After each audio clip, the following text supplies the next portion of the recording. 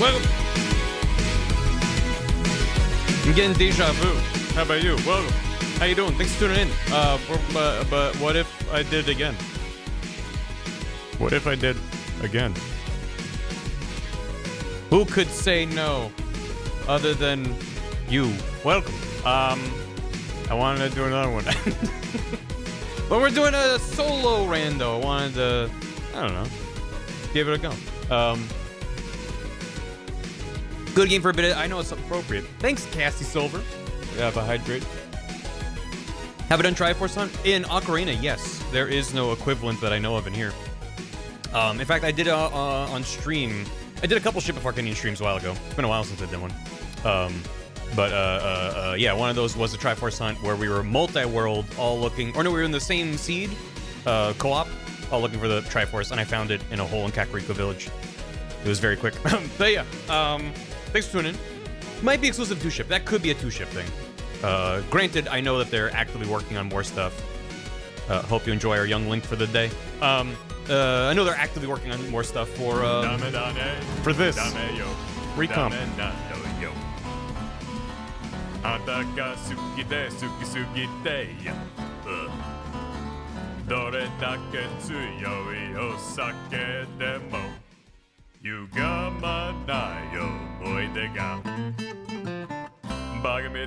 Thank you, Craft the Gym. That was really good timing with the music. Welcome. Thank you. Appreciate the Emmy. Happy belated New Year. Just want to say thank you for all the joy you've brought with your streams through the last year. I've been a long-time VOD watcher. Able to catch more and more live, and the vibes are always on point, question mark. I appreciate your confusion. I also feel actively confused whenever I do anything with stream. Thank you. That is very kind of you. Here's to more good vibes this year. Question mark. We'll see. Thank you. What am I saying? I agree. It's a good one. If you want to listen to them all, they're all on SoundCloud. Because, you know, why not? Anyway, let me get caught up on stuff. Also, I did realize, so I did do a rando yesterday, in case you missed it, with Bath and Nicole and Tom, and I had a great time. And I realized later on, I was like, first of all, it was a really weirdly mean seed in some very strange ways, but that's fine. That's what I sign up for in some ways, is I didn't know that the game could put pressure on me in this way. This is neat. But also, I realized I messed up, and I thank you. I had too many remains. I thought I had 2 remains needed to go in go mode, and it was 4, all 4. And I realized what happened when I was setting this up. I made a copy of my settings for the async that is still running, but almost done. Cars. And I made a copy of that, and then I was like, I want to keep all the fairies and the skulls and all those settings on. I just want to change the remains. And I made that, and I saved it, and I titled it properly, and then I copied the wrong thing over when I was getting everyone's YAMLs together to generate the server for yesterday. So I just fucked it up. I was like, okay, this one is the Cars YAML, and this is the one for today. Grab this one, and then I grabbed the Cars YAML. So that's partially, I think, why things were a little bit cranky yesterday. But thank you, appreciate it. And Rando, how you doing? But yeah, speaking of cars, according to the multi-world tracker, so there were a total number out of 268 players / games in the community async rando spectacular. There was a total number of 94,689 checks, and currently done is 94,612. So we are at 99.92% completion, and there's basically only 5 players left who have checks in their games. There are other players who have all their checks but are waiting on things to go mode, but it is a very, very small number that's left. And as a reminder, this was an async that I thought was going to take at least a week, maybe longer. I didn't really know it. I just knew a lot of big asyncs can take a long time. We started this shit 5 days ago. So, I'm completely just astounded by just everyone hitting their games and getting their checks. That's great. It's very fun. I don't want this to, like, I don't want this to become like the expectation, because I think that this is kind of like an anomaly. Like, I don't know if I do this again. For one, it won't be a time of year where everyone has a ton of free time, or a lot of people do. Obviously, anyone that signs up, I'm hoping will have time during that week or so. We might make some settings to slow things down a little bit. So I'm like, well, we'll see. I mean, I don't want someone to join who didn't join this one and is like, wait, I'm BK the whole time. So we'll see. I just want to set expectations. What the hell? 2026 pounds this number, nothing. But thank you. How you doing, Rosebud? Happy New Year. Happy time of health for sure. I'm glad. And I, as an organizer and player in the rando, I would rather have the problem of most people are really excited about their games than most people are like, I'll get to it when I get to it. I have other shit to do. So it's a good problem to have. It's not really a problem. I'm just like, for the people who didn't have a ton of time this week, I don't want them to feel like, you know, they messed up somehow. They didn't. No one messed up. Everyone had, hopefully everyone had a good time. There's gonna be, you know, weird edge cases, I guess, but anyway. Yeah, also first community random. So, yeah, happy new year. Prediction? Will Blue Dog be important? Give access to at least one check. Yeah, nay. Okay. Let me get that going. Before I hop into that, thank you. Thank you for the subs and resubs and all that. I appreciate it. I promise that the entirety of 2026 won't be exclusively randomizers and nothing else, but, maybe some randomizers for now. Prediction. I'll give you some time on that. Will Blue Dog check be important? And by important, we are defining that as something that gives me access to at least one check I previously could not do. Doesn't matter if it's like the postman hat that gives me one check. That will qualify as important. Anything that's just like more bombs, I already have bombs, you know. Bomb mask if I already have bombs, or vice versa. Doesn't give me any new checks. So it's not just what he has, it's also like the order that I get him. Because technically I can get that Sphere 0, even though it's not in logic, so yeah. Will him obsessed forever? Hell yeah. Hell yeah. Speaking of speedruns, GDQ starts like soon. So will Blue Dog stream just yes or no, right? Yeah. Yay or nay? I'll give you 5 minutes on that, even though it's going to be a while before we get there. Yeah, Sunday. So I need to look at the GDQ schedule, because in past years, I've sometimes gone, oh dang, Thursday or Friday or something is a banger day, and I think I just want to not stream and watch GDQ all day. So I'll update the schedule if I decide to take any days off to watch that. Gives a remain after Act 2. Okay, yeah, that is the exception, is something that doesn't give me a check, but is important, would be like a remain, technically Oath to Order, something like that. So there's a few exceptions to check that gives me more checks. Like anything that puts me closer to go mode, basically, is the exception. So it's gonna be who it is ever. Yeah. And you get recognizes. I mean, it is fun and strange to just like type in a shit post and have someone be like, oh my god, hi. But also, it's my favorite thing every GDQ, any large stream ever. It only seems to really happen with GDQ. Is whenever I see one of my emotes. And this isn't me baiting to be like, use my emote. I hope you use my emotes if you enjoy them, if you are subbed and have them. But anytime I'm watching, just like on my couch, and I just see one of my emotes fly by, I'm like, wait. And I do the Leonardo DiCaprio point. Need it for go or unlocks checks? Yes. That I did not previously have. So that's why I'm also specifying it as, what, huh? Oh, it's just starting with a cutscene. There it goes. Yeah. So, like, if I already have bombs and Blue Dog gives me bomb mask, I will say that's not important. It's not that it is important, it's just like, by the time I get Blue Dog, is it something that's valuable and good? So, yeah. It is. I feel the same. There's a Mario World on the day one that's backwards. Like, reverse boss order kind of thing. I don't know if that's the right name of the category. There's a reverse boss order for Donkey Kong Country that is such a fascinating run. Because you're like, how is that even possible? There's a couple of games that have reverse boss order runs, and it turns the whole game into this weird sequence break, and then they roll through it backwards. It's just bizarre. So go right to left on each level. That's crazy. No, the entire game's backwards. Oh, they just have like a ROM hack that flips the whole game. Oh, that's neat. I feel like that would just break your brain to run it, especially if you're used to the original game. But yeah, Summer Sunshine, hell yeah. Splendido's in the chat. Yeah, let me get caught up on stuff, but also, hopefully it's not a long rant, but I said I would be doing this next time I had the opportunity to be like, no one's waiting on me in a call. There's not like a larger structure like async I'm trying to get into. So I want to briefly, I'm gonna try to keep it brief, but I'm gonna yap a little bit about Metroid Prime 4. This is a spoiler chat. I'm gonna be talking about spoilers. Okay, bye. Yes, that's why I'm signposting this. Come back in like 10, 15, 20 minutes, an hour. I don't know. Whenever this is gone, it's safe to come back.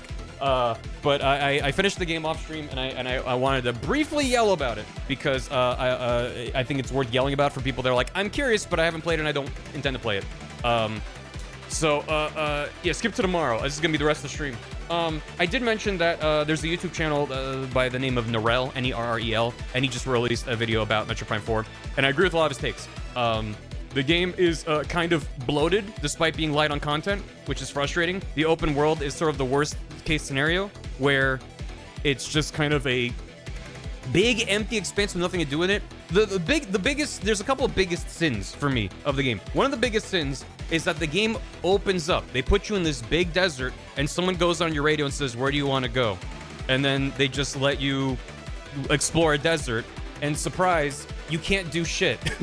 Most things, if not, in fact, I got bored of this, exploring, so I stopped running through the desert because everything I found was I need a grapple beam that I don't have. I need a fire ability or a lightning ability. That's another problem with the game, is almost every ability in the game is signposted early on. You find doors early on that when you scan them, explicitly, it's not like, oh, it's a green door. I don't know what opens green. I'll find out later, which isn't a great mystery, to be fair. But like, at least Super Metroid has that. Whereas Metroid Prime has the issue where you scan shit and it tells you what to do. So it's, you scan a thing of fire and it's like, you need a fire ability to destroy this lock and get into this room. So you learn very, very early on that you're gonna get a fire ability, an ice ability, and a lightning ability, which is already boring. Like, how many games for how many decades have given you those kinds of elemental abilities with very familiar kind of like, fire melts ice, ice freezes thing. Like, it's a very boring key to open doors. And on top of that, they tell you early on what you get, and that's most of what, and so I spent a lot of Prime 4 thinking, when am I gonna get something that's exciting? Because I already knew I would be getting this. The question was when.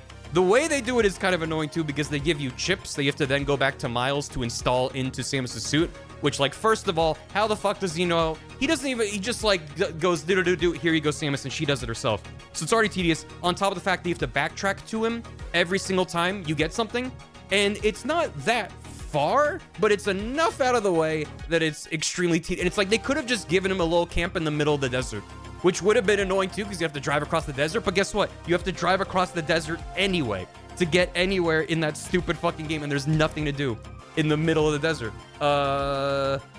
What else? So on top of that, the combat has always been one of the weakest parts of Metroid Prime, or Metroid in general. I feel like they're not games that are great because of their combat. In the 2D games, it's more passable. Dread, I think, applies the best combat because you have the most, like, movement abilities and free aim. So it's kind of like able to get away with more brutal combat, I think. Metroid Prime is mostly like lock on and circle strafe and dodge. Difficulty level, well, difficulty level is part of it, but like I played most games on like the normal difficulty because I assume that's what they mostly spent their time balancing. And in Metroid Prime 4, they throw a lot of combat at you, which is already kind of like, that's not my favorite. But then the enemy variety is really, really poor. You kind of just have like wildlife, which is mostly not aggressive to you, except for like the guys that drop from the ceiling a dive bomb, which they've been doing since Prime 1, which, like, I guess it's fine. It's just a slight inconvenience when you're backtracking, whatever. And then you have robot dudes that are extremely tanky, and you have goopy alien dudes, which they just kind of like reskin with a different color based off of where they are on the map. So it's just like, not only making me do a lot of combat, but I'm frustrated a lot of the time. And backtracking later in the game to go for like 100% map completion is a lot of going into boost ball and just zipping past enemies. Which is true of a lot of Metroidvanias, but I don't think that that's something that should be inherently true of the genre. I think there are some Metroidvanias that they give you such a power curve that by the end you're just one-shotting everything as you're running through, and that's super gratifying and satisfying. And that kind of facilitates backtracking. if you're like, I'm just one-shotting everything as I'm flying through the map, and I have all these movement abilities, and I'm zipping, I'm screw attacking and just flying through Space Pirates and Super Metroid, whatever it is. Like, you typically get some abilities like that. That's the other part of it in my Steam. So one of the big core tenets of the entire game is the psychic abilities thing, and it is so undercooked. It is so half-baked in such a frustrating way, because I don't have any good ideas for it, but they're like, okay, she has psychic powers, what do they do with it? Well, now your scan visor is a psychic scan. It's functionally the exact same thing, just has a slightly different filter over it. You can curve beams with the psychic beam. Okay, that's basically the same as the beetle from Skyward Sword, sure, but maybe they could use it for some interesting puzzles. I want to say they use it like 10 times early in the game and then kind of forget about it for almost the entire game. Like genuinely, it feels like they didn't think of it as a mechanic for to the extent that there's actually part of the final boss that I'll talk about more in a minute. The final boss battle has a segment that more or less requires you to use the psychic beam, and it's, for one, not really well signposted what you're meant to do. It like makes sense, but in my mind, it's so far removed from my normal toolbox because they haven't been reinforcing throughout the game this is a thing you use, and it was almost never used, if ever used, in combat. There's like very specific instances where they're like, hit all 3 of these things at once, and you're like, okay, let me Superman 64 my way through this. So I think in the 20 hours there's a little bit of that, and a little bit just like, oh yeah, I can do this? Which one? That's meant to be one of the core differentiating factors of your game, is like she has psychic powers, and the most they have to show for it is the beam you can control.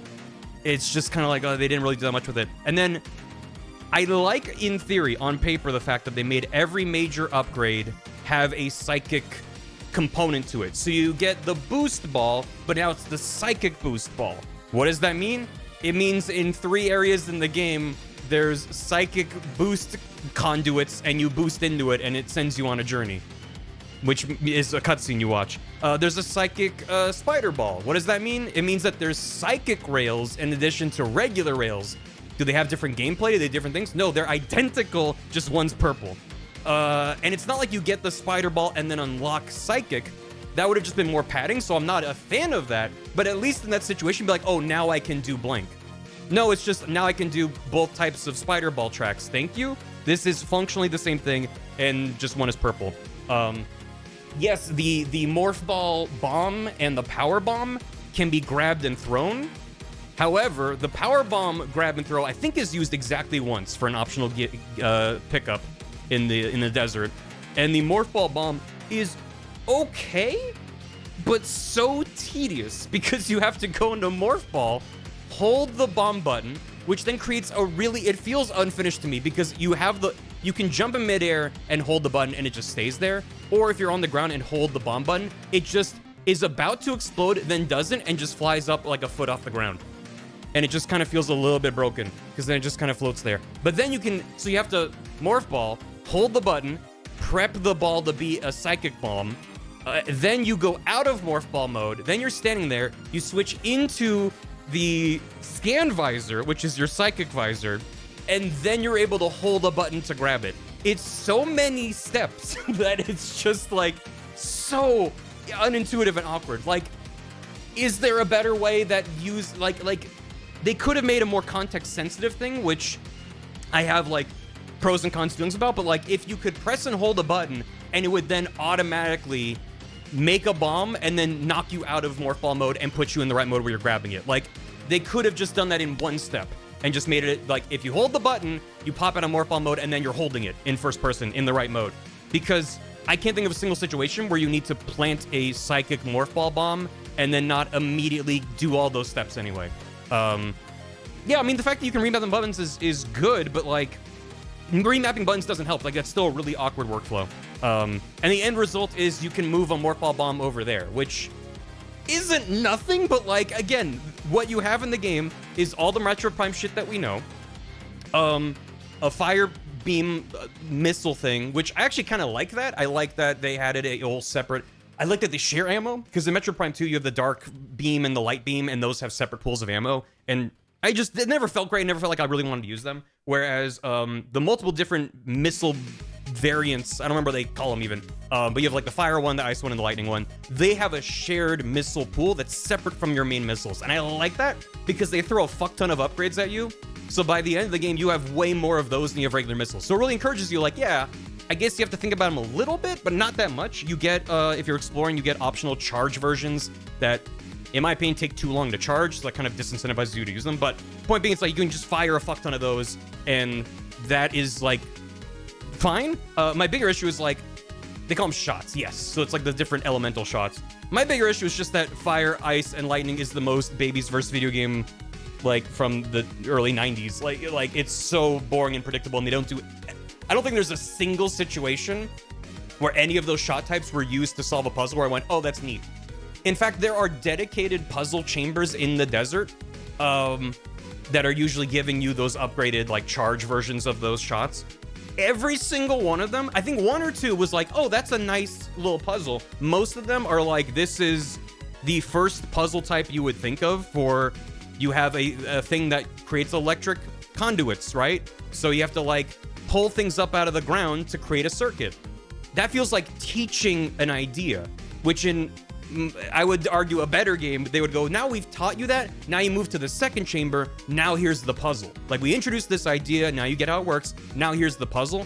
In Metroid Prime 4, they go, here's this mechanic we're teaching you, now you're done, here's the reward. It's a single room puzzle challenge almost every single time. And that just made me more and more mad. The further into the game, I was like, in the main overarching progression, there's almost no puzzles, because almost anywhere you backtrack, it's like, oh, there's webbing here. Shoot it with fire, it's cleared, you guys have a thing now. Oh, this thing isn't powered down. Shoot it with electricity, it opens up a thing, here's your reward. There's no thought behind it. It's just scan it or look with your brain and go, I need to use this thing to open this, and then you're done. There's a couple, very few, that are like, how do I get there? But very, very, very few. And that's already kind of frustrating, because that's one of the things that I thought was better about Metroid Prime 4, or Metroid Prime as a franchise, as opposed to 2D Metroid, is that 2D Metroid, because it's 2D, isn't able to create, like, puzzle boxes in that same way. The pace of the game, the way you see the world, it's more about identifying things in the environment and, like, maybe bombing a wall that seems suspicious kind of stuff. There are puzzles sometimes, but, like, I would say the worst versions of that is, like, Metroid Zero Mission with its speed boost, shine sparking bullshit, where you have to, like, be like, okay, I need to shine spark here, and there's a tiny lip here I can so you have to work backwards, and you're like, oh god, so I have to build up speed here, and then dash here, and then gain speed, and then like, that, those are really kind of obnoxiously too many steps. But point being, like, there are things that they do. But Metroid Prime, I think, yes, there have always been upgrades and pickups that are just like, you have the thing, now you can do it. But they've also done these, like, contraptions where you're, like, having to rotate things on a cylinder and, like, build out a path and, like, think about the 3D space. And they kind of never do that a single time in Prime 4 that I can think of. And it's like, so the combat is frustrating and overbloated, and enemies are huge damage sponges. And then the puzzles are almost non-existent. So what do you have? You have an extremely paint-by-numbers experience. And on top of that, you have NPCs telling you what to do and where to go. So it's just a really mindless kind of game in a way that I found really frustrating and disappointing. That the further into that I got, the more I was like, oh, this is as good as it gets. Like, where I ended my stream was, like, kind of the peak of the game, and it just sort of gets worse after that point. And it's just good. Platforming, yeah, and platforming is not great in Metroid Prime, and combat is not great. And guess what you do? I mean, you don't do that much platforming. But yeah, it's like, there's a midpoint, and they keep missing it. Yeah. I mean, it's like they make the core experience usually pretty safe, and then it's like the 100% pickups. Like, that tends to be where they put more of the more difficult kind of stuff. They'll go, okay, we want people to beat the game, right? If you beat the game, you're like, I want to go back in and load up 100%, go for 100% map completion. That's where they start to do, like, little sneaky things. Like, in Prime 4, you get an ability with the Morph Ball, where you're able... You remember in Mario Galaxy, there's both those blue pole stars that pull you towards it, and then there's, like, the webby guys that you, like, slingshot, you, like, grab back and slingshot. They kind of do a thing like that in Morph Ball, where you're in a side-scrolling view, and there are these, like, magnetized points that you can hold down a button to sort of magnetize to, and then you can hold the stick to, like, kind of pull it down and then release it and fling it. So they kind of do a couple things with that. Yeah. Oh yeah. No. I'm talking Metroid Prime 4 spoilers. But yes. So there's a part where, like, you can go back into the icy facility, and there's a really obvious, like, almost pachinko board looking thing in the corner of the map that I went to and was like, oh, I can't get up in there. And I thought it was gonna be like a contraption where I would have to like bomb a thing. And it's like, no, you go up there, you bomb. Sometimes you have to bomb twice, to be fair. Sometimes you have to time your morph ball jumps like old school Metroid to get up high enough. So that's something. And then you grab onto the magnetized thing and you like fling to a second tier and then you get the thing and you're done. And that's about as complicated as it ever gets. And like, do I want to gatekeep making Metroid Prime 4 impossible? No. But this is like, you have to be going out of your way to backtrack here to get that kind of collectible. And it is the most like the direction internally was just like, ship it. Like, I know the development hell for this game, and I'm trying to keep that in mind, that it's kind of a miracle the game exists. But that doesn't mean that I should forgive, like, this was first pass world design shit that they never went back to make more interesting. And it just makes the entire experience just so tedious. Two other things real quick, and then I want to play Majora. The map designs are I love the aesthetic of the Volt Forge, the lightning area where you assemble. That's probably one of the highest points of the game in terms of feeling distinct. The aesthetic felt like Star Wars prequels on a best day. The structure being these tall pillars made it kind of linear, and one of them being just a combat pillar made it really frustrating to get through. Later, you unlock shortcuts to kind of get to the bottom and zip around in some interesting ways. But the aesthetic is neat, and I like the story of that world being you're reactivating this forge and building a motorcycle. Like, that's stupid and crazy and weird, and that's awesome. The ice facility, visually kind of boring, but had really good theming and atmosphere of like all of these failed experiments. It was the first part of the game where there are actually journals where you could read like, we're trying these things, and you're learning more about the world and stuff. The payoff isn't great, but at the very least, like, it had dread and atmosphere, and it did some things pretty well. The jungle forest biome thing is kind of okay. Like, the vista of the big tree in the distance is neat, but level design wise was very linear. A lot of the levels in general are very much like, here is your line. In fact, that's one of the things that's most baffling about forcing you to go back to specifically that middle of that temple to talk to Miles a bunch of times throughout the game, is even with a fast travel point, you have to like drive to a corner of the map and then activate a shortcut thing that skips over a lot of a very, very long linear stretch of level to kind of skip to the end, where you then have to move through a couple rooms. It's just like so many steps. Anyway, there's another part of the game structurally. It's not just that they lie to you, that you hop into the desert and they're like, where do you want to go? Which key do you want to go after first? And the answer is there's only one key. Everything else is either a dead end you can't get into, or a dead end where you can walk in 2 rooms and then dead end after multiple loading screens. Like, it makes it seem like you're exploring, and then they're like, actually go back. And then, so that's like, you go to the ice area and they're like, actually you can't go here. You go to the lava area where you're supposed to go, and then you are intended to trigger a dead end where Silex or whatever destroys the bridge. And then they're like, oh, now you have to go over here. It's just like really like bad pacing, while also lying and telling you you can go wherever you want. There's a part of the game, not only so it's like the world design, the structure, not the world design, the actual like what you do in what order is extremely linear and also very unobvious. Like, you will get an upgrade, and in most Metroid games or Metroidvanias, you get like a new ability, and then you start thinking, oh, I can use that here, blah, blah, blah, blah, blah. And then in exploring and like poking on those things you can now do, you inevitably find the way forward in a game that's well designed. In Metroid Prime 4, almost every single time you get a new ability, the answer is go back to Volt Forge, specifically. So one of the things that happens is you're trying to explore further into this lava area. They get a bridge is exploded, and there's a lava river that you can't cross. I don't remember the exact order of events, but at some point you run out of things to do, and if you're like, where do I go? You wouldn't necessarily think of Volt Forge. The answer is go to Volt Forge because you need to upgrade your bike to cross lava, which is not only extremely unintuitive, at least for me.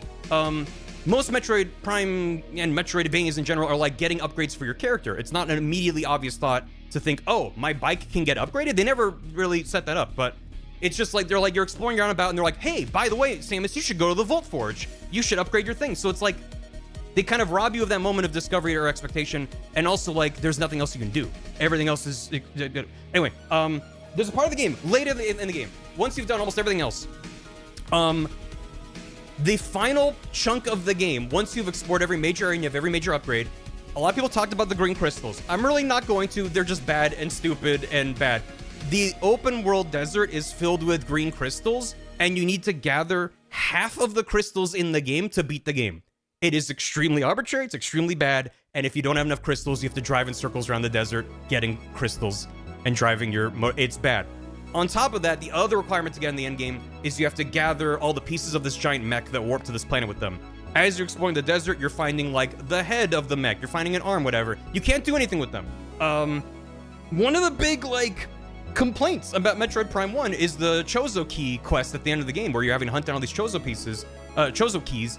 You can, if you're really thorough and exploring a lot, you can get a handful of them, but most of them are kind of gated until the end of the game. And that's considered one of the black spots against Metroid Prime 1, that they don't let you fully prepare for endgame until they're like, okay, now go into endgame and go back through all these areas. It's hard required. Yeah, there's you don't need all of them, but there's a thing you have to fill up, and then you can fill it up a second time for like a 100% thing that is not worth it. Yeah, I was going through, every time I was driving back and forth, I was hitting green crystals because it's the only thing to do. I'm someone who apologizes for the Great Sea, so you know it has to be bad if I'm like, this is actually really boring and poorly done. Because at least in the Great Sea, if there's like sharks and things pestering you and you get near an island, they go away. In Metroid Prime 4, you could have these machines that are like chasing you through the desert, and then you hop off your bike to like scan something or look at some wreckage, and they're just pestering you and don't despawn. So it's just like, fuck off. You have to hop back on your bike and blow them up. Thanks for the hydrate. So, you might be finding all of these mech parts throughout the desert. You cannot interact with them until the end of the game, because that's when you get a little teleporter beacon to move them. They could have given that to you way earlier and been like, hey, we don't know what we need it for yet, but we probably want those mech parts, so here's a beacon, right? Or even like, if you happen to get enough progression by an earlier point, something. Do you want to know how they give you the teleporter beacon? So you're running through the game and you're like, what do I do? I have like all the keys. How do I get through the game any further? What am I supposed to do?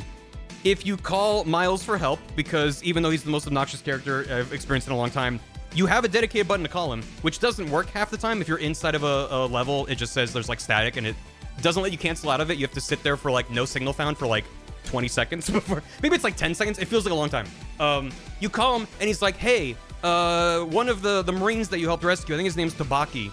He likes to hang out in the desert, and there's like a plume of smoke where his camp is. Go find him. I'm like, what do you mean? There's a giant desert. Realistic stuff? Oh my god, yeah, it's realistic. There's a giant empty desert. You're trying to tell me there's an NPC there. So you can drive back and forth across the entire desert. Eventually you might find, yes, there's a random rock out in the corner of the desert where there's a plume of smoke, which you can see from a distance. And you talk to him, and he's like, hey, Samus, hang out with me next to this fire. And there's a little cutscene, and he goes, hey, I found this, maybe it's useful. And he just hands you the teleporter beacon. Which, for one, is already just like, okay, I didn't earn this, you just had this, and you handed it to me. That's already frustrating. He then goes, hey, or no, I think Miles hops on your radio, he's like, hey, by the way, in order to install that, you have to go back and talk to me in the Force. So then you have to drive all the way across the desert, go through multiple loading screens and layers of bullshit to go back to Miles. And then he's like, hey, but guess what? Now you can teleport these things back here once you're out in the desert. And then, if you turn around, who's sitting on the ground next to you? Fucking Tobaki, the guy in the desert with his campfire. He's in that base. Once you rescue him through the plot stuff, he's just sitting there all the time. He's whittling in the corner. He's the guy who's like, you have to find me in the desert for me to give you this arbitrary fucking thing so you can beat the game. He's there the whole time. I was just like, ugh. He doesn't say shit. He doesn't even acknowledge, like, you know, I have something I want to talk to you about, but like, meet me in the desert. No, he's just like, thanks for helping me back there, whittle. I'm making a dog. Like, it's so arbitrary and bolted on. It's just like, okay, now I have to go back through all these 30 different cutscenes and now go back to places I've already been, because now I can do a context-sensitive interact point with a thing to warp it back to the base. And I was just like, it's like they looked at every pet peeve people have with previous Metroidvanias and said, we're putting that in this game. Like, arbitrary, upgrades given to you, extremely weirdly padded despite being kind of light on content. It's not a very big game, but it feels big because of how much time it wastes on you. So it's just like, God, it's also, yes, he has 3 more campfires, and that's another thing is that once you get the lightning shot that activates machinery, there in every major area in the game, there's a little scout robot that blasts up into space and does a pulse, and that's what marks your map. Because yes, you have map markers. So I think I was gonna yell about. You have map markers, but for one, they only mark the room you're in.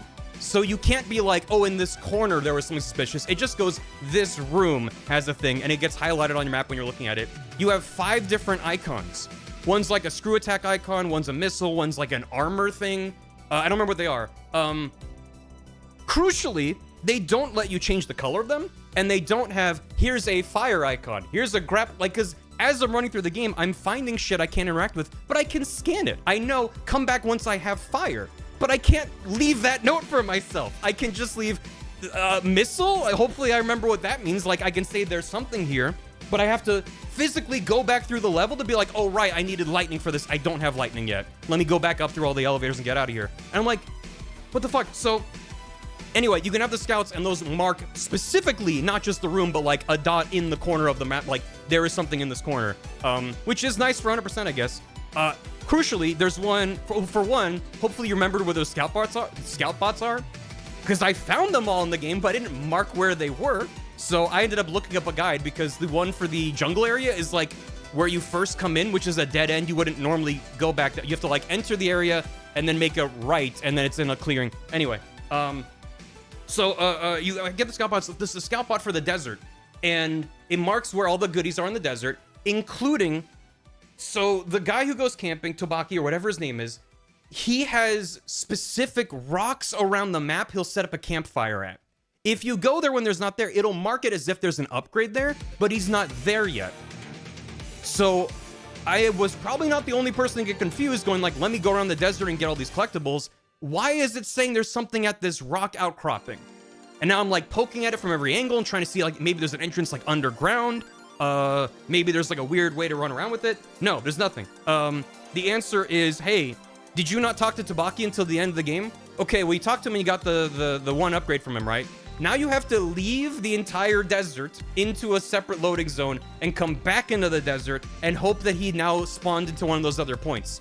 So if you're actually going for 100%, you have to like reload the whole fucking desert and then zip around the entire fucking desert to find which one of these rocks he's at. It's just like, it's just such a frustrating time. It's just like back to back to back. There's so many things. So let me just finish up by saying the final part of the game. So you finally get all your MacGuffins together, and then you have all these NPCs that they've tried to endear to you, and they're mostly very flat, boring characters, not much.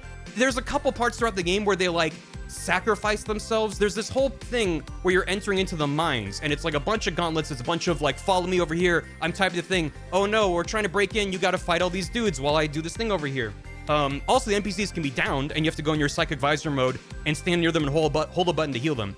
I did not learn this until after I beat the game. Apparently, they can die if you don't heal them fast enough, or if enemies keep hitting them while they're down, and if they die, it's game over. So I'm glad that didn't happen for me, but it is annoying because it's like a loud blaring alarm. You're like, oh my god, I have to, yeah, you have to revive them. So I'm trying to do it fast so I can play fucking Majora. So you go through this, and then like they're like, in order to get into the mines, there's like 3 that stay on the surface, and they're like sacrificing themselves nobly. When you go back up to the surface, they're totally fine. When you're leaving the mines, there's like people that are like being left behind and sacrificing themselves, and they end up being fine. So there's all these weird like half like, oh no, these people you're maybe supposed to care about or sacrifice themselves, but it ended up being fine. That's important context. At the end of the game, you're busting into the final tower, and there's not a whole lot going on. It's just kind of like spectacle. You get to the top of the tower, and you're trying to warp off this planet to go back home. And that's when the big bad guy Silex, who has had 0 plot progression or narrative whatever, shows up, and he's like, final boss fight time. The boss fight goes on forever. Every boss fight in that game. There was one boss I fought on stream that took me like 10 minutes. And in the back of my mind, I was like, I'm doing something wrong. There's like a phase of this fight I'm not doing right. There's a part where he's invulnerable. He's bouncing around this little arena. I must be doing something wrong, but at least I got him done. I looked up like 4 people's playthroughs on YouTube, and all of them took like 8 minutes plus. Like, there's just no way to do this faster. So the Silex fight takes fucking forever. It's just like a million phases, and he has tons of situations where he's invulnerable, and you have to blow up things, and they eventually blow him up. All that culminates. I need to show you. I need to show you. Seeing is believing. I need to pull up someone's playthrough. Okay, so this is heading into the end of the game. Let me see. Final boss. Every fight is a giant slug. Yep. So okay, none of this matters. Yeah, this is the only. I can't believe it. We're actually going home. I'll present this without comment.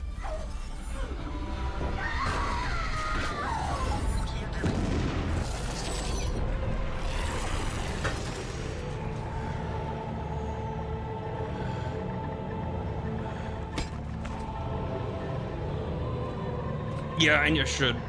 This is quick. I promise it's quick. Was that Sam screaming? Yeah, she had a psychic blast.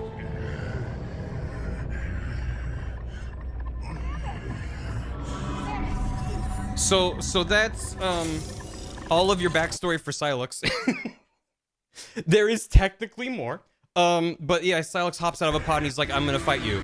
I have tentacles now. So basically you're just like, he was a Galactic Federation trooper and he did something, or Samus did something and he's mad at her. You don't really get, so if you 100% the game, and that's, so I 100% of the game, I didn't get all scans. I missed a couple scans. You need 100% of the collectibles and 100% scans. That's a Metroid Prime thing. I knew that going in. If you get all of the scans and all of the goodies in the game, then you unlock a special cutscene, which in previous Prime games has usually been a teaser for a future game. In this game, it just shows you that psychic flash, but like as an actual cutscene, which for one is insane that they locked that behind 100%, and for two, it doesn't tell it basically, you should go pull it up. I'm not gonna watch it on stream. It's just Silex being a commander of a platoon, and his command tells him to stand down. He's like, no, we gotta take back this weapon. And then Samus flies in and blows up the weapon and like wipes out his whole platoon because he was a bad leader. And he hates Samus for that. And it's like, for one, that doesn't change anything about the game. For two, that's not interesting. And then for three, like, that's what I already intuited from that weird conversation, weird flashback thing. It's just like, let me know. So anyway, you fight him for an hour. He's got his tentacles because he's invulnerable. You got to blow up the tentacles. They're like elemental weaknesses and stuff. And then you're eventually able to shoot him for a little bit. That's after an entire phase. Look how little damage has been done up there. Anyway, you fight him for an hour. Eventually,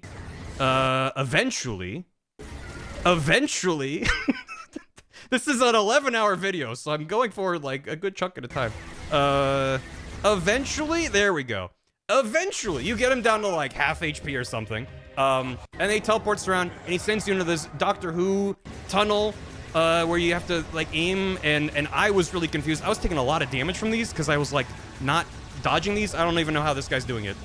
I was like trying to dodge, trying to move. I was just like, I don't know. I'm just gonna shoot him. He does give you healing if you hit him with a charge shot, so whatever. Eventually, you get out of the portal. He sends beams at you. And then you fight him, and also every boss arena in this game is just a fucking circle, which, whatever. And then you fight him here. He's at half HP. It takes forever. Okay, so this is also the fight where I was talking about how you can use the psychic beam. He has an ability. He does this really silly thing, which I actually love, where he turns into his morph ball mode, and he charges into you, and he steals your E-tanks. And you have to bonk into him to get them back. And I kind of love that a lot. It's actually really, yeah, you can bomb to stop him. Like, that's cute and as hell. Their frame rate dimensions, they are. So, that's great. Yes, if you, don't get ahead of me, not best game. I haven't shared my least favorite part of this fucking game right at the end. Here you go. So he makes this black hole thing, and if you shoot, everything goes into the black hole. So you have to use this, and it's fighting you. It's like trying to go up into the black hole, but you have to bonk him, and that stops it. I'm like, okay, that took me like 3 phases of not being able to hit him and being like, what am I doing wrong? So anyway, after all of that, finally you're like, he's dead, right? No, he's actually not dead, because of course not. We're all warping out of here. No, we're not. Here comes the bullshit. So he blows up the teleporter thing, and then everyone's like, oh, we got to stop him and whatever. If you want to watch this, look it up. I'm just skipping through it. Like, we'll buy you time. And I'm like, okay, phase 30 of this fight? Oh no, Miles got zapped. He's probably fine, whatever. And then they're all holding him. I think is this the part? Yeah. So they're all holding him in place and they're like, Samus, go. And I'm like, okay, this is like the 30th time they've sacrificed themselves for Samus, I guess. Okay. And then it cuts to first person. And I'm like, huh? Is this gameplay? And then Trans moves over and it says press A to teleport.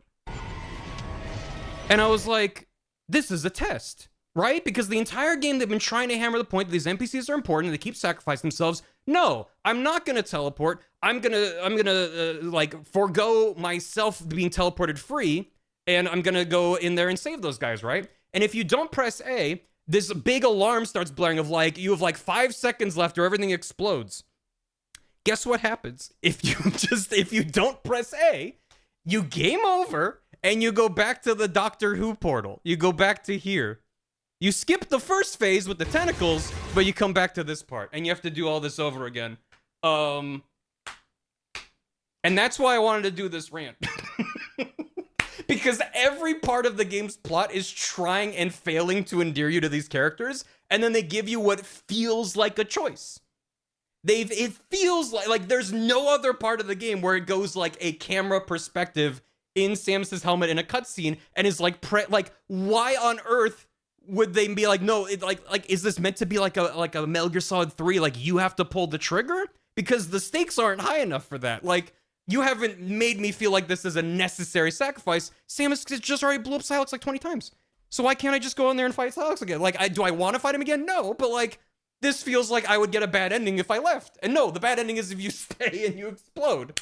So, yeah, and I was very upset. And then, best of all, let me just show you. So I looked this up online and I found, just Silex's fight. This is the full game playthrough. I found just Silex's fight, and a lot of the comments had my experience. I didn't think I was the only one, but I was like, maybe most people thought this was obvious. No, so many fucking people are like, I thought this was a choice, and I didn't press the button, and I had to fight Silex again, and I was mad about it. So you press the button, and then she warps out, right? I'm gonna let this play without comment. Oh, that's his, that's like his religion thing. He talks about it with the fires. Yeah, so on.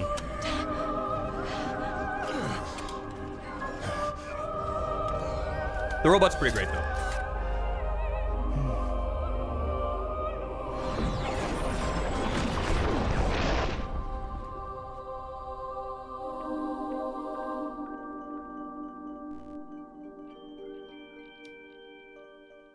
And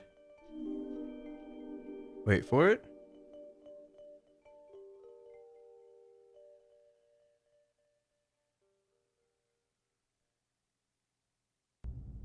Credits.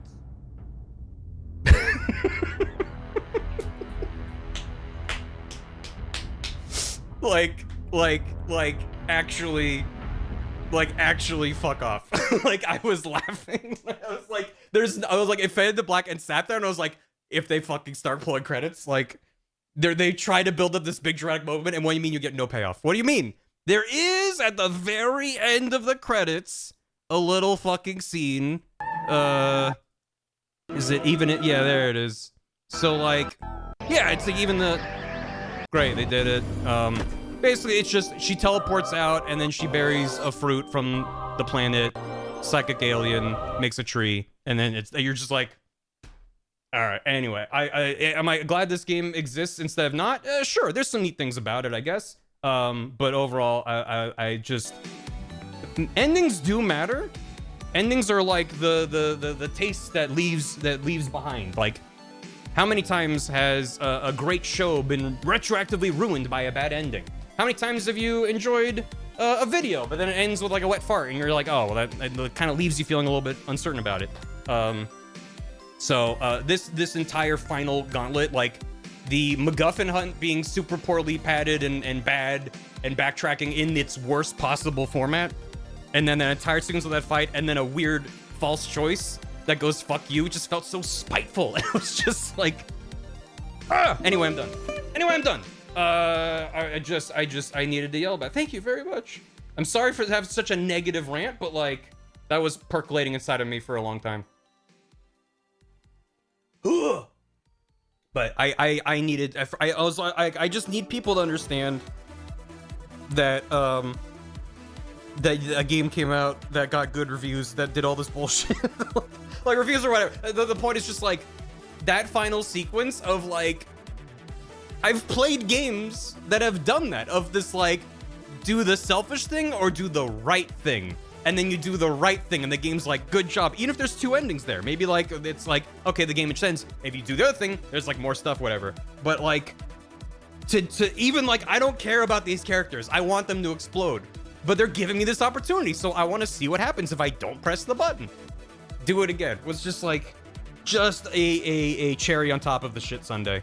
And I'm bummed. I sincerely hope that it sells well enough and Retro is given the green light to make a Metroid Prime 5 and they actually can just make the game they want to make. Because it sounds like a lot of Prime 4 was inherited from its original development by, I think it was Bandai Namco. And they had to sort of pick up a it almost reminds me of like the Hobbit trilogy, where Guillermo del Toro was making 2 movies, and then Peter Jackson came in and he had no time for pre-production, was forced to rewrite the script on set to make it work, split into 3 movies, and it's like, the fact those movies exist is a miracle. Are they great? No. Are they good?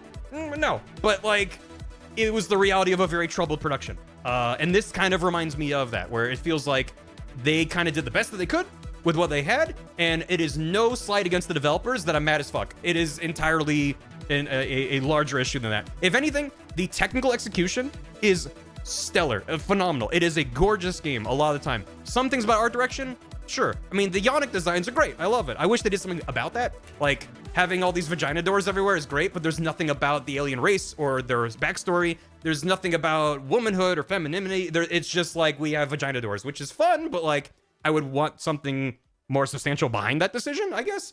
But there's a bunch of stuff in the game that's just like generally great. Like, you open a room and the way it's lit is just beautiful and it looks like a painting, and then you walk into the room. Like, it's just wasted on a fundamentally flawed game. That's just so... Nothing makes me more livid and animated like this than a game that has good things in it, but is frustrating and bad. It's like, if a game's just bad and it's just slop, then it's like, okay, why would I yell about it for an hour? Yeah, maybe it had a cool idea, but this is like, there's so many things, there's so many talented people that worked on this thing, and just the direction from the top down was just flawed. And I read some interviews that have come out since the game's release. Some of them were like Japanese interviews that have been translated, so I can't really speak to their veracity, because I was reading like Game of Telephone through, but you know, there were a lot of rumors of like, did Retro just build a game from scratch in a couple of years? No, in the interviews they were talking about how like Bandai Namco had done this work on like the psychic beam and like some of those abilities. They talked very openly. What I read was that this game entered development around the peak of Breath of the Wild hype, and that's part of why they put a desert in there, because they're like, gamers love open worlds now, right? And it's like, there's a version of that desert that works, where it's like interwoven into the connective tissue of the game, where every time you pass through the desert, there's some new interesting route. You're unlocking shortcuts, you're unlocking new ways to explore, instead of just drive in a straight line and hit crystals. And by the way, I guess you can do that thing in the corner now. It's just, yeah, it's frustrating. Like, I have extreme open world fatigue and have since like the PS3 generation, but there's still games that do it right, that make the open world have meaning. That's what you have to do. You don't just make a big map and call it a day. And I'm also bummed because the motorcycle is very fun to control. It just handles neat. I love that you press a button and it summons underneath her. If that's my favorite thing that Elden Ring seems to have helped popularize, it's like, you can have a mount in an open world and you don't like whistle and it teleports behind you and you have to wait for it to path over to you. You can just summon a horse under your feet and it's fine. Just hammer space that shit. It just feels great to press a button and be like, zoom, there I go. So there's neat things about it, but and fill it with wolves. There you go. What is the song? This is also from Gravity Circuit. This is Crash's theme, Break Circuit. Gravity Circuit's great. Anyway, I'm gonna focus on happier things now. But thanks for letting me rant. Let me get rid of this and this. Ooh. That was like a week ago. I finished that off stream and I was just sitting there staring at my TV like, what do you mean? So, Song for Tear for Reverse Prime for Open Worlds. Kill, fuck, marry. Yeah. Kill. I guess, okay. Kill! And time. So, what are we talking about? What do you want to do, chat? You want me to play Majora's Mask Rando? Because I want to play another Majora's Mask Rando. I even playing one yesterday, I felt like I wanted to do more. New blueprints. Ooh, blueprints. You want to talk about blueprints? We can talk about blueprints. Yeah. What if we hop into it? But thanks for letting me. I feel better. I think the sign of a good rant is when I'm like, all right, I can move on with the rest of my life. Majora's Mask. When's blueprints gonna be put in Archipelago, huh? That's what I need. Top 5 games. I have not made my list. I don't really do a top 5 list. I like to make a list of all the games that I played, and then just like a short list of like, these are the ones that I really enjoyed, or I think had like interesting stuff in them that I think other people should check out, even if it's a flawed game. So I still need to go through and put that together because it takes me a bit to do. We're just playing a Zelda right now. Oh yeah. Blueprints multi-world. Even Express. Yeah. Open world permadeath PvP blueprints. People frantically opening doors to get to the middle of the map. Honestly, there might be something to that idea. Yeah, Waluigi's here. He was in the original game too. This was after Mario Tennis, so he's allowed to be in there. Until morale improves. Yes, maybe. So, let me... First of all, between streams, some subs and resubs from White Drag and Floral Ferns. Thank you both. Hope you're doing well. Happy New Year. Chaos the Cow, thanks for 39 months. Bonariello, thanks for 2 years. Wow, we chat, hit 2 years. Roseblood Wolf, thanks for 70 months. Merry Year and Happy New Rando. Wait, that's not right. Happy New Year to you, Barreled in chat. Right back at ya. Corrupted Gem, thank you again for the hammy. Bakami Tai. I was a fool. Thank you. I appreciate the kind words and the $10, and I hope you're having a good start to your year. Smash my thanks for 100 bits. Would I ever consider a DK64 rando? Discovered a YouTube channel that has DK64 music for randos. It includes an epic cover of the final boss theme, as well as a rendition of the Bonanza theme. But Pauline's vocals are replaced with lyrics from the DK rap. That is amazing. DK64 is not on my short list, unfortunately, for games to learn the rando of. Presumably there's like settings for the rando that you could rein it in, but I'm just like, DK64 has so much in it that like, the idea of turning that into a puzzle breaks my brain. And also just from casually playing it, like, I mean, it would be fun to do DK64 random and be like, no, Beaver Bother is a required check. That's gonna be important. Flag that as important. So, yeah, I don't know, but it's a big game. Star Fox Adventures rando? God. I also, I don't know. Bearded Snorlax, thanks for 46 months. Senator Sirbot, thanks for 100 bits. Rosebud Wolf with 26 bits. What happens with this number? What happens is I go, thank you. That's a lot of bits. Smash my gifted a sub to Lightning McQueen. Cars. Joe Graham, thanks for 74 months. Loaf of Brett, thanks for 84. 7 years. Enjoy your monkey. We love a good rando. Another streamer I watch, Barbarous King, is doing his second Elden Ring randomizer. Shit's wild. It sure is. Captain Swiggy, thanks for 81 months. Dad jokes. Good. KO, thanks for 5 years. It's been so long since I caught a stream live. Hey everyone, how have you all been? Hope you've been good. JC Prophet, thanks for $5. Having skipped the Metroid yap because spoilers, except I was still going. It seems to me Nintendo wants Metroid games to be pretty linear with some exploration, which is kind of antithetical to what Metroid is at its roots is about. I'm not the first person to say that like Metroid Prime 1 is probably the strongest of the now 4 games. And then 2 was like, had some controversial decisions. 3 started to push it in a direction that felt a little bit less like Metroid Prime at times and felt like it wanted to be a different franchise. And I applaud the effort, but it didn't really work for me. There's some neat parts of 3 for sure, but a lot of the big bombastic spectacle NPCs yelling at you, it just like doesn't really feel right to me. Like the big bombastic intro to Metroid Prime is Samus by herself on a ship, on a frigate, and running into Ridley, right? That's the inciting incident. It doesn't have to be, holy shit, there's a war and Samus is in the middle of it. Oh my god, like, I don't know. I kind of like her being on the fringes of that society. Learning more about that society has potential, I guess. I just don't really care. Learning about the Galactic Federation never gives me an, oh, interesting moment. I'm just like, okay, it's doing the typical sci-fi thing I would expect from a Galactic Federation. So, it doesn't really, like, learning about the weird Chozo bird people is infinitely more interesting. Especially if it connects to Samus's past, because then you have that personal connection. I think Dread does a good job of that. No spoilers, but There's plot stuff in Dread that just is more personal to Samus. I almost called her Metroid. So, there's some of that. Samus as a Western. They're over there federating. More tracks than another time. Yeah, so it's like, it's just interesting that, like, you could make an argument that 1 was, like, the template and established a lot of these things and was, like, a mostly singular experience. And then 2 moved a little bit away from that. And 3 moved a little bit from that. And then 4 took all of its lessons from, like, 3. When, like, I think, yeah, if it just played the hits from 1, I would be like, we've seen this before, right? I'm just bummed that we're doing the same thing again. But it's kind of worse than that. It manages to be derivative, but derivative of the worst games from the genre. So, I said I'd be done, and I'm done. Afro, thanks for 15 bucks.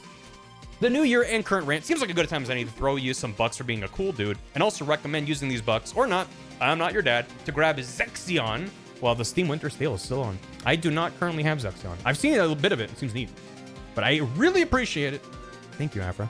Witchy Juice, thanks for 55. Hope your holidays have been treating you well. They've been good.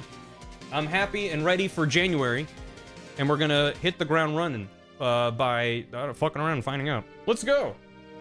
Yeah. Yes. The Organization 13 member has a video game. Yippee. I am Waluigi, so. Where? His catchphrase. But yeah, I wanted to do a solo rando and just, oh god. Oh, he's beautiful. I wish the dog would growl at him. Even though he's young Link. Oh no, he's hot. Ooh. Very good. Alright. You look at Majora's Mask. What more do you want? Okay. Who wanted DK64? We're in there. Wow. Ravio looks different. He's just a little guy. So, these are the settings I meant to have yesterday. Great.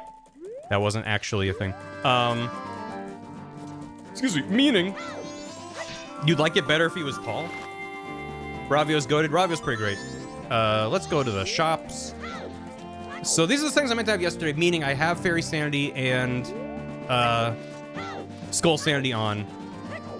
And in addition to that, I only need 2 remains. Did I double check that? No. Very good store music. Any longer games I enjoy in my off time?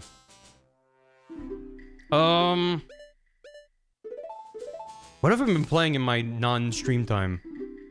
I don't need to buy a blue rupee, so we're good. I mean, Metroid Prime was probably the big one that I was chewing away at in the background for a bit there. I haven't done a whole lot of gaming other than that. Okay, bow in the shop? Razor sword? This is a good shop. Okay. They said enjoyed. They said enjoyed. True. I mean, a lot of my time in the last week was taken up by async stuff. Of setting up, of testing, of planning, of validating YAMLs, of reaching out to people. Did that take up all my time? No, but a lot of time that I would just kind of be fucking around on my own was figuring that out. Nice. Very DK music. That's good. Again, I have a couple hundred randomized songs in the pool, and which that's Woodfall. No. And I've had a couple ones show up multiple times, so I've always tried to remove in batches. Yeah, I'm fucking around and I'm finding out. Yeah, I mean, that's also why I need to do my yearly recap. It's not entirely relevant, connected, but a fairy instead of a fairy? Absurd. Because yeah, I don't know, whenever I make my yearly recap posts, helps me kind of recontextualize the past year in the games. Because what I also like to do is, I always look through the stream archive to be like, what did I play? It's really convenient. Because I also like to... Yep. Nope. I'm trying to do this without pausing. Yeah. But it means I have to just free ball my angle. It's because I'm playing with a controller without notches. With notches, you just want a perfect left angles. Okay, I'll just do that. Oh, my angle, my camera. No, I did not. What did they say about dispatch? And then I attacked too early. Who up? Waluigiing the angle. Okay, that... Why am I fucking this up? I got into a good rhythm where I got this every single time I went for it. There we go. Anyway, smooth stick I am playing. With smooth stick. Yeah. Trying to think. I'm like, I feel like there's something I'm forgetting about that I did play. I'm not playing on... I mean, this randomizer does work on hardware as far as I know. But, well, I say that. I don't know if the recomp compiles to original hardware. There might be a way to. The biggest problem, I think, is for Archipelago, you would need to, like, manually send and receive checks unless you have an Ethernet cable plugged into your N64. Listen, I do love original hardware, and whenever I can, okay. Whenever I have the option to play on original hardware, I like to. Or something, or like, I'll play PS2 games on my PS3 kind of thing. Because it's easier to capture with HDMI. But also, I've really gotten spoiled by, let's get Tingle. I've really been spoiled by the high frame rate in this. It's really hard to go back. I mean, at least the original is like nice and crunchy. That helps. Seeing this like smooth and high resolution and high frame rate, it's just very nice. Hey, Scaredy. Thanks. Hope you had a good stream. We are just getting started. I spent like an hour yelling about Metroid Prime 4, which I finished off stream. And now I'm done yapping about that. Oh, it seems wrong. I love it. It does feel wrong. I'm so used to it now that, like, I take it for granted. And someone will come in a stream and be like, oh my god, it looks so wrong. And I'm like, yeah, I promise you do get used to it, but it is weird. I was wrong. I just started, but so far so good. I already have my bow, which is always nice. Let's do this. Nice mod for HD textures? No. I might download and mess with it. For my 2 cents, I tend to not like a lot of aesthetic changes unless it's like fixing errors and kind of stuff. Like I have a mod on. Nice. I have a mod on to eliminate the draw distance culling in this game. So if I go out and determine a field, instead of things only spawning in like 10 feet in front of me, they're actually visible out into the distance, which isn't just like better to look at, but also means I can see chests from far away. I can actually know what some checks are. It should be scary. I mean, I'm playing solo, which for one just means I won't have to do stuff out of logic. That always helps. But yeah, yesterday was a little weird. Also yesterday I used the wrong YAML. That's on me. Its link isn't Waluigi. I agree. Is it you? Number 3, get back. No, I can't follow you there. Shit. You little scamp. Get. There you go. He's doing a Belmont strut. Tea or coffee? The unsatisfying answer is it depends. So my thing with tea and coffee is that, historically, caffeine doesn't really affect me that much. So if I wake up and I have a coffee, I don't really feel more awake. So in part because of that, and also in part because sugar tastes good. A lot of the coffee beverages I get are like iced coffees with like a bunch of bullshit sugary syrups and stuff, and it's yummy. Like I don't like the taste of black coffee, but you give me an iced coffee with a bunch of yummy fucking shit that makes it not coffee, yeah, that's yummy, but it doesn't really do much for me. So, and I do like a lot of teas, but I mostly like hot tea. I mostly like unsweetened hot tea. With the exception of like matcha or just green tea, iced is usually pretty good too. So, oh, Mr. T, love Mr. T. He's the best. Black coffee can be good, but I just don't really have a palate for it. So, A high quality roast is wasted on me. Nice. Mint green tea. Oh yeah, that sounds good. But that said, I also fucking love me a boba tea. I love getting me just a stand. I don't get my standard boss. My standard battle music is Majora Incarnation. Great. Yeah, I love boba. Boba tea's not stand. Hot chai. See, I like an iced chai, but partially I think it's the older I get, but also yeah, monkey. I tend to like unsweetened or just a little. Like if a place offers, like a lot of boba places will be like, what % sweet do you want? And I'm like, give me 25 or 30%. That's usually like, pun intended, the sweet spot. So, masala chai, ooh yeah. A good chai is hard to come by, but there was a cafe in LA I used to frequent that had a really good chai. And one time I went in and I almost said bartender, the barista was like, have you ever had a dirty chai? And I was like, what's that? And he's like, it's a chai iced tea with a shot of espresso. And I was like, so you can do that? And now almost anywhere I go that does a good chai, I get a dirty chai. And it's fucking dangerous. It's really good if a place does it well. That said, since I used to go to that place, and I don't know if it's authentic chai, just their chai was very good. And the 2 or 3 times since then, I've tried to get Starbucks chai. I'm like, this is garbage. I'm not a Starbucks hater, more than I'm morally obligated to be, but their chai is, if you've only had chai from Starbucks, go to a real coffee shop and try their chai, because you might be like, wait, shit, this is really good. Coffee tea together can be excellent. Yeah, but very specific mixes and stuff, so. Oh, yeah!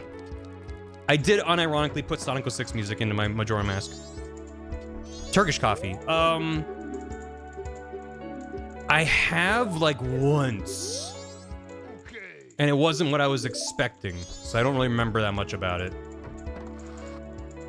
Yeah, I mean, I'm not a Starbucks hater. Oh, Zora Hall is in here. But, yeah. Did someone say Chai? There you go. Oh, your name is Chai. Any Sonic 06 fans in the chat?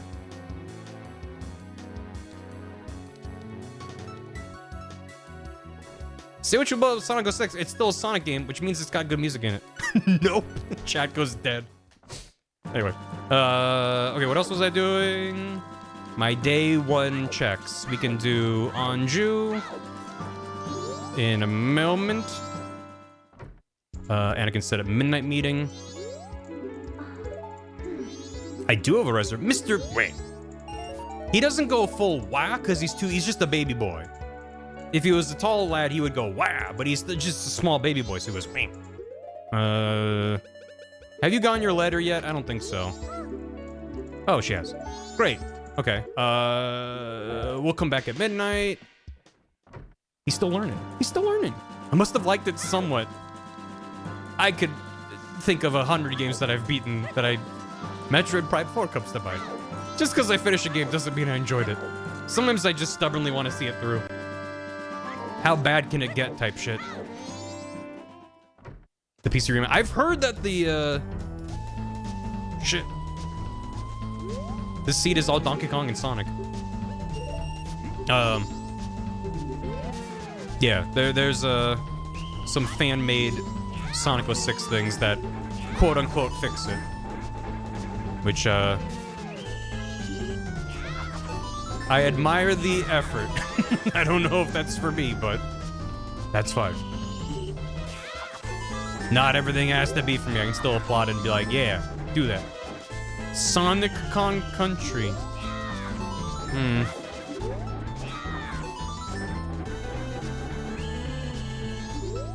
Ni no Kuni 2, because it was terrible, she didn't want to have any excuse to play it ever again. I mean, that's also true. Sometimes that is... Okay. Sometimes you have to 100%, not just finish a game, you have to 100% it and be like, I want to scorch the earth of my brain and have this entirely done. Let's grab this. It's close enough to 6. Gotta love a hate completion. I have tried to be better about, bailing on games that aren't working for me. Which definitely has been facilitated by the fact that I stream. That makes it significantly easier. I want to go east to P-Hat Grotto before sundown. Exactly not the best thing. If I hate something, I want to be informed and hate it. I don't want to just parrot what someone else said about it. Maybe I'll say, ah, bummer. Kingsland Dump, not heard of it. Am I going to get to that grotto before 6? I think so. I wanted to go south, actually. I did the thing that I always do, which is rotate. There's 4 directions. If you're in the grotto when it hits sundown, does the P-Hat just go to sleep? I think we're about to find out. Yeah. Put it in like 3 times. That's a lot of times. We have enough games to play we enjoy. But also, I do love me a good flawed game. Sometimes that's what speaks to my brain more than a game that's just competent. Is a game that swings for the fences and gets like half of its fucking hits across the base or the bat or whatever the thing I'm trying to say is. Yeah. Can you? Why does sometimes this bonk? There we go. Swing for the fences. Yeah, but then some of them don't get the plate. Some of them don't get across the plate, but some of them do, and you're like, that was neat. Okay, I can do a good old spin. All right. A 7-10 the turrets are niches on better than 9.5 general audiences. I agree. And I'm all about embracing that. That also informs a lot of the decisions of what I decide to stream. Sometimes I stream games that I'm like, I don't even know if this is entirely for me, but I hope this becomes someone in chat's obsession. That is genuinely a thought that I've had, that like, I hope this becomes a game that someone goes and buys and plays 1,000 hours of this. Well, yeah, before. Now that I'm exclusively an MMR streamer, I'm talking about, you know, prior to now, when I used to stream other things as well. Like Ghost Trick. I mean, that became my obsession. That was okay, 500 people have recommended this to me. I guess I'll hunt down a copy. And then, I'm glad that I did. It's just always funny that, oh, I missed being able to buy milk from the brothers. Oh, well, the next loop. Or tomorrow. Oh, Tingle, I would like to buy a map. And second map. Measles, Mumps, Rubella Streamer. All about that MMR stream. I haven't ever thought about MMR being the same acronym as that. Oh, man. Oh, right. This always happens. There we go. Coming in nose. Good!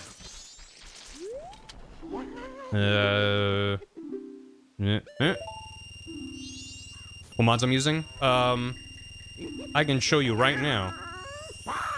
Let me just finish. Did it? Okay. Mods. So a lot of these are, I love the icon for this. A lot of these are like dependencies that make other mods work, so you don't have to worry about too much. Disable draw distance, lets me see so far away. Music randomizer, self-explanatory. Player model manager to be able to swap out different characters. Doom, which I currently have deactivated. I can't turn that on while the game's running. It was more for the bit and I haven't uninstalled it. A bunch of these come with the Archipelago version. Better Song of Double Time, Song Utilities, Owls Never Quit. A bunch of these just come with it when you install the Archipelago version. So, there you go. Remember. Hate this and we don't. Or like, why are we playing this one? Well, yeah, Ace Attorney is like, I hate this parentheses affection, you know? It's like the hate that you share with like a sibling that you have a good rivalry with. It's the like, oh, you fucking scamp, you did it again, and I hate you for that. So, if I actually hated Ace Attorney, I would not have dedicated so many hours. Like, Investigations Collection was on my list of most played Steam games this year for 2025. Exclusively because I streamed Investigations 1 and 2. And it just took that while. If anyone disagrees, I had a great time with it. See, look, I can see that chest from all the way over here. It would, like, spawn in there. I really like the disabled draw distance. Huh. Is it this side? Shit. Never played this game before. I have not played Great Ace, but I definitely intend to. I've heard good things, and also, as much as I enjoyed Ace Attorney 5 and 6, in fact, I think I like them better than a lot of people. I like 5 and 6, and I enjoyed Investigations. I am champing at the bit, ready for some more Shutakumi bullshit in my brain. So I'm very excited to delve into that. Anyone more than Old Bag? I don't think so. Any game though? Well, any game, sure. I'd probably think of something, but I haven't played 6 yet. There's some neat stuff in there. Yeah. I love when I can see the players, the model's hands when I grab the bow, and I'm like, oh, it actually works. Waluigi's stupid hands. Yeah. More like a lot of people. Uh-huh. A lot of... Oh. Is that a bloopy? Great. Oh, I still have Kafei's mask on. Oh, I didn't realize. Oh. Oh, God. He just kind of sticks that onto his nose there. Okay, let's get that.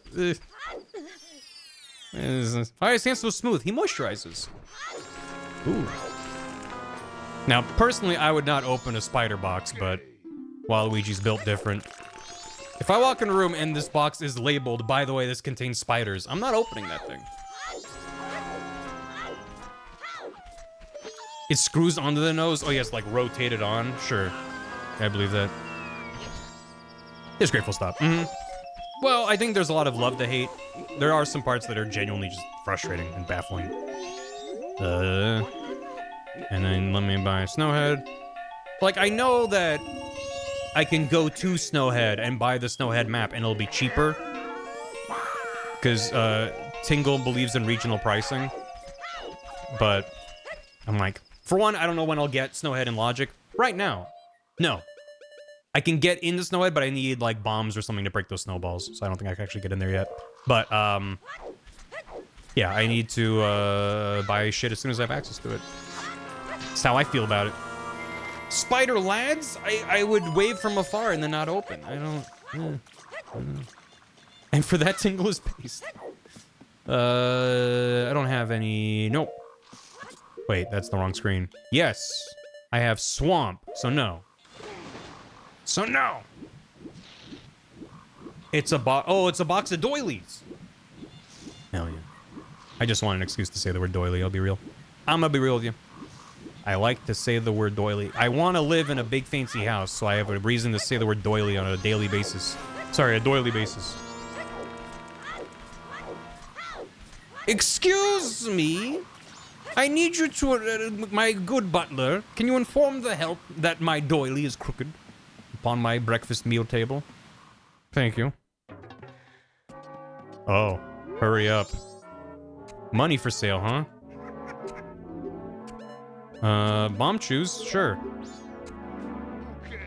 I've soiled my doily.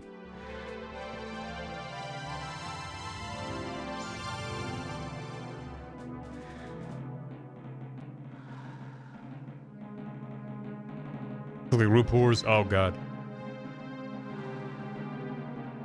This is really good Final Hours music.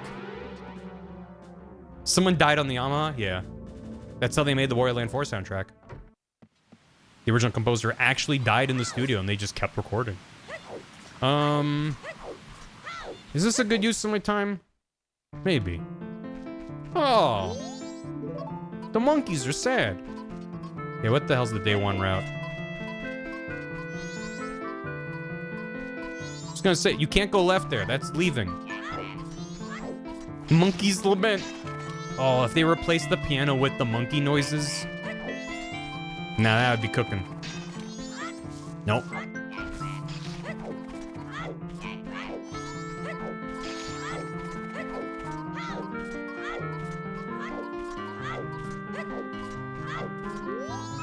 I'll still need to come back in here for the day 2 grotto, but pretty sure this will let me get the check. The Affleck turtles. Nintendo needed to get sponsors to finish this game in time. The service the way you get multi-roll razor and gold dust in the same cycle. So gold dust presently is tied to Goron races.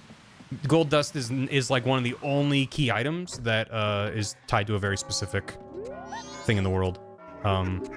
You could get them in the same cycle, but that's ridiculous. Bring her this. A spider token. Thanks. Hey, Giant Lagging. First game with native archipelago store come out this year. I don't know. Will a game come out with native archipelago support? Oh. I forgot to check the lottery. and we missed Bomb Grandma. Well, it's fucked. It's fine. Do I matter while it's empty? I do. Oh, yeah. Check out said not to bring up an unrelated subject. I remember your love for Peppy Steppy, the Phalanx, as I'm informed you of Mega Phalanx.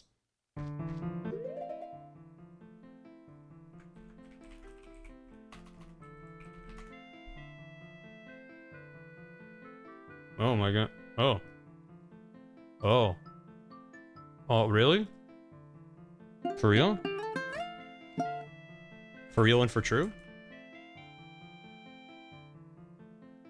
Poor guy in the middle, seriously. Mega Peppy Steppy. No, this sparks joy. This is nice.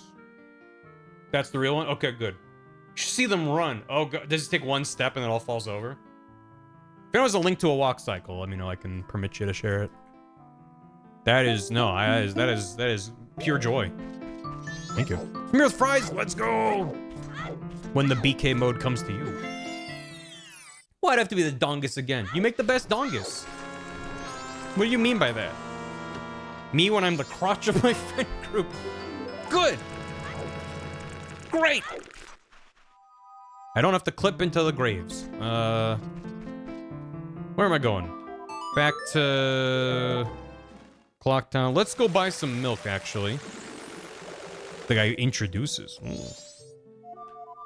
I have a TikTok video of them running. I don't want to open a TikTok link.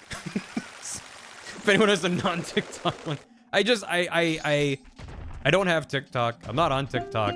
Anytime someone sends me a TikTok link and I open it in desktop, it's just such a bad experience in browser.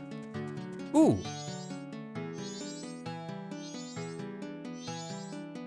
This is a really nice rendition of this. Me when I go slow on my rando. Because I'm just enjoying the randomized music. Milk!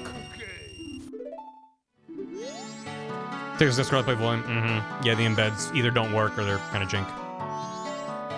No, I have no desire to play ZA. Hey, get the app. I mean, it kind of always has been that. Got ready from Reddit? Sweet. I can do it.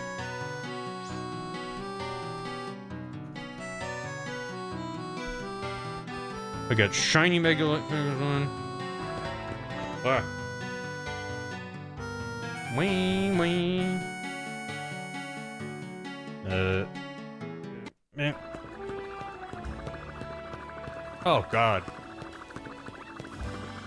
Oh dear god.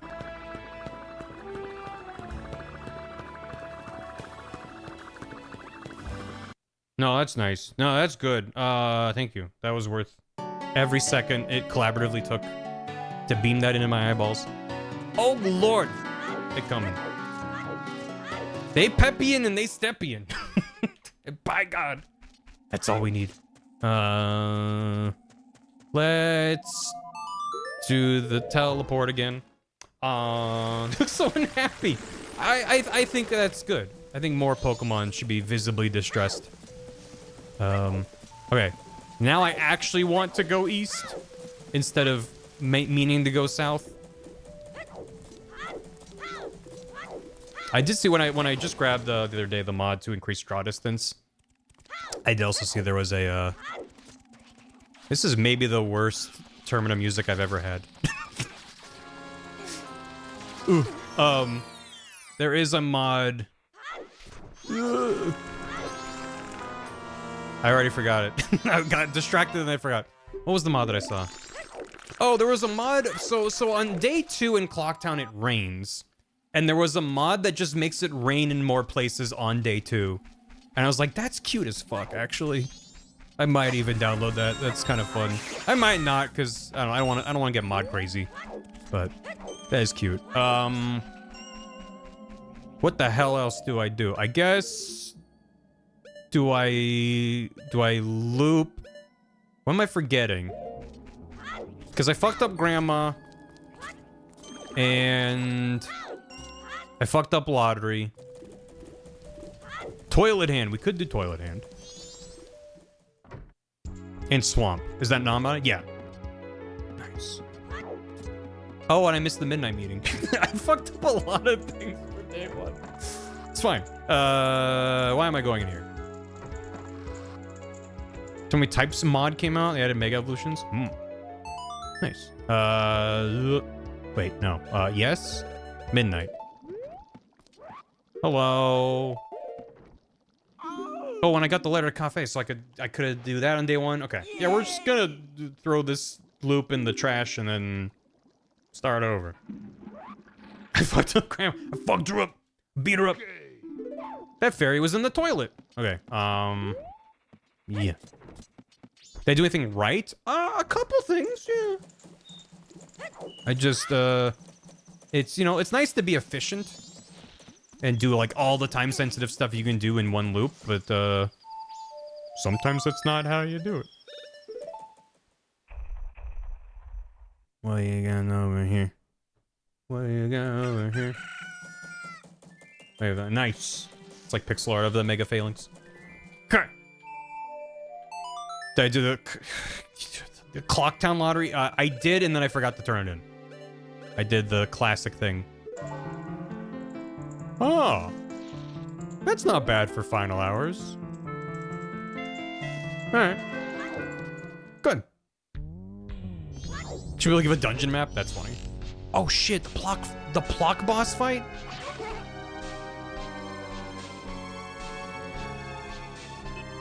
We're getting some good, other than Termina Field.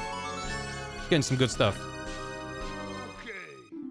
Great Bay Fairy and Moonsteer. Cool. Well, I guess we loop.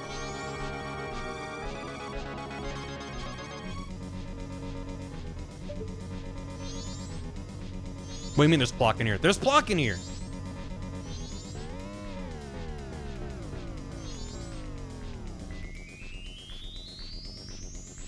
That's my jam out, man.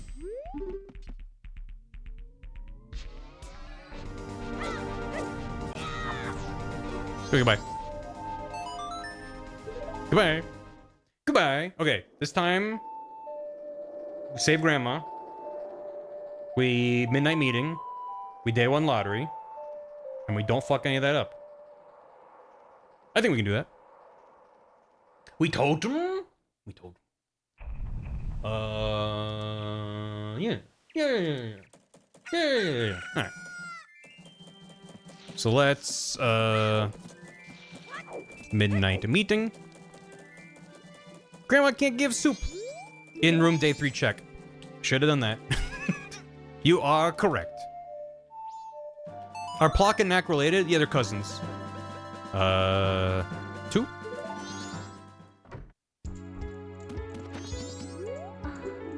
Damn it. Does you get over there? Yeah, that is nice, but also in this mod, I can pick the exact hour in the day to go forward to, which significantly helps.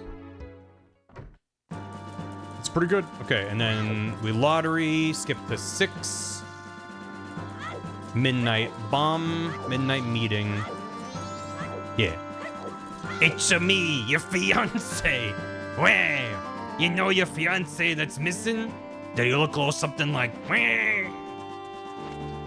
He did. Do you know anything? Meet me. Wah. Thank God I had enough money for it. Alright.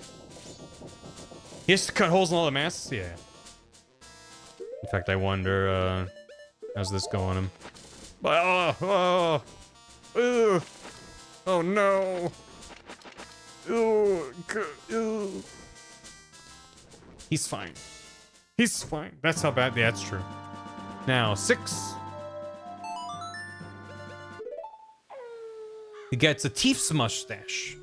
He's got that Iyami mustache of just a wall of teeth from Osamatsu. 448. Write that down now.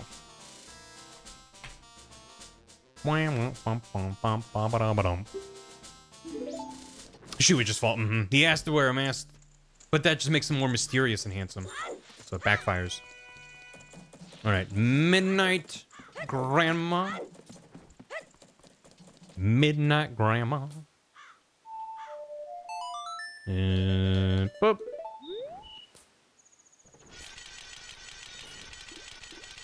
I want a mod that increases Bomb Grandma's speed. So she shows up later in the cycle, but then she goes zoom and gets there right on time. She outruns Sakon. And it breaks the game because he never robs her. Canonically the sexiest Mario character.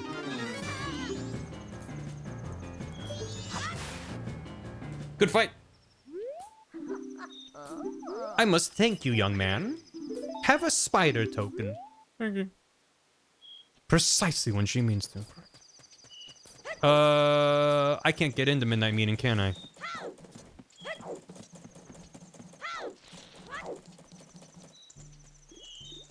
Can't I? DPS stiff.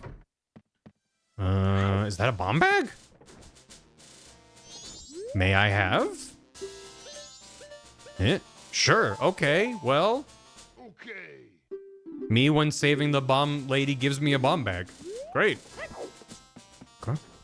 The Gomez Adams. It would be nice if someone told me we were going to, and I guess it's happening. Oh shit. Nice. He's gone to sleep, right? Yeah.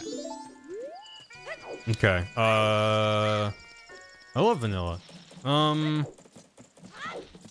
Cause I need Deku. Yeah, I can't actually. I need to be in there and then speed up time. I guess we're looping again. God damn it. I'm like, let me be efficient about it, and then I forget how the game works. That's okay. We can also loop and get our lottery locked in, so that's fine. Lottery in. Maybe I just day 3 stockpot in chest. The storeroom key? Let me turn on the moonsteer. What do you mean storeroom key? The stockpot in key? The room key? Glossary. Sir. I would like a thing. Remember where I went and you swing the sword to hit Saga, and as soon as the cutscene ends, you look like Saga just runs in like sword? That's great. Yeah, I've just... Okay. And I have bungs, so great. Good day, sir. Yeah, I learned that if you just walk into North Clocktown and just don't even move, you're in a you can stand there and just...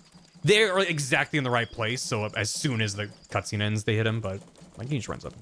I mean, okay, I was just like, is there another key? Yeah, no, I need the stockpot in key to actually get in after night, or I need Deku to fly like that. There's I mean, I should probably learn bomb hovers. You can probably use that to get up in there or something, but... yeah, that was a good trade. I'm going to day 3. Might as well just get the chest in here, and then we loop again. I still don't have a good route. I still keep having to just think through every step, but... It is, yeah. It is kind of fun that the early part of this randomizer is like juggling a bunch of really dense shit. And then as things open up, they become a little bit more, like, I don't know. Yeah. Great. Because then it's like, okay, now I'm doing, like, stuff in this area or this area, and I'm, like, kind of working through what I can do, whereas this is, like, I guess my point is, like, there's less time-sensitive stuff outside of Clocktown. So it just kind of gives the rando a nice flavor. Because in a vanilla playthrough, you're kind of, like, making progress and coming back to Clocktown, to then be able to do stuff. Whereas the rando is like, I can do a lot of the time-sensitive stuff right when I get here. Nighttime. Chocolate? Hey, Aaron McGeegerbaum. Thanks for 40. How you doing? Happy New Year. Oh boy, oh boy, oh boy, oh boy, oh boy.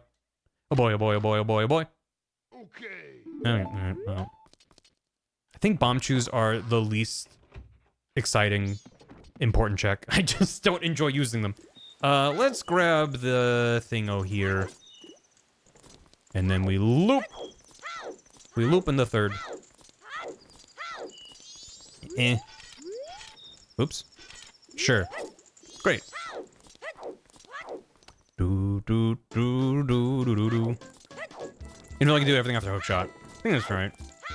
With some exceptions of like Ganju and Cafe and stuff, right? Bombs.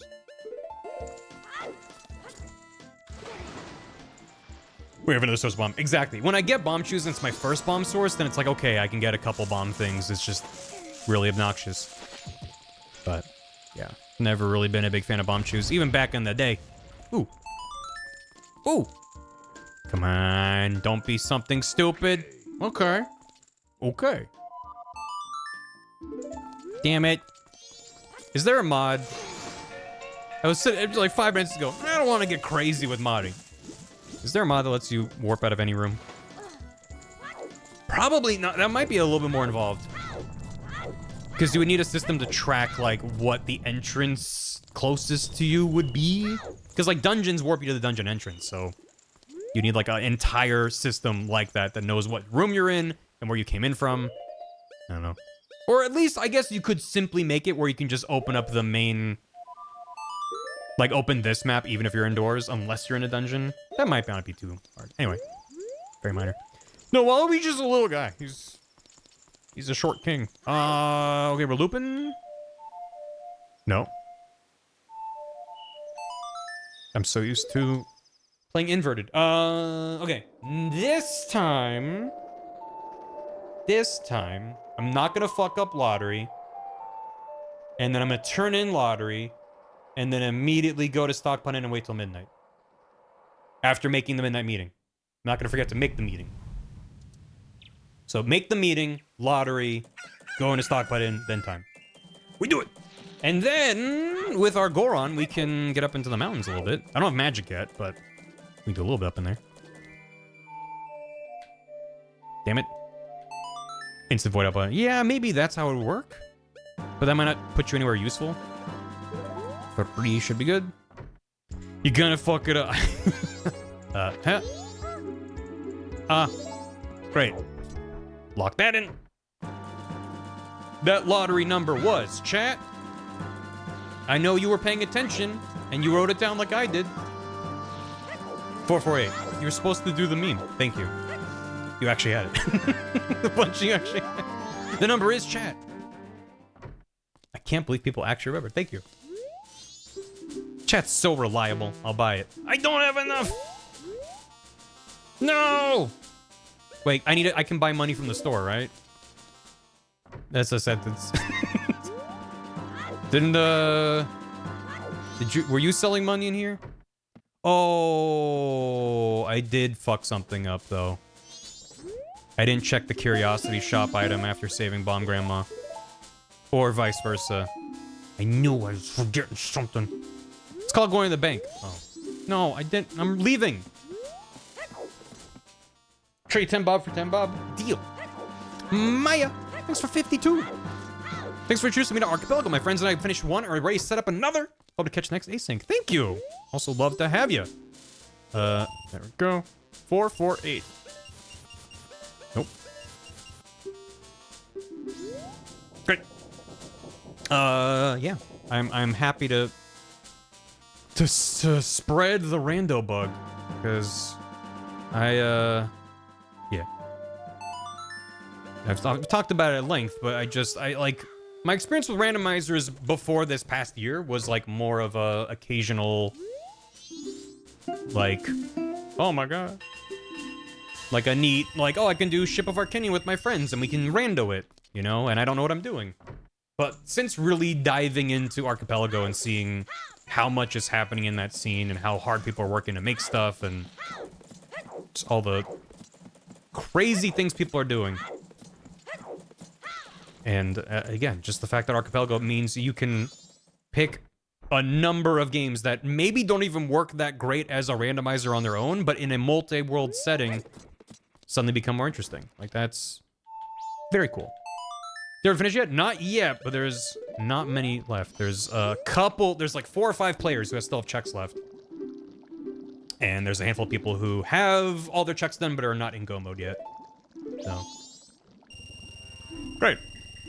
That wasn't real money, it was fake money. Imposter music. Yeah, I can also talk about them at width. Take all of my notes and just stretch them wide. This is not an emulator per se. This is the Majora's Mask recomp, which is like a decomp, if you know what that means, but different. So it's a specific PC version. You need a legally obtained source ROM of Majora that it then uses, but it basically creates a native PC version that runs and has lots of bells and whistles. And if you look up Majora's Mask Majora's Mask recomp, you can learn more. I already missed Bomb Grandma because I went to midnight. That's fine. How does that even work? It's kind of wild, but it does. Hell yeah. Well, I'll see what the fail Bomb Grandma Day 3 is here.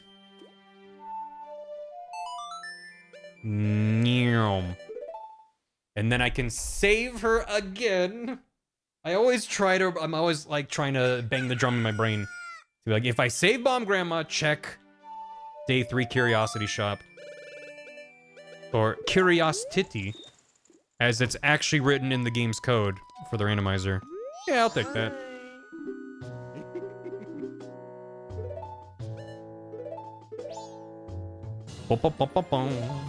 A check for killing Sokka? Like he's dead? Curiosity. It means titty. It does. Recomp locally can translate the ROM's assembly into working on your PC. Decomp is the people doing an effort to write code that has the same effect as ROM. Yes, I think that is correct. Okay, now I'm gonna do Bomb Grandma again. Was there anything else I forgot to do on this loop that I said I was gonna do? I think I did. Think you want to showcase a multi-world GQ and bring this full circle? Oh my god. I'm not good enough to I feel like my approach to randomizers is too casual for something like a GDQ setting. Like, I would want, not necessarily like a world-class speedrunner, but if someone's gonna showcase an archipelago multi-world at a GDQ event, I feel like you would really need someone who knows a lot more of that video game. Okay, Bomb Grandma. What the fuck? Hey, Ben Jack. Welcome back. If Shuma the area blows him and disappears the rest of the loop. What? For real? I didn't know you could kill him. Like Dan, yeah, like Dan, Dan knows a lot of tricks and skips and stuff. We do this again. Yeah, there've been a couple randos. I don't know if they've done any archipelago though. Also, if it was a multi-world rando, it would be neat to see everyone's games at once, but then that's just like stimulus overload, so... Like, I don't mind if I'm streaming and I have like my jingling keys in the corner from grabbing like Bath's capture or Todd's capture or something, but... Also, as I understand it, whenever they do a randomizer at GDQ, they have someone vet the seed to make sure, like, it can be kind of mean, but it's not going to be like every check is as far as it can possibly be. Commentate. I appreciate it. I had a lot of fun when I commentated on Bath and Nicole's. In case anyone didn't know, back in 2023, I think, Bath and Nicole did a run of Golf It, and they had Tom and I on the couch. So I got to, which was a surreal thing, not just because it was 5 a.m. and we were all delirious as fuck, but just getting to, I've been watching GDQ since like 2014. So to be up on that stage and be yapping was an honor. It was very cool. Yeah, day 3. I appreciate it. It was fun. That was gonna kick off the couch. Yeah, it was great. I really wish that the tech who was running the show at that hour, I know why they don't do it. But I wish his feed went out into the stream, because he had some very funny shit as well. Like, they were talking shit, and they're like, can we get someone off this couch? And, like, he would hop onto our headsets where only we can hear it, like, only tech and, like, the runners. And he'd be like, yeah, we can kick him off, just say the word. Like, he was really funny. 10 p.m. Hopefully something good. It's a fucking rupee. Okay, goodbye. I had to know. Maybe it was, like, a remain or something. All right. Yeah, like, obviously there's good reason that they keep it separated, because sometimes they have to tell the runners things that they don't need going out. But, like, as, like, a toggle, I don't know, maybe some techs would, you know, take advantage of that and do too much of it. Sounds like Xanadir. I don't think it was Xanadir, but I wish I remembered the name of the check. Or remember the name of the tech. I realized I can also do Postman. It's out of logic, but I like to get out of the way early. Oh yeah, I always any of my interactions I've had with the volunteers or staff have always been positive. Such a fun dude, bro. Yeah, that was what was so easy about me as commentating, because we did a couple practice runs where they were practicing the game, but also we were kind of practicing our commentary. Like, it wasn't scripted, but like it was good to go into it knowing, like, oh, this is going to be a good opportunity to explain a thing, because they're like, okay, we have to focus, so you guys can have a minute here, instead of, like, risking talking over each other. But the, Postman, what am I doing? The thing that was just so easy about it is, like, Bath and Nicole have such a great dynamic already. I don't have to do shit. I get to just hang out in the background, and occasionally I get to play the straight man, and, like, they're doing bullshit and insane banter, and I can be like, okay, so, like, up here is, like, a minecart, and they have to try to hit it in the mine. It's pretty self-explanatory, really. So, it was very fun. They're not cursing as hard. It kind of is. I do like to swear, and it's been a long time since I've been in a public forum where I'm not supposed to swear, but it's not so bad. Straight man in the corner. Mm-hmm. Anyway, count to 19, and it's free.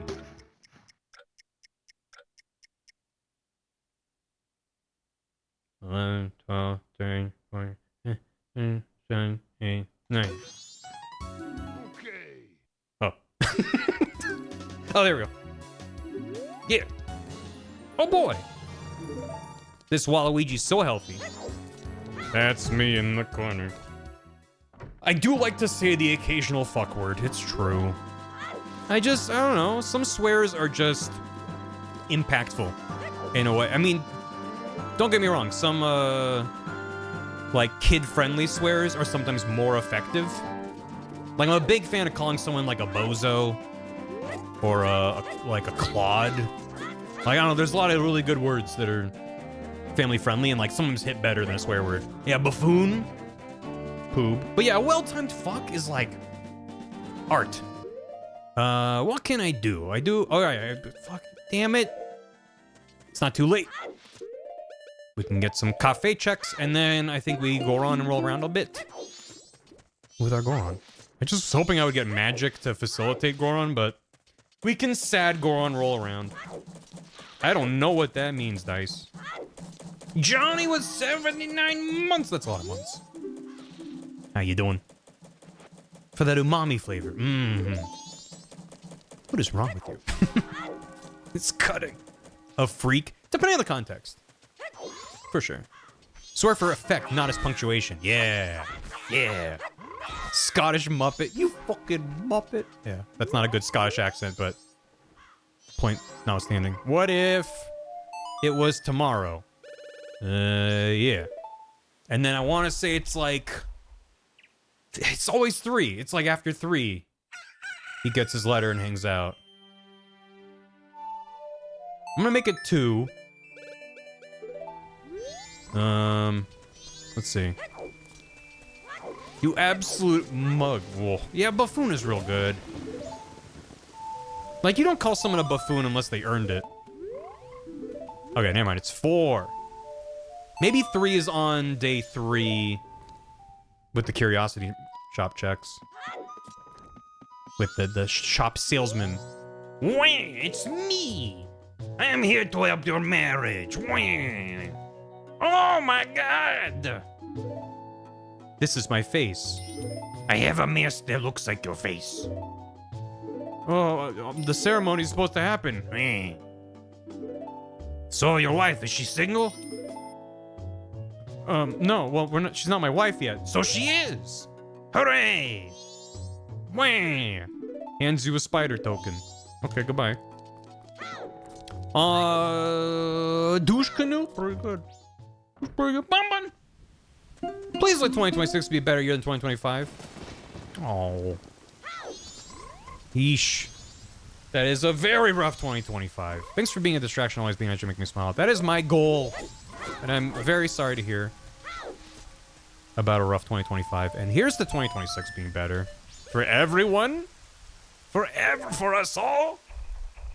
It is always my goal to have a nice time and share that with you all. Is your wife single? I'm pretty sure Nicole has said that verbatim to me. What? Huh? Yeah. It's also fun when a skin in this has the ocarina actually line up with the mouth for extra discomfort. Right. So that's yeah. Right. Ah. I was like, where am I in the cycle? There we go. Italy-tastic. Thanks to Prime. 2 months. This is how Prime works, huh? The power of Prime. Thank you. I hope you enjoy the emotes for another month. Alright. And... great. Nothing. Alright, now we go around. Go around. I know, that was in Mod Loader 64, which is a... There's a lot of ways to play Majora's Mask on PC. There's 2-ship, there's Mod Loader, there's the recomp, there's obviously emulators. And there might be others. Am I forgetting to do anything else here? I haven't checked my tracker once so far, which I think is partly why I've been messing up a bunch. But it's, I don't know. It's part of the joy as I slowly get better at the rando is to use the... Oh, we never did the dongos. Yeah, we could do that. Yeah. The wah-lcome. We would like to play. Is the air blowing through his teeth as he plays? Don't like that. Can't wait to bomb some Dodongos. You know, I could. Do they, can I do this? Oops. Yeah, I guess. Feels like attacking the tail probably does more damage. There's probably a reason why I do this, right? Yeah.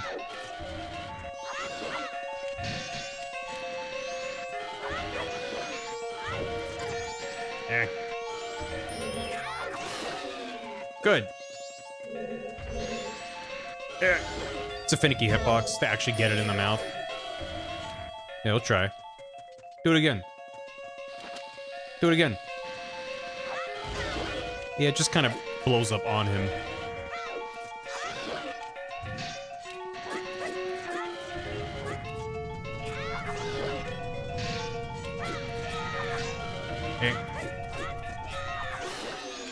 Good. And it bombs the other spare. Yeah. She's used to poking the tail until they die. His song louder. Yeah, so that's the only real downside. 2 downsides, I would say. I wish there was an option to turn off vanilla songs in the music randomizer. And also, the music randomizer currently doesn't do anything to kind of normalize volume or anything. It's just whatever the song creators set the volume to. And there's no, as far as I know, there's no, like, baseline for them to know how it'll balance everything else. It's just kind of up to how much they test it. This one is a good track. So, some tracks are just really quiet, and some are really loud. There we go. Replace the sounds. I think just no one has made that mod yet. So, as I understand it, the recomp is one of the easiest ways to mod this game. I have not looked into it myself yet, but I think the nature of the recomp makes it very simple if you know what you're doing to swap things around and modify the game and installing mods or just like simple little files and stuff. I think it partly has to do with the way the game compiles itself to run on PC. Just makes it really easy to just point to be like, load this file instead. But also the recomp is relatively new. I think it's only been around for like about a year or so. I don't know exactly. So I think there's just a lot of like, okay, everyone wants randomizer to work, boom. Okay, people want player models, here's a framework. Like, people are getting kind of like a lot of foundational stuff set up, but I think it's early days is the point that I'm making.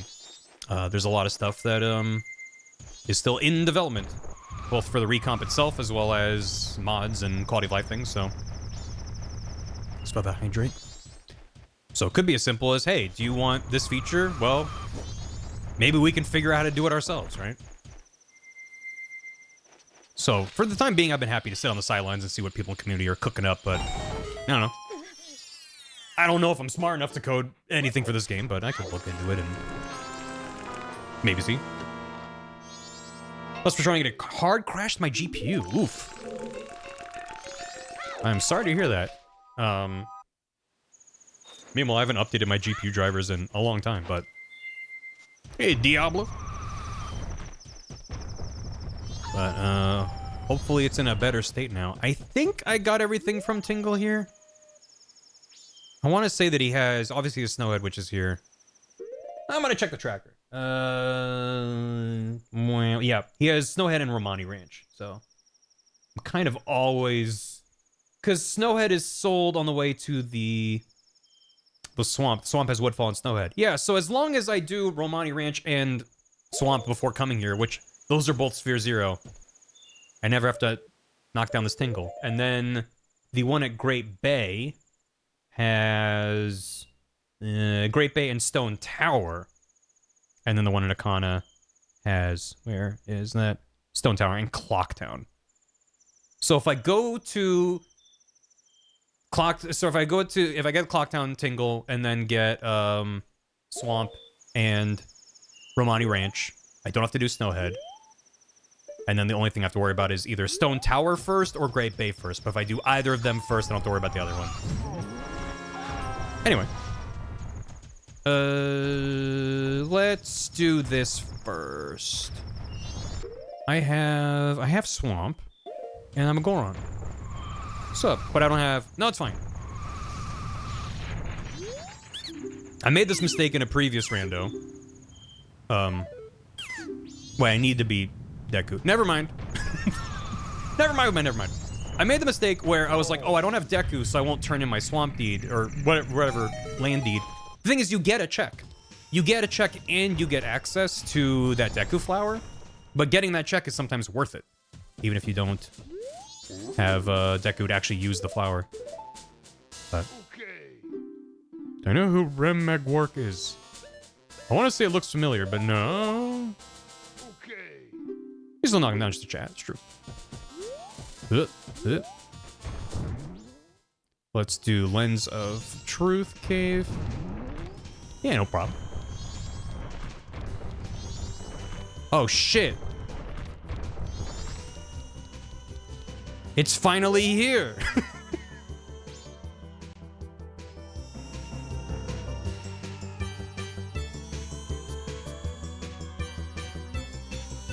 It's Cleopatra, chat.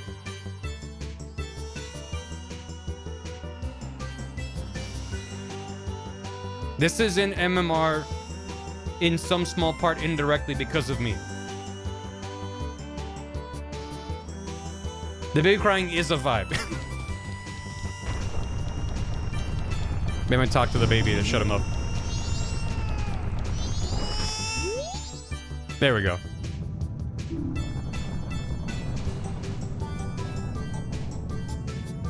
Like, yeah, I'm biased, but also this is a really good rendition of this track. So if I go to the Majora's Mask recomp, sorry, Majora's Mask randomizer server, I'm gonna have to search it. So this was made by Samrac, S-A-M-R-A-C-C. And the way that this works in the Majora's Mask randomizer Discord servers, there's a thread for music releases, and they'll post like, here's the name of the song, the original composer, if there's any other credits, and they'll like link the files and stuff like that. That's you, Crash Rack. So that was you. I'm glad you're here. Because I was just scrolling through it, and I saw Cleopatra, and I did like a double take, like, oh my god, someone made Cleopatra for MMR. This was made for me. And then it says in here, Original composer, John Holland, like originally from Miss Pac-Man Maze Madness. The areas that this works in for Randomizer. MMR filed by Samrak, inspired by Barry on Twitch. And I saw that, I was just like, oh my god. So I've had this in my files since this was posted, which was late November. And I've done a number of randos since then, and I've been waiting for this to show up. So I'm so glad, it's just like, yeah. Not just any, the me on Twitch. So I hope more people download the song. I'm glad that you're here, Crash Rack, because I was like, oh, I've been waiting for it to show up in a rando. As the moon comes down on us. We're fine. All right. Anyway, back to dying from the moon. Yeet. 2026 off to a great start. I bunked on the wall. I can stop playing. Yeah, I won. I have now won. Any more banjo jigs?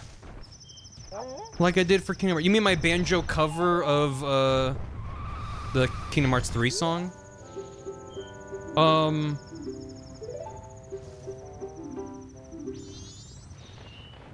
mean, yes and no. Well, so assuming that is the question, I'm not planning on making any more covers of Kingdom Hearts music, but I am very, very slowly in the background working on a good enough summary video for the Metal Gear franchise, which I will similarly be needing to make a bunch of different covers of songs. I don't need to, I just think it's more fun than just using stuff from the original source.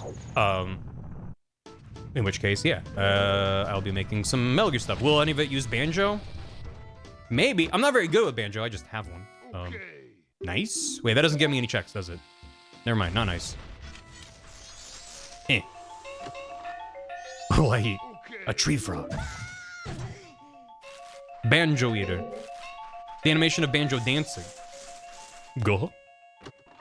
Can't say goodbye to yesterday. There you go. Okay. Okay. Now what can I do?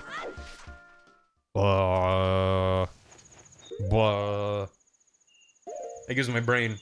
I gotta use my brain. Yippers for pickups? Oh my god. That would be pretty basic. Might need to get with the Majora Rando community, be like, how do you insert samples into this? Let me look at the spoiler. Not spoiler, the fucking... So, I never talked to Guru. I never did it. I do not have a lot of checks left. I have 2 checks. No wonder I'm sitting here like, what can I do? Yeah, we'll loop it. I gotta talk to Guru, and because I got Goron, I can open up that one grotto on the road to Akana. Missing 1 stray fairy. I'm sending you good vibes. Yeah, Mendez Labent is a good final hours. Boom, boom, boom, boo, boo, boo, doo, doo. Gooby booby, gooby booby. Bum, bum, bum, bum, bum, bum. Yeah, let's just go right now. So that's east. Eastwards to Akana. Akana, believe it. And then assuming that that's not... What would I most need? I don't think... Well, magic would give me like 1 or 2 more checks. It'll be nice to get magic. Obviously, Deku or Zoro would be nice. Epona's song would put a bunch of stuff in logic. Eh. We'll see. Bro, this thing's so long, bro. I know, right? He's an artist. Hiya. And there's Epona. Okay. Okay. Still gonna go get Guru before I start rolling around, even though I am literally right here already. Oh, man. No, we'll get Guru later. Also, I'm not even gonna use Epona, because I hate using Epona to jump over this stuff. You better not. What did I just say? It was a beehive. Let's go. You gotta check those beehives. That's fine. Don't knock me off the thing. Okay. goddamn bomb chews, man. There's so many of them. It's like they don't intend for you to do this on foot.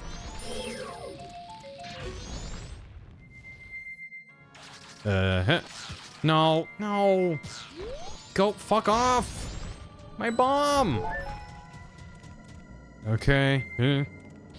DK said okay, then I said okay, then Baby Ruth said okay. That was my chance. And I bungled it. It's okay. Eventually, I'm gonna get it. I could have just summoned in Epona, and it would have been faster by this point. There we go. First try. And it's day 1, which means it's in... I mean, whatever. Maybe I do the clip anyway. What if I did it anyway? Yeah, we'll just have to get Guru next loop, because I want to stay here and do all 3 days in one go. Hey, Dampy! Oh, what that dumpy do? What that dumpy do? Dampy do. Dampy, Dampy do. Where are you? Sunk cost 5 my blood. Yep. It's partially sunk cost, and it's partially it feels more efficient than leaving and coming all the way back here. Yeah, alright. Yeah, alright. Alright then. Let's see if I can get this again. Wait, I don't have Sonata. Never mind. I'm leaving. I am really excited. More so than adding, like, grass sanity and pot sanity and a bunch of shit that I probably won't turn on in this. I'm really excited for when they eventually add hints. Because, currently, the way I've been learning the game and running it is, like, I'm just trying to do everything. First try on that. I just get everything. Whereas hints might tell me, hey, this area of the map is a waste of your goddamn time. You know, way of the hero. This is foolish or barren or whatever. Like, that's... sounds real nice. Because, I mean, it's good that I've spent a lot of time running a lot of the game and learning it. But, little guy unlocked. The boy. But yeah, I'm very excited to be able to route out areas knowing, like, okay, there's something in this area that's going to be important. And when once I get it, I can potentially leave. Or I just know, hey, this whole area is a waste of time. Because that's, I haven't played enough Ocarina of Time, which is the game I most know that has that kind of hint system in it. I'm assuming if somebody says it's Way of the Hero, that doesn't mean there's only one key progression item there. There might be more than one, right? So, yeah. Seems important. Well, they're working on it for a good reason. But yeah, so I feel like even if I get, like, this area is Way of the Hero, it might still behoove you to full clear the area, just make sure there isn't a second Way of the Hero thing there, right? But, yeah. Oh, God. That hits hard.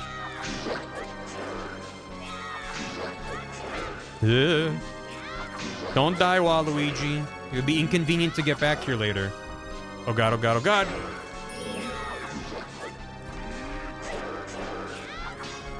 What do you mean? What do you mean? What do you mean? Just keep jump slashing. So the reason that they haven't done hints, yes, what MD Major said. So, there's a larger implementation change. Worth it. For the way the hints are working in Archipelago. So, I don't know exactly what it is, just they're standardizing the way that hints work. There's something where currently I think hints are almost like on a game-by-game basis. And they're changing something about how they work. So it'll be more consistent. And so the Majora's Mask devs specifically have stated that they're waiting for that to be fully released on Archipelago end.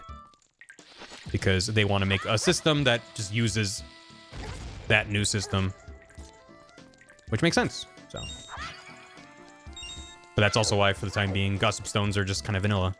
But that's why I'm like, I don't know if that's going to be, you know, within a few months or maybe like end of the year. That might be a long time, potentially. But whenever it comes, I'm excited for it because I like the idea of, and then, and then like there, and then I'm so good. I'm gonna get them all. And then, Great. You shall crumble. Empty pots. Yeah, I don't see myself turning on pot sanity anytime soon. I feel like... I still feel like if I get every check in the game, that's a long day. So, if anything, I feel like even just adding Skull Sanity and Fairy Sanity on at the same time was a little ambitious for my brain can do. At the very least, Skull Sanity seems like an easy thing to keep on. Because it just turns... Just keep jumping at him. I love that works.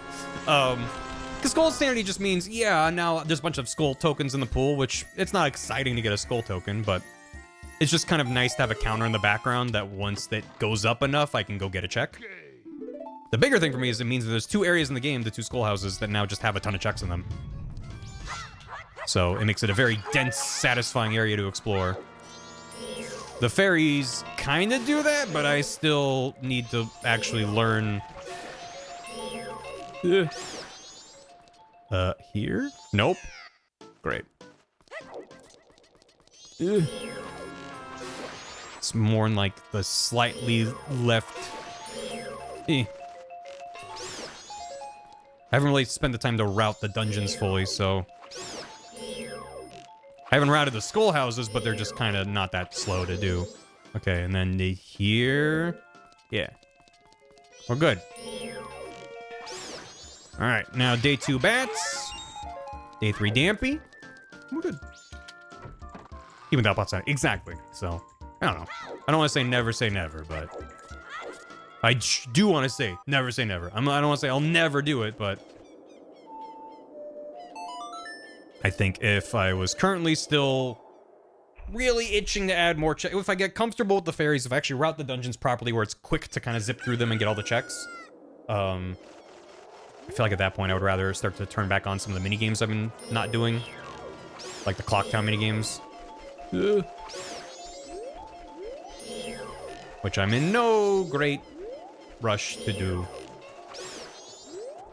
I could potentially see myself turning on the shooting galleries, but there's 2 checks. There's the shooting gallery in Clock Town, which is the Octoroks, and there's like blue ones and red ones, and you have to hit the right color. And there's 2 rewards. There's one for just like beating the high score, and one for getting a perfect clear. And then similarly for the swamp shooting gallery, which is like the whole like tableau scene of the swamp with wolves and things running around. Similarly, you have to get like a perfect score. I'm like, I would just have to learn it and grind it. Turn sploosh kaboom, yeah. Have to put up Wind Waker for 1 check. Okay, and now we day 3. Boo them always. Yeah. Yeah. We have to make it night. Yeah, if I gyro aiming, which I think this recomp might support it, but my controller doesn't. I'm using an Xbox controller. Grind it up, champ. Do I want to try learning day 3 grave clip? You know? Yes, but I don't know if I want to right now. Maybe I fucked up making it nighttime because now I can't lock on to stuff. I'm assuming it's similar to days 1 and 2. Oh, well, whatever. Not this time. Entrance random only for Zelda minigames? You getting me? Oh no! Every room I walk into is trendy game from Link's Awakening. DualShock has gyro support. Nice. Glad to hear it. Yeah, I'm using a poopy Xbox controller. Dampy, you are wind, water, and sky. Dampy, tell me, Dampy, how I can earn your love. No, get the fuck back here. I like how the moment he loses sight of you, he like makes a sharp 90-degree turn. Get over here. You are my Dampy. A Kaizo version of this look like? Oh god. I don't know. Bonk traps everywhere? There's nothing in this corner. Thought there was. I am referencing Assassins. We did Assassins the musical. We did that in my high school. Every year they would do a student-directed production, and that was it my sophomore year, which is a pretty bold musical to do at a high school. Very near side, yeah. I knew someone would get the reference. Ugh. Pretty avant-garde, a little bit. For anyone not familiar, it is a Stephen Sondheim musical about successful and unsuccessful presidential assassins. Most of it from their perspective. It's a time. Anyway, couldn't even do Rent. Yeah, Rent is also a bold one to do in high school. Ugh. Throwing Modern Millie, boo! Boo! So I can't talk about musicals in chat. Someone will bring up Burly. It's 6 for white guys? What? Wildly inappropriate musicals do? I don't know. It's rad though. This one's running it? I think so. It's been a while. West Side Story in Greece and they were not good. Nice. Avenue Q in a high school? I don't know. I think that would only get approved if they just genuinely didn't look into it. There's no way. I've talked before about how we did Chicago in my high school, which again feels insane in retrospect. We did Cabaret, similarly feels insane in retrospect. Slightly less so, but still a bit so. We did a bunch of shit. There's Muppets, exactly. I love 25 or 64. It's a great song. Okay, now we got a Guru Guru. And then what? Oh, now I can get the Deku trade. That's why that's lit up. Okay. What was up on that hill? I didn't look. Did anyone actually pay attention? When I went to the Goron village and I was like, oh, I can get this Deku scrub trade. Wait, I don't have Deku. I can't trade it to him. Up above him. I don't know what his name. Bugsy Malone. They had working splurge guns? Oh, shit. Middle school did Les Mis? In middle school? Damn. That's wild. I'm just gonna go get Guru Guru right now. Because my ass is gonna forget for the 30th time. Le middle school. That's so stupid. I hate that that made me laugh. Thank you. Oh, fairy fountain. Beautiful. Speed it up.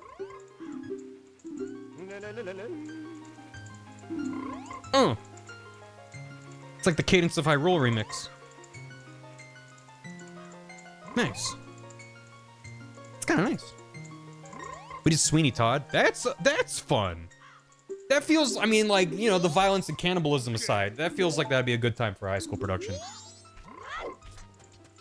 I will never forget my outrage when I saw the Sweeney Todd film adaptation when that came out, and they skipped the, I don't remember the name of the song, but it's like the prelude, the intro, Attend the Tale of Sweeney Todd, which is the best song in the whole musical, and they just fucking skipped it in the movie.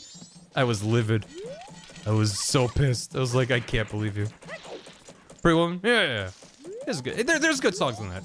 But that intro, chorus, prelude, whatever the fuck, it just always hit me as like, that's a good fucking opening to a musical. Tells you the setup and it's a catchy song. It sets the tone. And they're just like, nah, let's just give you an establishing shot and put you in it. Okay, let me, oh, I got a Epona, so we can Gorman. We can do a couple checks. There and there and there and there. Yeah, fuck, let's... Boo, movies. Boo. I'm gonna roll over here. Because otherwise, I'd have to wait till I get magic, at least, to do fire arrows for some stuff here. Except I don't have a big enough wallet. Yeah, it might be a while before I come back here, so I think it makes sense to do this now. Ugh. Rolling around at the speed of slow. Have places to go. Got to listen to Baby Goron singing. Tinker Cabinet Battle 3 from Hamilton. I get the pacing. I don't know if I've ever heard it then. If it was cut. Alright, you...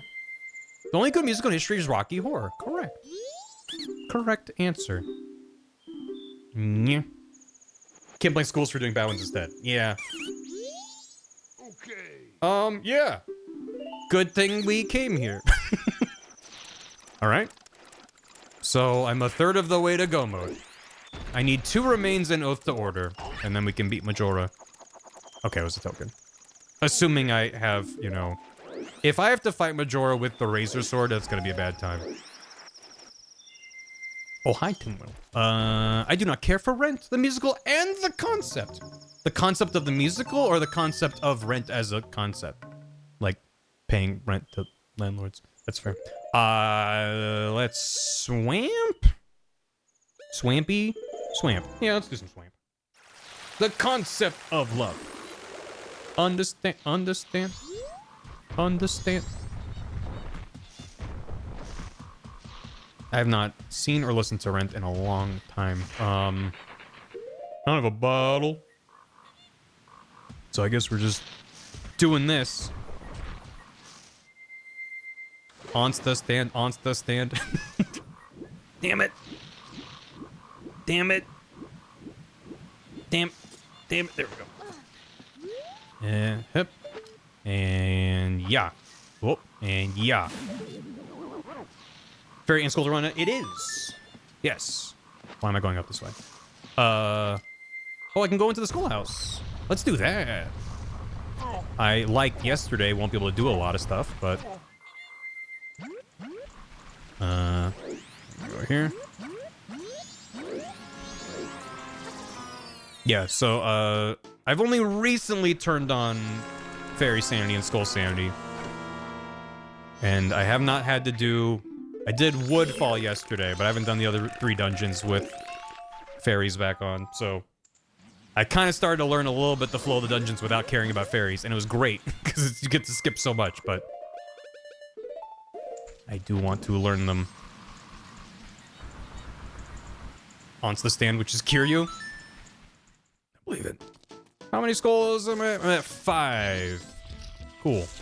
So there's 30 total Skulltulas in each Skulltula house, and there's 15 stray fairies per dungeon. In the rando, you can set the number of fairies or Skulltula tokens you need to claim the rewards. So normally you get all 30 and talk to the guy and he gives you the reward. I set mine to 20. So I need, once I have 20 Skulltula tokens, I can come back for a reward. And I need 10 out of 15 stray fairies. So I still need to get, sure. I still need to get as many checks as I can while I'm in here. Because, yeah, a bunch of them might be Skulltula tokens, but... actually, I do want to go this way first. Was this a... I think this was a guy. Yes. Fish dude incoming? Maybe. Place your bets. Speaking of placing your bets, we should go to Blue Dog at some point. Yeah. Come on. Fucking get him. Progressive bomb bag. It was like this one and then the one on the far left. Was that sus? Well, it was a mask. Yeah. You makes it harder to...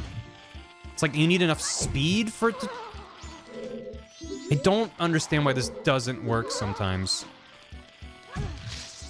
Is it the angle? Do you have to hit it from that side?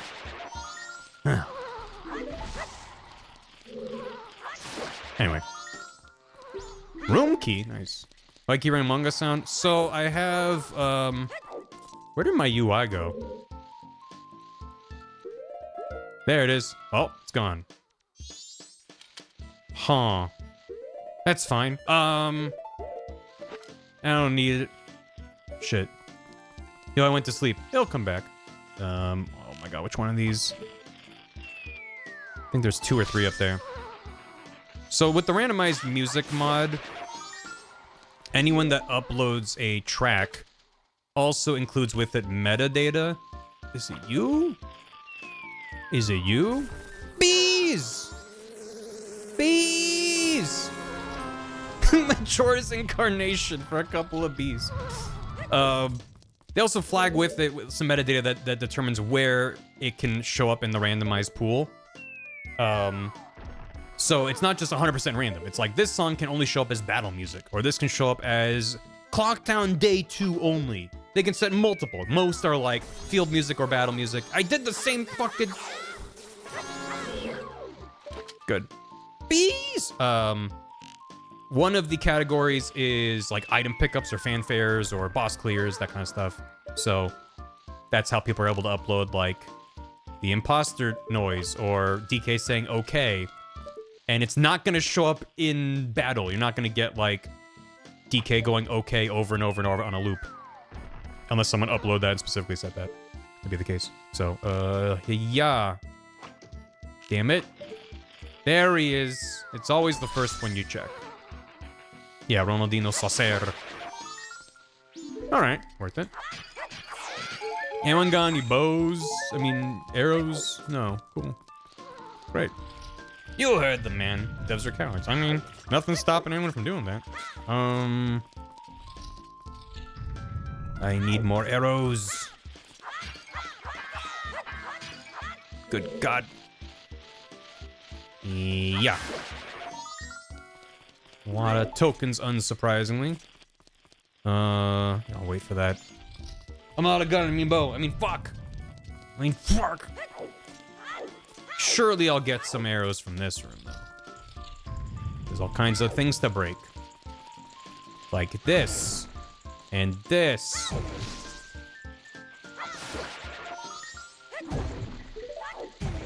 If I run out of arrows, this is gonna be rough.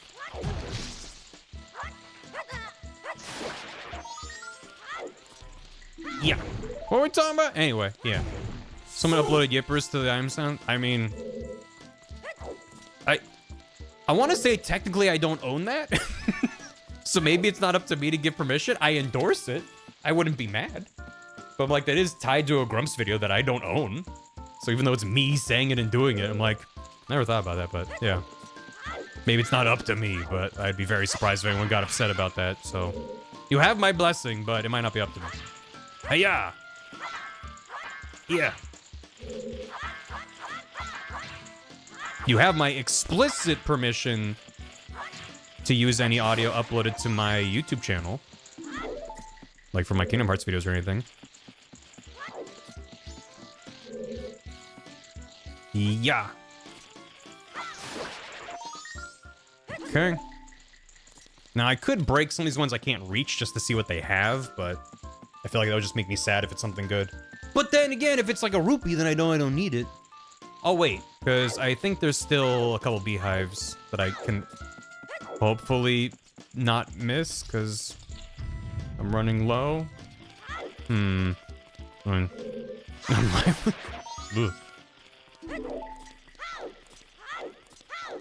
Basically, one-shot these Skulltulas. Can the regular sword not one-shot Skulltulas? Is that a thing? I thought they always get one-shot. Oh, Scoots. In a good while. In a good while. You know what? Me neither.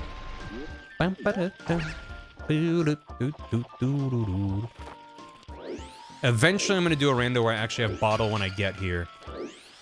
And I can actually get bottle and like hook shot or, you know. Just being able to full clear the Skulltula house in one go would be nice. Do you... Where the fuck are the arrows? Yeesh. Basic sword takes 2 hits. Oh. I guess I just never have to worry about that. That sucks. I don't have magic, so I can't blow my bubbles. I guess I could use bomb chews? Ugh. That feels really bad. No arrows. Yeah. This might work.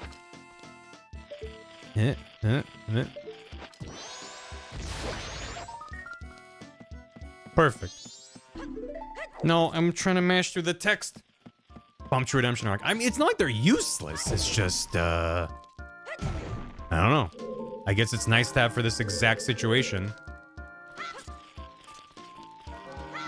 All right. There's gotta be some way to get arrows in here, right? Right? Right? When they... Piece of heart. This is a good idea. Just knock everything to the floor. Just nicely ask the bugs. Please. Red rupee.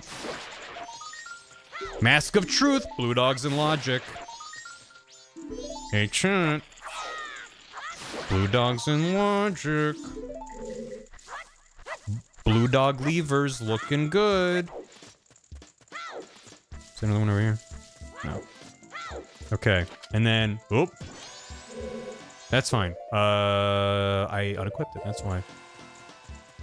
Okay, I want to say it was this beehive. Yes, I can even hear it. My money's still on garbage. It might still be garbage. We do have a blue dog prediction going. Oh, okay. That's kind of mean to get it while I'm in here, because now I have to... Well, that's fine. Better than right outside. Okay. So there's still a couple I can't get because they're just up high, but... Nice. Wait, there's bugs in here, right? Yeah, there's some bugs in here. Oop, oop. I have one arrow. Sus empty bottle. There you go. Wish blue dog was real. Yeah. Naturally occurring blue dog. I really want to waste an arrow just to see what some of these guys are. Oh, there's also a beat? Oh, shit. Wait, one of these actually is. I have one arrow. Oh, fuck. Wait, one of these has a... Oh, man, which one was it? Bomb chews? Maybe? How can I? Let's say I line it up like this.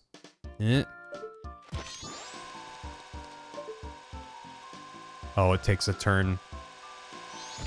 Goddamn bomb chews. What about... Oop. Almost spent my one remaining arrow. Oh, fuck you. Okay. Welcome back, bomb chew boy. What about a slight right angle? Oh? Oh, it doesn't knock them down. It might have to actually explode. Okay, what if I do it like this way? Like here. Yeah, I might have to cook it so it explodes near them, but... Okay. Well, it's not that one, but that does work. So how do I fucking let it cook long enough that it'll... Oh, God. Oh, that's just going nowhere. That's something. Cook it a bit. If I hold it, is it cooking like a bomb? It is. It is. Can you tell I never use bomb chews? Okay. So then slightly to the right, cook it for a little bit, put it in the microwave, send it. Holy shit. Peace out. Let's go. Let's go. Just bomb chew hover. Yeah, you know, I should probably learn how to bomb hover. Probably would just let me get all this shit. Is this a guy? I don't think so. I think it's just that guy up there. Yes, it is just that guy up there. Okay. So many random bomb chew. Oh, yeah. If I've learned anything from Zelda speedruns, all the items you think are useless are the lifeblood of a speedrunner.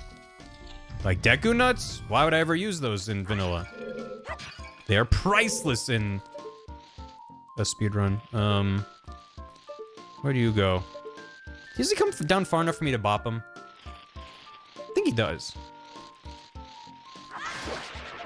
Good. Okay, and then... There's, I think, 3 in the main room that use... I'm gonna loop back around. Are there just no arrow drops in here? That's just rude. Oh. It's making me learn things. Problem is I hate learning.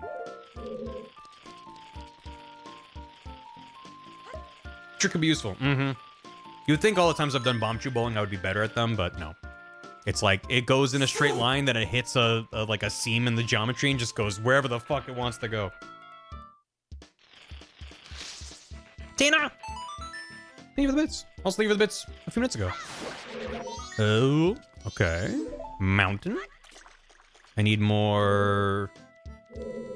Where do I get more? I know I can get some from... I guess we just loop over here. Say not sand, goddamn. You're fine. Thank you. I gotta loop around here. Hello, Waluigi. Hello, Barry. Can't stick around. Work time's upon me. Had a rough day yesterday. Main headphones broke. Forgot to save during the Yuffie side quest in FF7 and lost 4 to 5 hours of progress. And now writing this, I had to deal with 2 very loud and upset toddlers. Want to thank you so much for all the content over the years. Your Ace Attorney streams will keep me sane during work between customers, of course. It is my privilege, and I thank you for it. And I hope you have a good 2026 with less losing Yuffie. Honestly, it feels kind of appropriate for Yuffie as a character. Not to minimize how much it sucks to lose hours of progress in a game, but for Yuffie to be like, actually, you didn't put me in the party. Bye. It was kind of fitting. Working turns you to sand. That is also true. Do Deku scrubs produce the nuts themselves? They stuff their mouths full of something from the ground. I've never really thought about Deku nuts in the context of the Deku scrub life cycle, and I don't wish to continue the thought that's happening in my brain. There's not really a version of that that feels comfortable. Mirror shield. Okay. And then there's one more up above. Beep, beep, beep. They come from Deku Babas. Deku Babas do drop them, and that's significantly less uncomfy. Let's just burn our 1 remaining arrow. If I missed, I swear to God. Okay. So I might not need that, but if I'm at like... Wait, I'm at 10. No, I need 20. I'm at 10 for the ocean one. Think Deku... What? If no is Deku egg, then what is Deku stick? If Deku scrubs are related to Deku Babas, then I don't... Those maybe not bad. Maybe that's not good. Wait, I did learn I can get this. But I don't know the angle... More left? Oh, it does blow up on contact. I guess just maybe either the hives either are different, or maybe they just I missed their hitboxes before. What do you mean? Get back! I know that last time I did that from the middle column flower, I just thought maybe I could take a straight shot there. Yeah. Yeah, chat's gotta take a lap. I think that is well earned.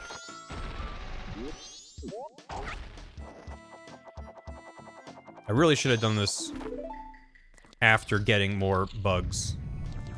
Save myself another loop, but... You know! Yeah, it really feels like ideally you get here with, yeah, take a hike.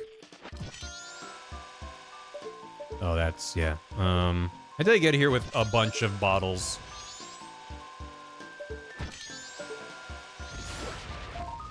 Okay, alright. So, there's, no, those are the only 2 that are out of logic for me.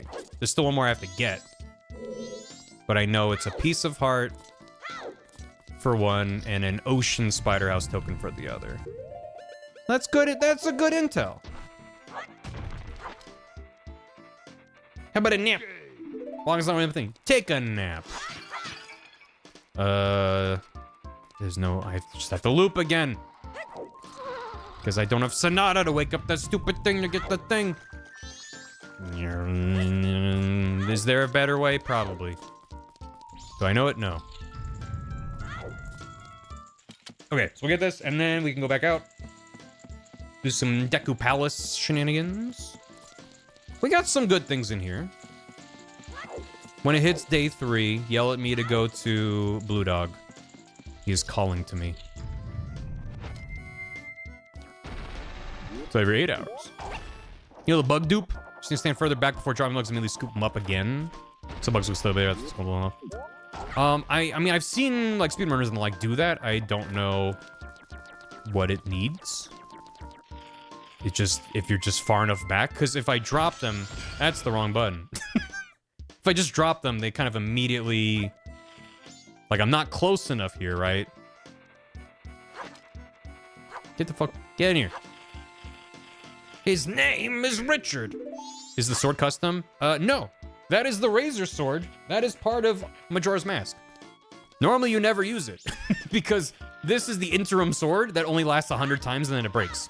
So typically, you only make this and then hand over the gold dust and then upgrade this into the gilded sword.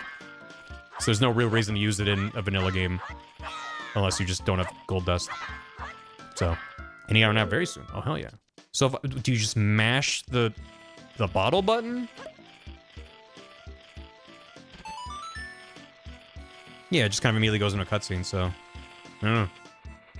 Where's the third bug? There he is. One time I did do this, and the bugs got confused, and I was just stuck staring at this wall for like 5 minutes. Well, I'm very glad we got Bottle while we were here. Well, I, for one, am quite glad we got Bottle while we were here. This is why randos are fun. Okay. Okay. Into a shaving razor. I wanted to turn into a Schick Hydrobot to scale. Is the sword in the component of the game and the damn cartridge? I mean, it is a neat design. I didn't realize those actually... Is that what's used on the cartridge? Majora's Mask N64 cartridge. No, it's not. At least not the cartridge I'm looking at. This is the cartridge I know. That's like the Kokiri sword. God, look at his fucking stance. It's pretty good. Is there a Mrs. Schick Hydrobot? Insane things. Cartridge Kokiri, yeah. Ask why that face was buried in the wall. Ah, don't worry about it. Man, those gold cartridges hit different. Yes, I am a technological boomer who misses the old times, but physical media used to be neat. It felt different, felt special. I feel like Gen Z can still relate because there were like Wii games that had games in like not white boxes. There's like Mario games in red boxes, and that's like similar, even though it's a disc. And the discs were all kind of whatever. The lenticular though, oh yeah. Oh yeah, baby. And now I have Zora, so I can just do this for free. Yippee. Yeah.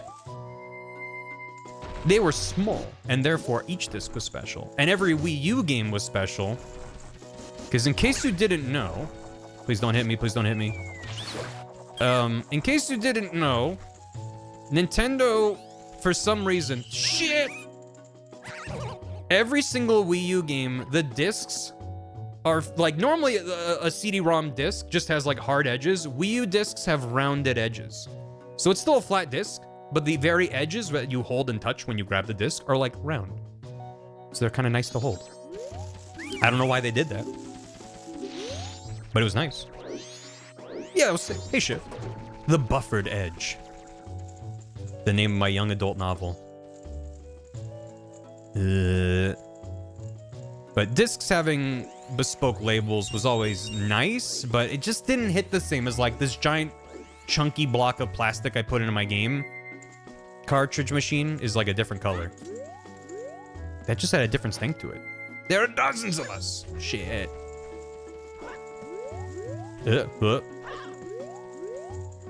Because like DK64 had a fun yellow cartridge. It wasn't gold like Zelda. It was banana yellow. We had Tony Hawk's Pro Skater for the N64, which had a blue cartridge. I had a couple friends that had, I think Turok was black, and there were one or two that had a black cartridge. It was neat. Yeah, got it. Anyway. Okay. I miss physical media, man. Didn't care the fear of shattering every time you touched the game. Yeah, but that, you know, that the tension. There was an arrow! No! He dropped an arrow when he died. I could have used that. Rayman had green? Oh, nice. Or the second, yeah, so I didn't have OOT or MM back in the day. It was, I actually went to a GameStop, I want to say in like 2008 or 9.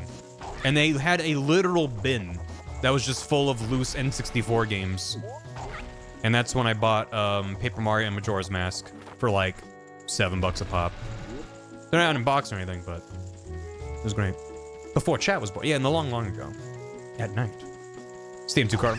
What a steal. Yeah, no, I wish I spent more time thrifting for games back then. I did. I had both a Walkman and a Discman. Not at the same time. That's the wrong button. Ugh. Nearly extinguishable because the version on the GameCube / Wii also used MIDIs with not super high quality samples, so hey, nice. So it just kind of sounds almost the same because they did a good job sourcing these MIDIs. And for $10 2002, that's pretty good. All right, we gotta talk to the Bean Man. Hey, Discman, the next Christmas my dad got me the first MP3 player. Nice. Yeah, my first MP3 player had like 8 megabyte capacity. Yeah, I had a Walkman. I don't know the exact model or anything.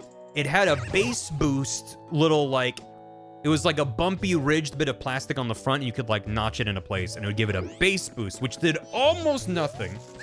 But granted, I was using really cheap shitty headphones, so. But yeah, I had a Walkman for a while for my cassettes.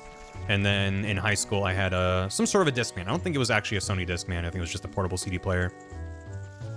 But yes, I did walk around with CDs because I was a cool kid, damn it.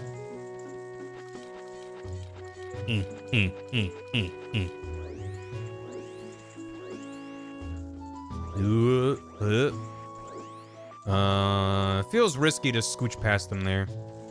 Yeah. I like how when they turn, you can just see how they're just firing projectiles, so they kind of like scatter around as they turn. It's fun. iPod Nanos, yeah. What do we got up there? Looks like a Skulltula. Yes. Good. Oodity. Give me some beans, old man. That's not some beans. I'm gonna buy 1 beans. But now that I have the bigger wallet, I can do business scrub check. Once I get magic, I can do the razor sword check from the good old Zubora, my beloved. Best NPC in a Zelda game. Yeah. 256 to 2 gigabytes. I remember when a friend of mine first got a hard drive with gigabyte capacity. I also remember when one of my friends for the first time ever got a camcorder that could record in 1080p. And that was like, why would you ever need to record at 1080p? That's so many P's. Arrows! We're back. Shout out to low pass Zubora. Slightly wide, low pass. Does he drop arrows too? No. Well. No, $100 can get like 2 terabytes, but I'm gonna get 30 gigs. Oh yeah. Well, you say that, but you know, with prices going where they're going, storage is gonna be expensive again very soon, if not already. Anyway, everything's fine. Everything's fine, chat. Just smile and don't cry that much. You didn't really want to upgrade your computer that badly, did you? Yeah. Okay. Oh, okay. Song of Healing. Shoutouts to the music note model they use for songs. It's so satisfying looking. All right. Grab this here first. It consumed 1 graphics card. I got... okay. Well, as soon as I get Oath to Order, I can finish my game. Because I have 2 remains, which either means Baby Seed, or, holy shit, it's gonna be an hour before I get Oath to Order. Oh, an hour? Sorry, I meant 5 hours. Real quick, I just have to do every dungeon full clear. Yeah. I'll cry as much as I want. Thank you very much. Yep. Yeah, I very specifically decided to upgrade my computer this time last year. I had no idea how bad it would get, but I was like, it's looking like prices are gonna get more expensive soon, so. And I even thought that some of my components were overkill at the time. Like, I don't need a CPU that's as good as this. I don't need a 4080 Super, but I was like, well, you know, I'll splurge a little bit. Little did I know I was getting the bargain of a generation. Anyway, let's talk about better things like Blue Dog coming up. Can you believe it, chat? Blue Dog's almost here. It got here so fast. Blue Dog. Can you believe it? Blue Dog! Bargain. It is 3 a.m. Do you know where your Blue Dog is? Yeah? No! No! No! It's fine. Bomber's Notebook is maybe my favorite item in Majora's Mask to get into multi-world. Because it only costs me time. It does nothing for me. It just means if I talk to any NPC who's tracked, an extra text box pops up. It's like, hey, you just met this guy. I'm like, yes, I know. In vanilla, it's my favorite thing in the fucking game. I love the Bomber's Notebook. It's like what makes the game work. Man. Notebook trap? Oh, God. Yeah, I hope that they add some traps that are... I don't know. Will they add ice traps to this? Probably. I just like traps that are very specific to the game in question. Like the traps there in Earthbound were so good. Okay, so that's everything here. Let me double check. The map. Why are these in logic? Because I got Zora. Yeah, okay. Okay. I still had my map open to the spider house, and I'm like, why are those two... right, because while I was in there, I got Zora. And then I went, oh boy, I have Zora, let's leave. When that meant I could then get the things there. Can you set it? I mean, I probably... Because I think that's Plando, right? I've never actually messed with Plando settings, but I think Plando lets you set specific things at specific locations. So yeah, I could maybe... I don't know, would that work? Can you exclude a location? Say, like, put junk here, but also specifically put this thing here I don't want. Plandido. Plandido. Well. Also, I technically don't need the piece of heart, but... might as well grab it. For all I know, I'm gonna have to fight Majora with a level 2 sword in a dream. So... eh.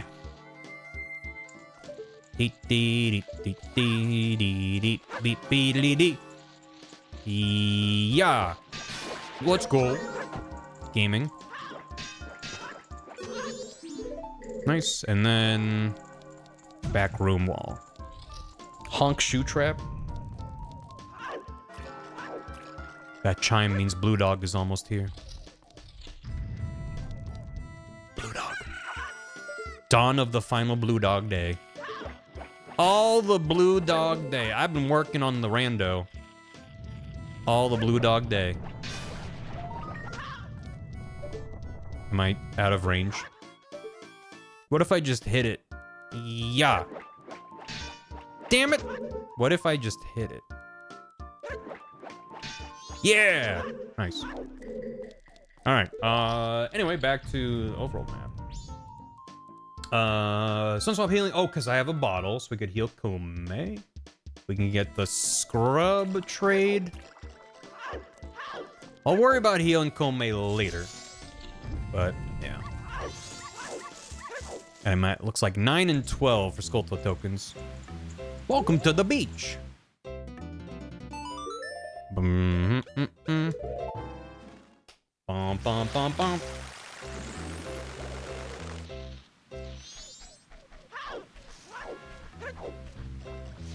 Love that random blaring note. For a red rupee? Sure. You want this from a human guy.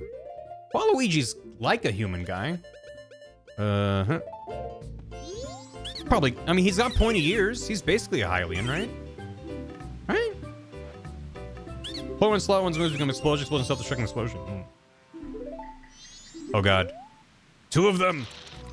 Who did I send here already? Was that on? Oh, it was on this loop. Well, I don't really need that. Well, you know, fuck it. Just to check it off my list, so I don't have to think about it. There you go. Okay. And then Blue Dog! I'm coming, Blue Dog! I'm on my way!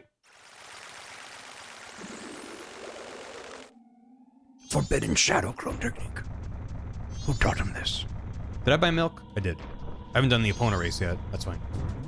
Clean. Come on, Blue Dog.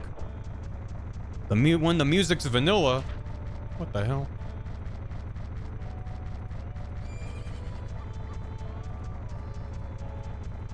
I guess if anything, I just underestimate how many songs are in the game vanilla. I mean, the chances of vanilla rolling in a rando is pretty small. But I'm sitting here like, wow, I have like 100, 200 tracks in a folder to randomize, but there's like 100 songs in vanilla probably. So it's probably not that surprising that vanilla keeps showing up. Anyway, I hope they do add an option to turn off vanilla in the rando. Yeah. Nice. No magic going on. I know. But I have all my transformation masks. Oh, we're good. That's the desync. Well, now I'm a healthy boy. Now I'm a very healthy boy. All right. Hiya. All right. Blue Dog. Get along, little doggy. All in. Time for that payout. We'll see. So again, if he has, like, bomb mask, which I already have bombs and bomb shoes, that's not important. It has to be something that gives me new checks I don't currently have right now. I don't know why I'm specifying this. We've already placed our bets. So. Yeah!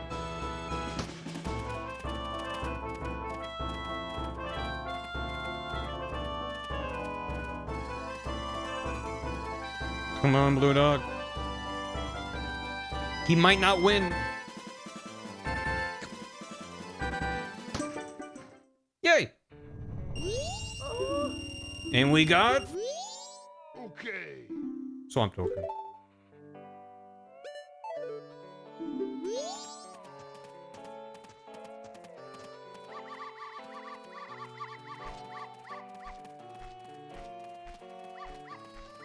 Blue Dog.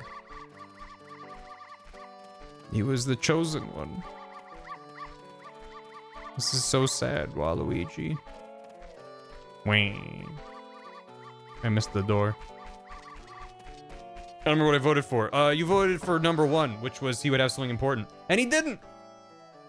He failed us. Blue Dog. Will a check be important? No. No. No. Hulk credits theme.mp4, real. .mp3. It could be a video file on top of it. Thank you, Viz. 9,000 poop. That's a lot of poop. Alright. We can heal, we can swim, we can race, we can anything. I have access to many a thing. Why Waluigi look like a turtle? I need you to explain what you mean by that. Because he's got the big shield on his back? Is that it? Thanks, Kit Kat. Hey, Veal Hydrate. I need... horse. That's my horse. Yeah.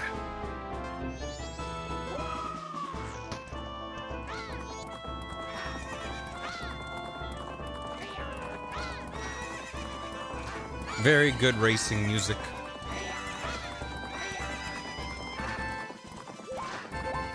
Sometimes these guys are really good, like, racing AI. Like, sometimes it feels like I get ahead of them and I never have to worry about them. And sometimes they're weirdly really good.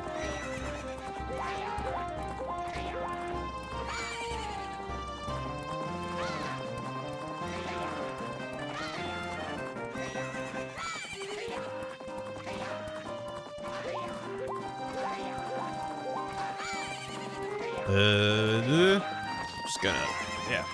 Fuck off. Leave me alone. I don't want to jinx it, but I've yet to lose that race.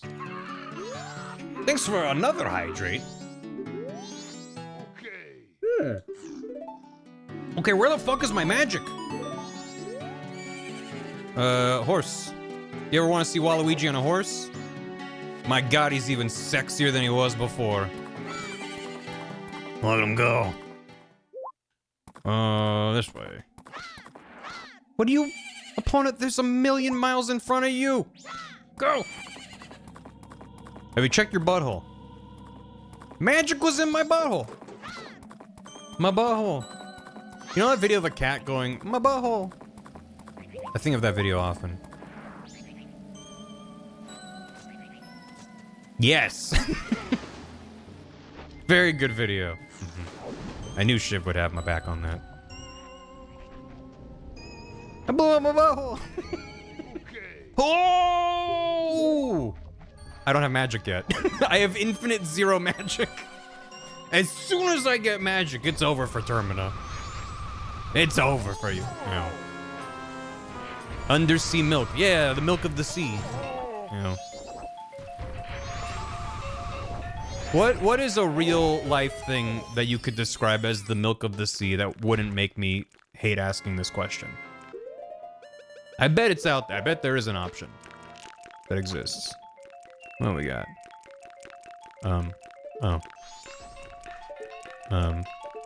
Hello? Am I crazy, or is like 9 times out of 10 this is a rupee? It feels like this is omega-3. Sea foam. Fish piss. Unlimited magic, but no magic. Feels like I am crazy. It feels like I always get rupees from there. That one time, though. Milk of the sea is just salt water. The milk of the sea. What check is that? Business scrub, yep. Healing Kome. Did I not get the rooftop chest? I did. It's the tracker says I didn't get the rooftop chest at the doggy racetrack. I'm not gonna worry about it. Wasn't it just like a piece of heart or a fairy or something? I don't remember. Am I looping? Well, let's just keep going. I definitely got it, so I don't know why. Oh, I got a desync right as I got it. That's a good point. It might have just gone cranky. Wait, if it desynced, I probably have enough Skulltula tokens now to turn them in. I can go to the Ocean House and see. Because I should only have 12. But if it doubled all of them, then I have over 20, and I only need 20. So, hey, as long as the desync's happening, I can take advantage of it. And get checks for free! Ho ho ho! Ho ho ho! Goodbye, horsey! Hello? Is he on the other side of the wall? I thought the guy was just here. Money for nothing and your checks for free. I want my PS3. Where the fuck is the guy? Where's the guy? Isn't there supposed to be a guy? Milk. He's the spider. The one I just killed? Shit. Oh, somehow. Wait, maybe I can I do this? Cool. Isn't he supposed to be like here though? Wait, didn't chat previously tell me he's only on day 1? And that day 2s and 3s, it's a different reward. Maybe I should need to come back. Spider milk! Hey chat. You good? Same song in my head. I mean, it's both Sting, doing Sting things. Don't stand so. Don't stand so MTV. Please, sir, may I have some less? Trying to sell you more or less. Wait, no. I need to see Waluigi do this. You spilt your spilk? I'm sorry. Maybe I don't have enough. I think it might just be a day 3 thing. Wing. Wing. And Keaton. The Michael Keaton mask. Hot off the presses. I love rolling as Goron when it's sad and slow. None of ice traps. I don't have a single ice trap. There's no ice traps in this rando yet. Thank God. Yeah. He's dead. Good. Shoutouts to me once again doing that grotto first and forgetting to grab a fish on the way. Gotta be my favorite thing that I can do. Doing Dire Straits, that's like 5-15-minute weird music scapes. Maybe I should bring them back. Oh, nice. Do love me some Dire Straits. Do I have Great Bay? No. It's just Stone Towers I'm missing. I will if you stop talking to me like an Animal Crossing NPC. God! Free money! Okay, bye. Okay. Why still have a face like that? That's just what he looks like. Sheesh. Go for Fingal. Just in general. It's just what he looks like. Don't be rude. MTV ended their 24-hour music channel. Sad. Sign of the times. Music's dead now. We can't listen to music anymore. Dark days indeed.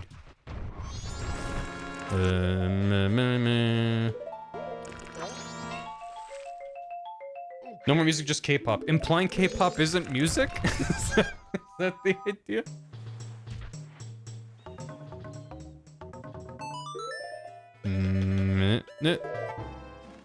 The day the music died.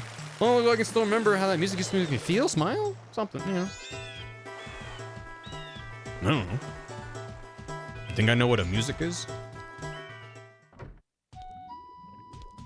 I only listen to real music. Like Super Mario Brothers, but every music instrument is fart noises. Bye-bye, Mr. Burger and Fry. Oh, Mr. Burger and Fry. Drove my burger to the burger. Okay. Is that a growing lullaby? Neat. Well, if I get magic, we can do Snowhead. Is fart music superior to that of the penis? I mean, it's a very, very personal question you've just asked. Even as a hypothetical. So everyone's gonna have their own different journey. Cut my burg into pieces. Can I remember the Weird Al version? the Weird Al version's about Star Wars. That's the Phantom Menace one. You saying burger and fry? I know. Leave me alone, never. I'm just impressed. I'm so unhinged. I don't know. The spirit of the new year is embedded into my core. I can probably just punch this Chris Redfield style. There you go. People shouldn't be allowed to write music on Star Wars. That's a fair point. Cut my life into Grogu. This is my Mandalorian. Yeah. Still don't have hook shots. I'm not even gonna think about the north part of the map. I also don't have magic to get that like. I think you can bop them with arrows from above. But that's slightly tedious. And like, man, why do I gotta do something that's slightly tedious? Could you say that again? Nope.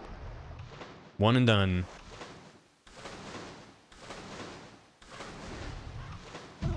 Nice. All right, Rudo, I've made it. I mean, Lulu. Sorry, you reminded me of someone else. Don't have Pictobox. That's okay. Let's check the shop. Hmm. Hmm. Oh. I didn't see the hook shot. So it's like Giant's Mask, Fairy, and nothing? That's weird. Yeah, no, I'd like to buy that, please. Oh, we're fresh sold out. That's actually the store sample. Nice. All right, well, we're in good shape right now. Again, for anyone that is just joining, I only need 2 boss remains to go to the moon per my settings. Actually, I only need 1 remain to go to the moon. If I wanted to do moon trials that were in logic. So I already have 2 remains. I just need Oath to Order. So I'm looking for exactly 1 thing, and I can beat the game. And it might just be a long, long time. That's just how it goes. Despite your directions. Bye. A bloopy. And do I have... Oh, it happened again. That's... Mountain goes here?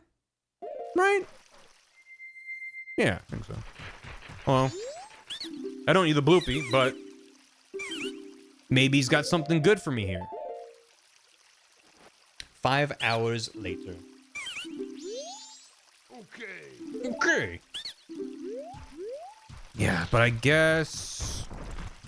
if it didn't happen from the first desync, definitely the second one has probably given me enough fairies and Skulltula tokens to turn those all in, which I could wait till they're in logic, but you know. Oh man, eventually I'll memorize this song, but it's like...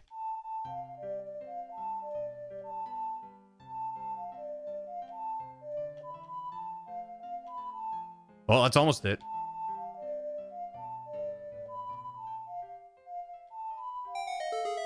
Okay. My brain is ginormous. Let's go. Chat. My brain is enormous. Is someone losing it? It's the thing on top. You're not confused. You can get on there with Goron or I think Zora or Fierce Deity. Oops. But it's just to get the reward. Get the fuck out of here. It's just get the reward from the Deku Flower there, which I can just see as a blue rupee. So, I'm good. Ghost! Bub. That's you and I'm me. Get the fuck back here with that. Why are you running? You can't just say bub and run away. Thank you, Ghost. Hope you're doing well. I'm me.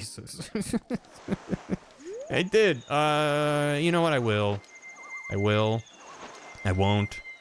Will they, won't they? Give me this. Slither Firefox match tracker. So, I think the desync breaks in a number of fun ways, because it'll say, yeah, it doesn't show me in here. It'll say in-game the correct number, but then if I go to turn in, they're like, hey, great, you did it. So it's like the tracker and the server and the game logic are correct, but wherever the value is stored in the game's memory is incorrect. If that makes sense. It's Pavlovian, you're fine. Ow. That tiny little bonefish was Majora. There's just enough room to swim over here. Yeah, similarly, I think I can just snipe this like, and see what he's got.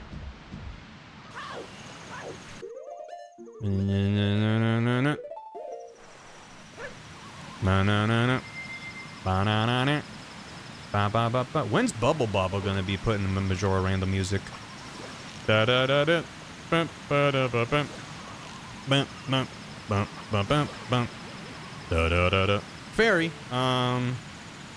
Yeah, fuck it. There was how much? I mean, yes and no. I definitely did know. Ooh, yeah. I recognized enough songs that I knew a bunch from Symphony Night, but there were a handful where I was like, oh, this was also. Which was fun. It is fun that when we're playing Dungeons and Dragons, we use the service Roll20, and there's a music player built in. That's how he plays music in it. And so as a player in the game, I can go over to that tab and it'll show me the name of the song. Unfortunately, oftentimes Dan changes the song. He'll change it to be like the name of the scene so he remembers which one it is. Which is smart, because in the moment, you might not remember what song you wanted for which thing.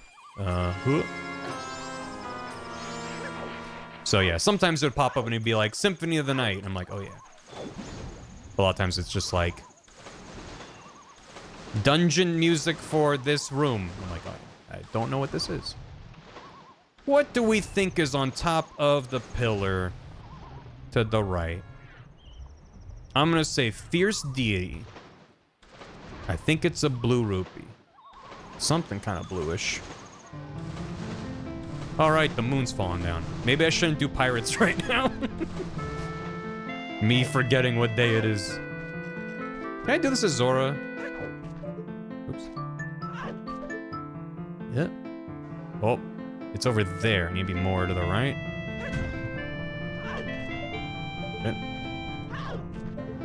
Damn it. Moon's coming down, Annie. Oh, it's a heart. Okay. 100% optional, especially with my duplicated hearts. He's just gonna pop on down to say hi. Can I see him from here? Yeah, there he is. You know what I want? I want a mod that lets you replace the moon with any other model from the game. Or an imported model. And I want to be able to replace his head with Ganondorf's head from Ocarina of Time. Because that would complete the loop from Hero of Law. Whereas that Easter egg, you could turn Ganondorf's head into the moon.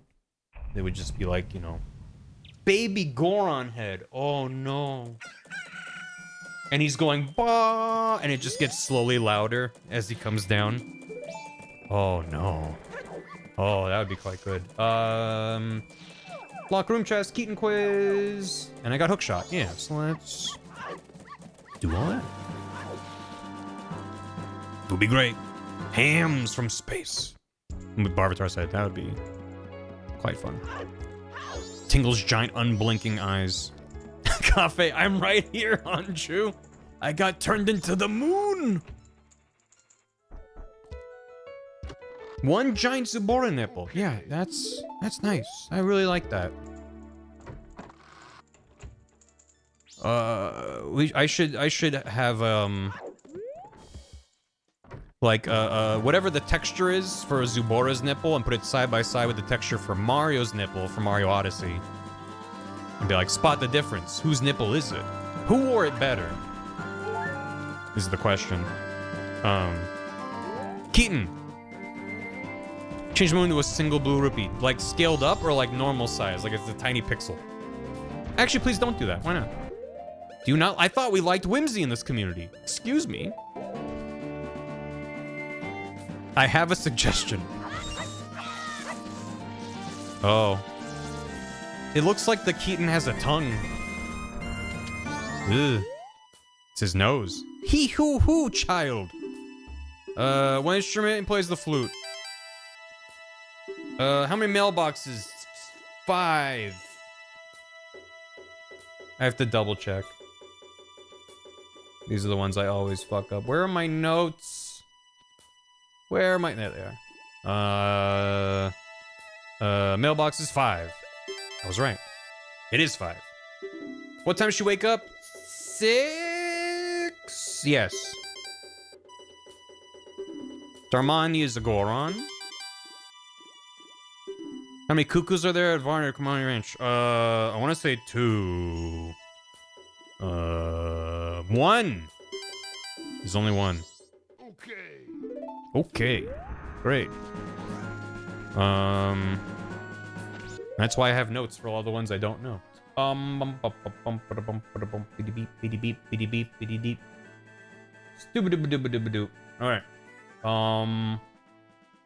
Yeah, I can get the Gossip Stone Heart piece. I can do every check in Pirate Fortress. Stockputting Granny. Oh, let's do that. Forgot we got Night Mask. How does he look with that? Eh! I would ask if Waluigi is okay, but we all know the answer to that question. Ugh. Just kind of clipping through his head there a little bit. Because I can use this and zip over to day 3. And then we can get the tower chest in Clocktown. We're going to see Grandma with her badass tiger chair.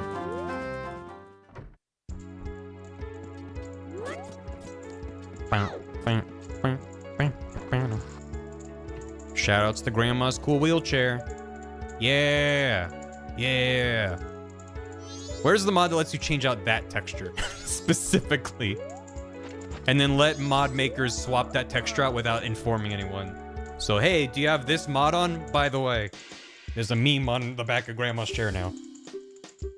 Carnival of Time. Uh-huh. Yeah, I love this story. And then what happened? Yeah. Who's your favorite guy in this? I'm a big fan of the guy in the top right doing the point. He's doing that 'cause I point up there. Make it a Gorngle. Whoa. Still is a delinquent. Always has been. It's Randuary already. Eve of the Festival. Some candy. That is some hard candy. Another story, another story. I want to hear about the 4 giants. Probably that's going right. Yeah, that's going to. Yeah, look at them go. Uh-huh. I fell asleep. What happened? I don't know.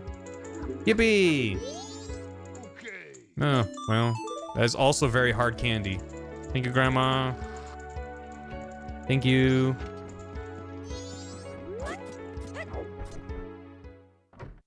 And now we day 3. I like Zelda's theme for day 2. In the rain. I didn't even look at what kind of chest was up on there when I ran through here before. And maybe a French vanilla. Yeah, it was like a different kind. I spilled my nice stout all over the wall. It's just a regular chest, but I don't know. Do that, and then hit, whoop, hit, whoop. There you go, sir.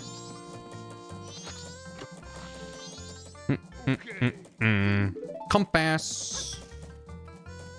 Let's grab the piece of heart. The gossip stone heart. Maybe it'll have magic. As I slowly roll across.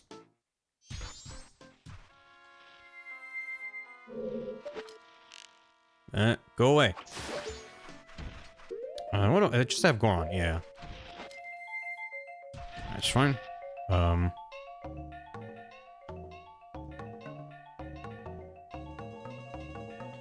There it is. I wasn't close enough. What do you mean?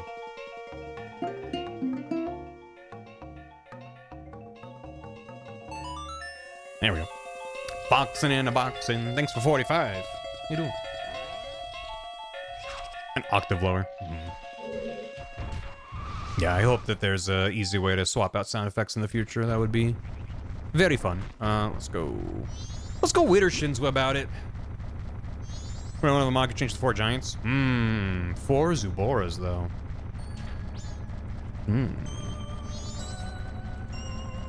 What's there like a good 4 like quartet of in Zelda? Waluigi, Wario, and Waluigi. That's pretty fun. Damn it.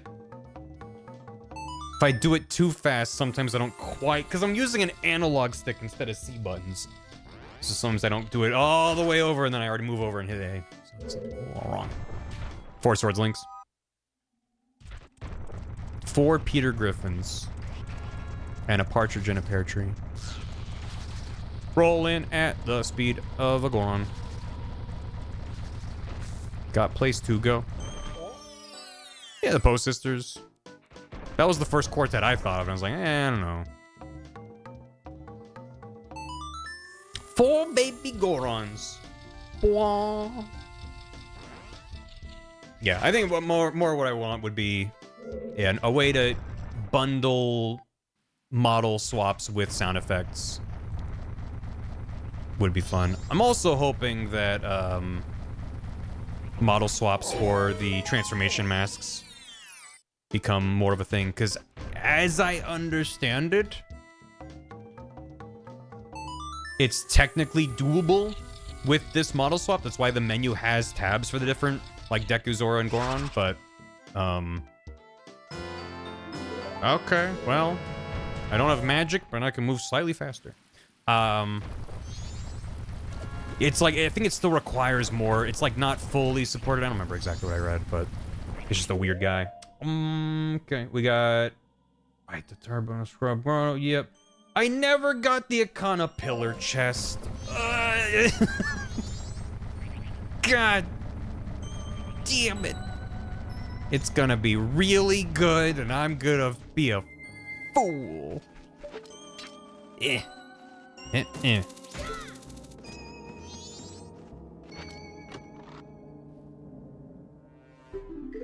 Alright.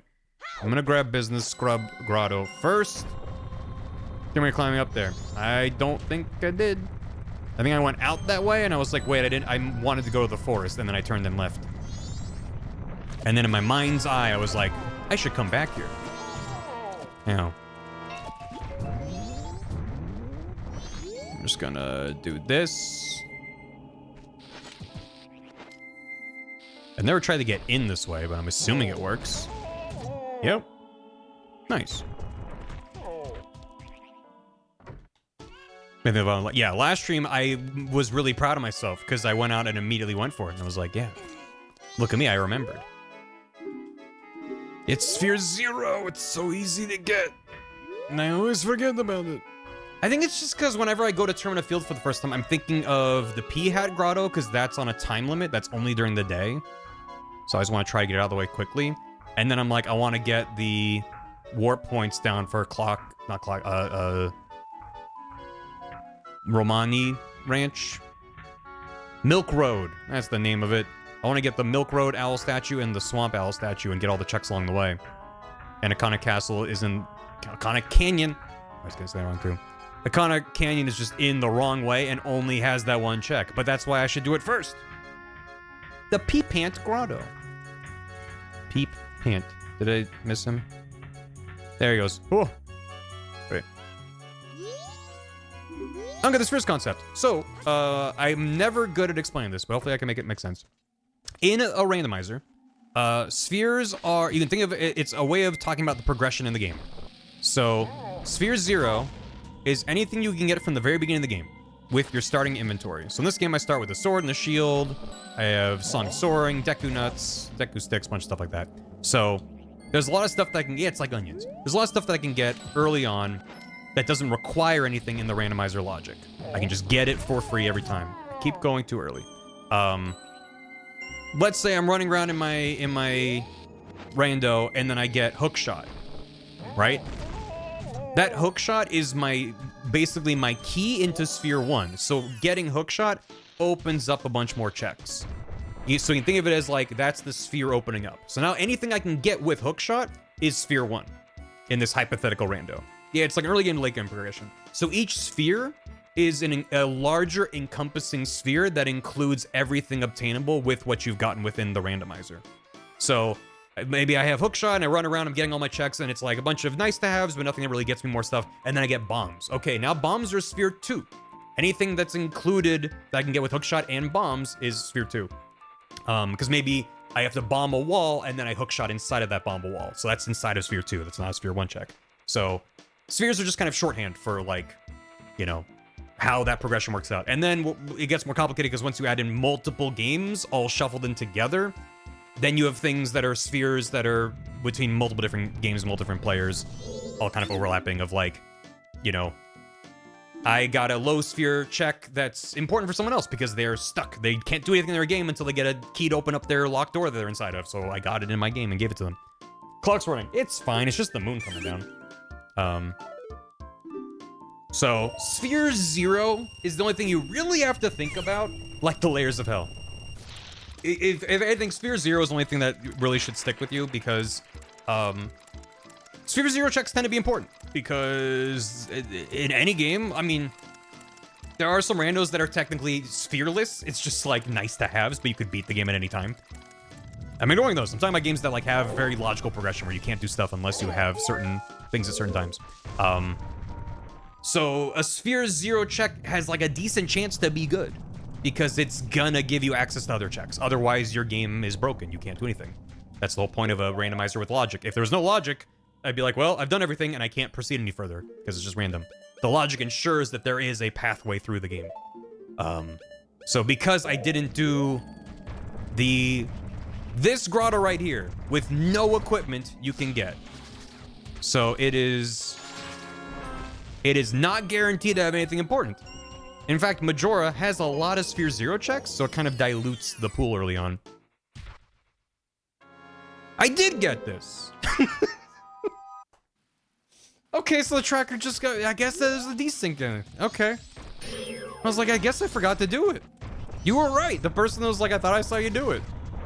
I did actually get it after all that. That's funny. Well, anyway, point being, that would have been good, but I already got it, so it's fine. But yeah, anything that's Sphere 0 is worth doing. Weird and strange. Okay, what else? Oh, I can do Baby Goron Lullaby. Yeah, I guess I can. Does that then get me? Why can't I get Hungry Goron? Oh, because I need magic. Hookshot for the pillar in Icon. You're right here. Can't get this. Yeah, and that is, as far as I know, that is archipelago terminology, but it does apply to any randomizer. It's just a bigger thing to think about in the context of a multi-world. Yeah. AP uses Sphere 0 to mean the checks you get the first time you boot up the game, and Sphere 1 is the first checks you can get. Yeah, I do also blur the line, because partly it's stuff that my dumbass doesn't know. Did I get the grotto here? I think I did, because I didn't have hookshot earlier. Okay. Yeah, hopefully there's more. If you have any questions, I'm happy to try to answer them. I might be getting things wrong, but yeah, more Cleopatra. Yeah, I still don't have magic. Damn. It's the whole multi-world, yes. So, another example is like, if let's say I'm playing Luigi's Mansion, which Sphere 0 gives you 2 checks? You can go into the gallery and you can do training, but in the mansion, you need a key to open any door with the default settings. I'm going back in here. So let's say I'm playing Luigi's Mansion and then someone else is playing Majora's Mask. So I might do my 2 checks and maybe I don't get anything. And I'm like, well, I have nothing in my game. Yeah.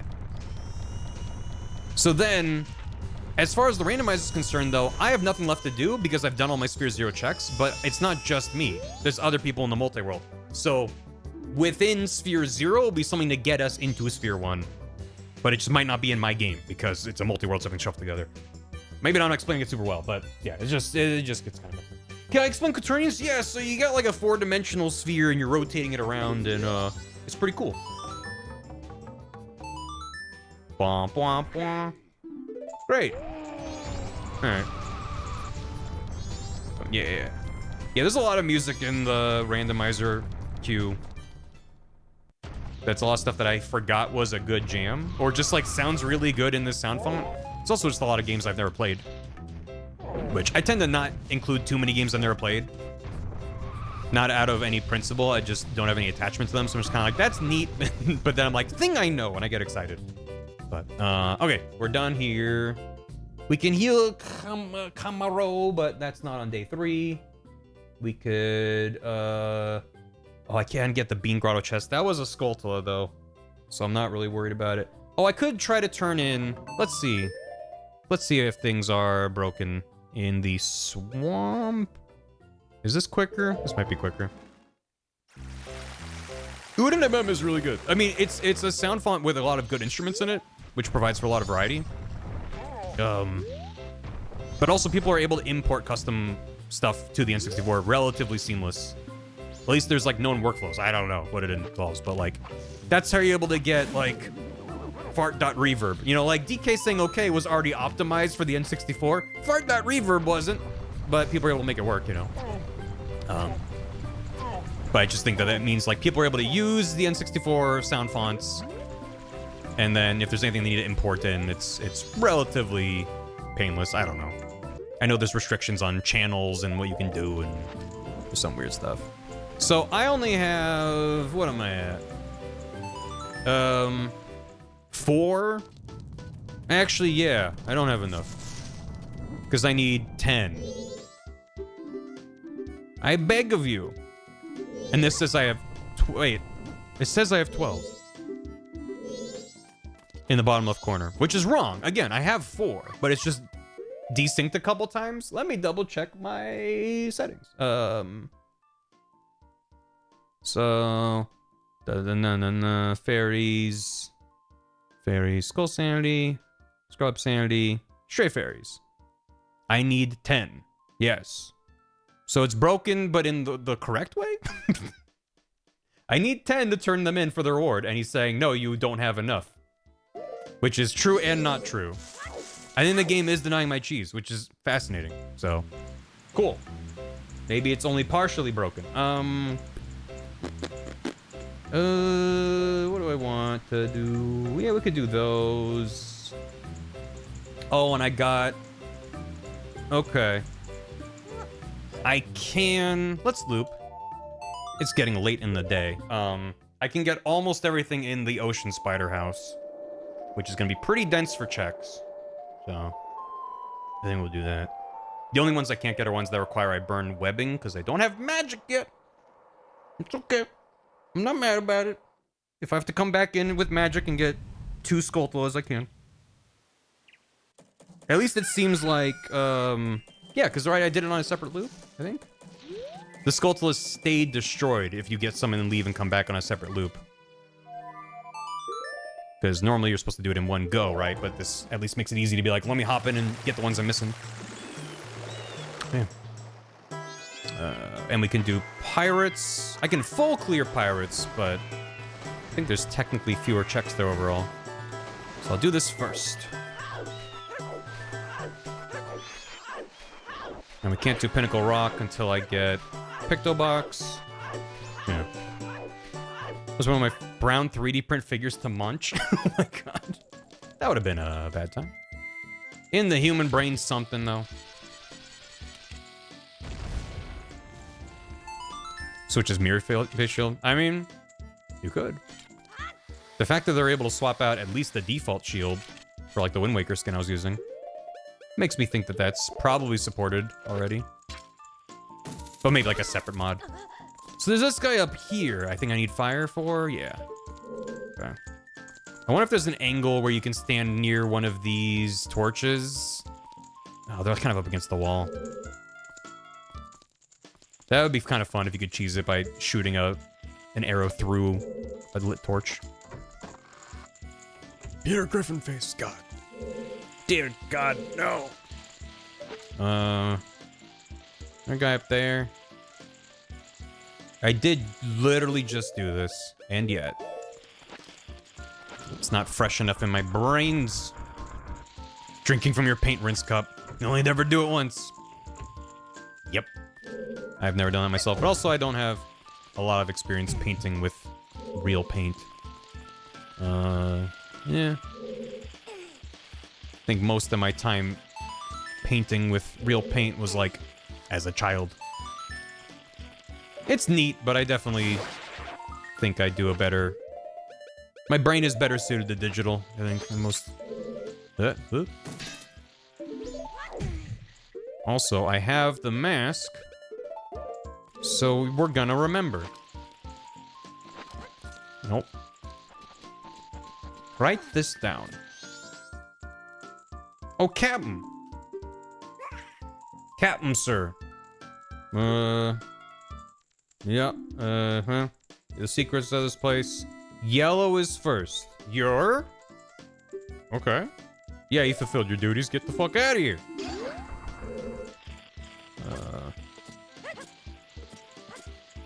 Write that in your copybook now. Okay. Yeah, then that said 13th. But then that's wrong. That's correct with how it's broken. I don't know, man. I'm not worried about it. Sometime soon-ish, they're gonna... Well, wait. Green was where? I apologize. Yes, sir. Green is 6th. You're... Something, something, something, something. Green. Yeah, you fulfilled your duties. Good job. Get out of here.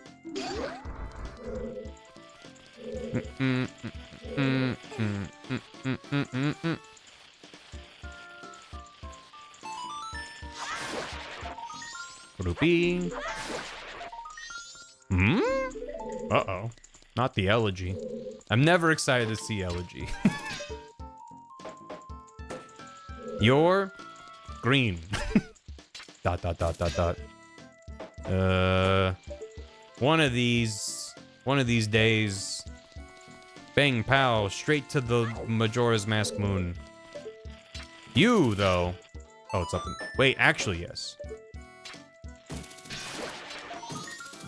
More bloopies. I think my favorite part of playing a Zelda in a multi-world is I just send all the rupees to other people. So I get a steady drip feed of rupees I don't have to worry about. And I'm not just like, another rupee, another rupee, another rupee. Well, conversely, that's my least... Ooh, bottle. That's the worst part of playing in a multi with someone else playing as Zelda. I'm like, I keep getting your goddamn rupees you don't want. What the hell? Ocean Spider House. We are done with this room. Right. Or ice traps. So many ice traps. So many. I'm in this corner. Here's an ice trap. I feel like Bath needs to make a version of their Bath and Explode. That's like a Bath and ice trap. You know what I mean? There's a guy up. There's a guy like up. Oh, there's that one. You. Ooh. Okay. I'm now less scared if we wind up in go mode sooner than later.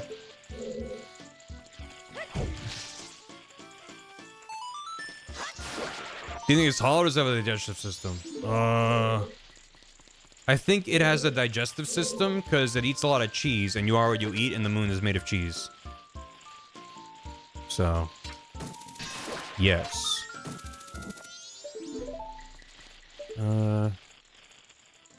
Is there? Oh, right. This one has one. I can probably with this, right? It's 34C at 10 p.m. That's toast. Ugh. Ugh. Could like Kirby sit in the stomach dimension? Yeah, I mean, that might be just what happens when you go to the tree realm. That could just be in the stomach dimension. Let me get the ones down here, because I think I'm hearing ones down here and thinking they're upstairs. I remember that happening prior. Hey, look, the thing happened with my UI exploding again. Neat. Seems to be happening with, like, the text box overlay stuff they're doing here. It's not a big deal, but I am constantly forgetting. You. I'm constantly forgetting which C button I equip things onto, because I don't... In vanilla, I definitely have, like, I like to put this on this button kind of thing. But when I'm doing a randomizer, I'm almost more thinking about what am I not going to use for a bit. Like, did I have a mask in the C button? Let me replace that. Rather than thinking, okay, I like to have hookshot on C down or something. Mail to mama. Mama. Just mail the man. Put a letter in his hand. Said, can you deliver this, my friend? Barry. And nothing ever replaced it. Xbox C button layout still kind of jank. Yeah, you just kind of have to... Okay, it's nice and quiet now. Okay. That's all of them in here. Great. Yeah, I definitely heard ones that sound like they're upstairs, but they're not. Let's go in here.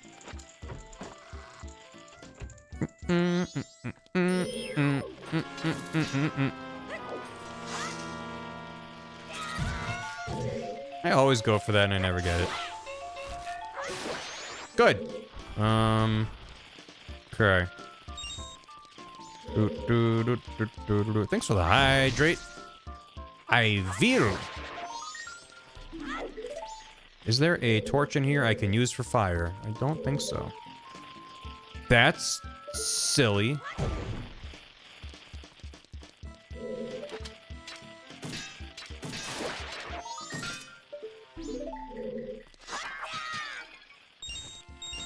Wait, I'm stupid.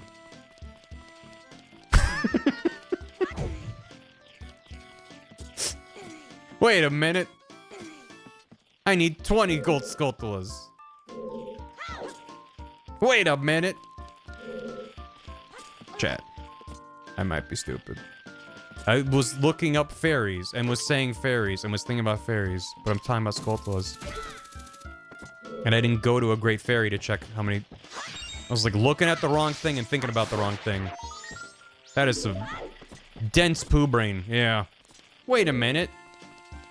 I have the spiders that I need. I mean, I don't.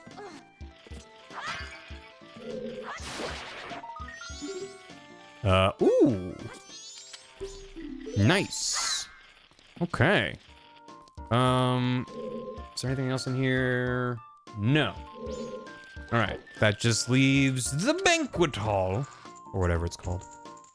Yeah, I mean, watch out for that poo brain. He'll get you. Chandler, yep. In this room. But first, let's get the rest of our code. Huh? Captain. Blue is second. You're Blunna? Yeah, you fulfilled your duties. Technically, I could just get a couple of these and then brute force the rest, but... Red is fourth. You're Blunna something red, something green. You better green.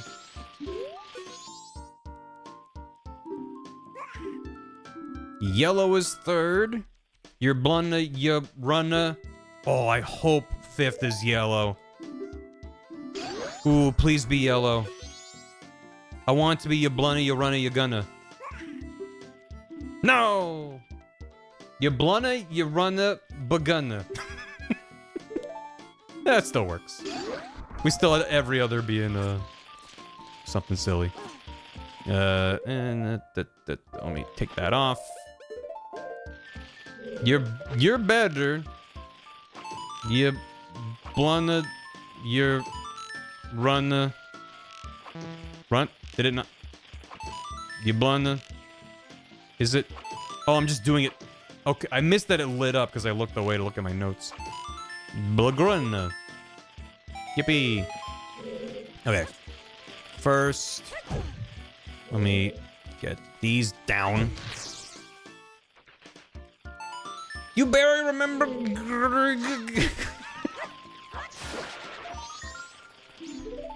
Okay. Yep. I like to see what it is. That's why I kind of stand back. Ooh, okay. I forget. Yeah, you. Dee-dee-dee-dee. Oh, it's over for you now. Oh, you fucked up. You shouldn't have given me magic. You shouldn't have given me magic. And now I can drink this. There we go. There we go. Oh, baby. Pictures for the perverts. And I'm full of milk. That's a hell of a Friday night. I need my hook shot still. Magic! Infinite magic.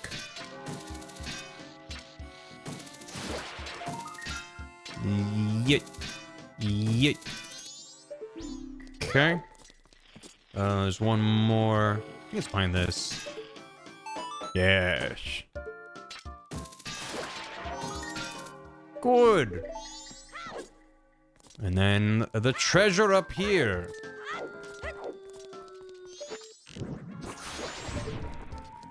The greatest treasure of all. I remember green. I remember green. A feeling in my brain. Hey, they're back. And now we can get the other two that we missed. So there's one in this room in the ceiling. And then there was one in the entrance room. Right. Go away.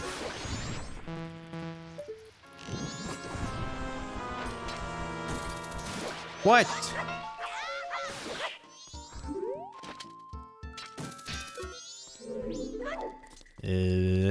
Oh. Never from bombs quitter till infinite arrows. I dropped that arrow into the bottom. I mean, I kind of already do because of the desync, I have more bombs and bomb shoots and arrows than I should have. But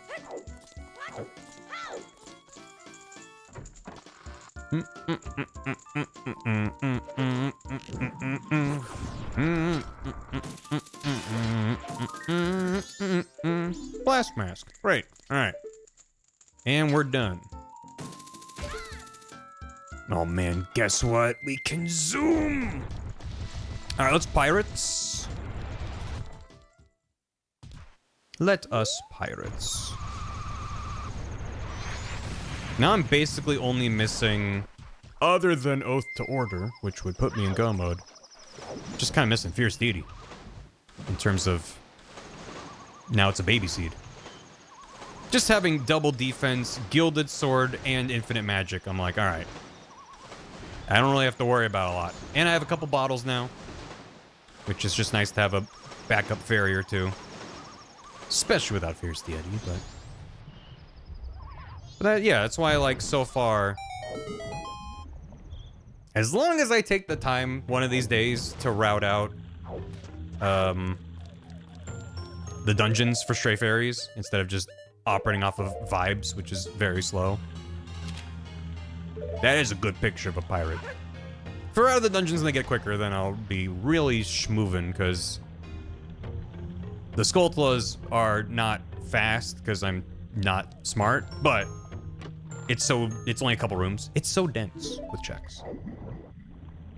But it is nice just I'm used to a lot of Majora being kind of spread out, where I'm like zipping around for like a couple checks. So it's kind of nice to add a thing in at this point that's a bunch of checks in a dense spot.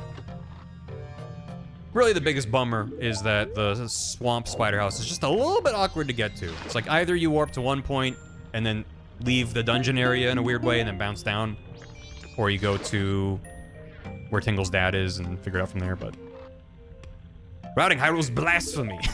You're not allowed. That's illegal. System on other people's worlds? Oh, that could be. Maybe the desync. Hey, that's a good point. Am I not doubled up on stuff? It feels like I have more. I did get a bigger bomb bag though. And did I get 1 or 2 bump chews? Have I been getting bonus hearts? I'm not paying attention because of Poo Brain. I just kind of assumed that the desync has been re-adding stuff. But you might be onto something. Maybe, really got all 20 heart containers? Yeah.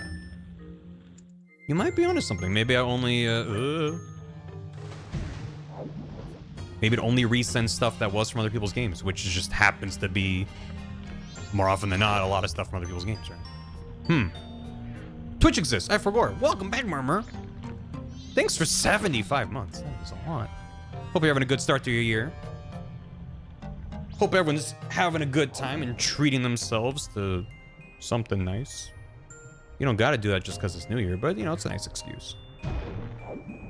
Always find reasons to give yourself nice things. Yeah. Stop giving me some concussions. No, it's fine. Zoras have very thick heads.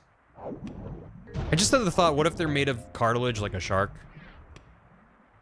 And he is just like denting his head in every time he does that. Okay. Hey, Trunks. 78 is a lot. Did you know that? Reply Hazy, try again. Farseer, Warcraft 3. Just like my magic 8-ball. No. Big old bubble head's like a beluga. Oh, I do like that. Yo. Ah. Fine. Zoras are smooth? Well, I mean, they live in the water. That makes sense. A lot of Skulltula tokens. It's good. There's a part of me that wonders, couples mask. Let me get this first. Wonders if it's a terrible idea to flag in archipelago settings. You can specify excluded locations, so it's guaranteed to have junk, but the inverse is true. You can specify certain things to have priority locations. So you can say, like, for example, back when I was doing a lot of Mario 64, I made the Bowser fights be priority locations. So it was like, well, I needed to do it anyway, but it's just kind of nice to feel like, hey, well, I'm likely to get something good for my efforts. So I could set the boss remains in vanilla to be important, which would just further encourage the game to give me dungeons and logic. But I'm thinking, what if I give, like, the Skulltula House rewards, especially for an async. I think in a solo rando like this, I'm not, like, dying to get Skulltulas. I'm just getting a lot of them because there's 60 in the game for just 2 houses. There's just gonna be a lot of them. But in an async, then it might make it more exciting to be like, ooh, what have people got for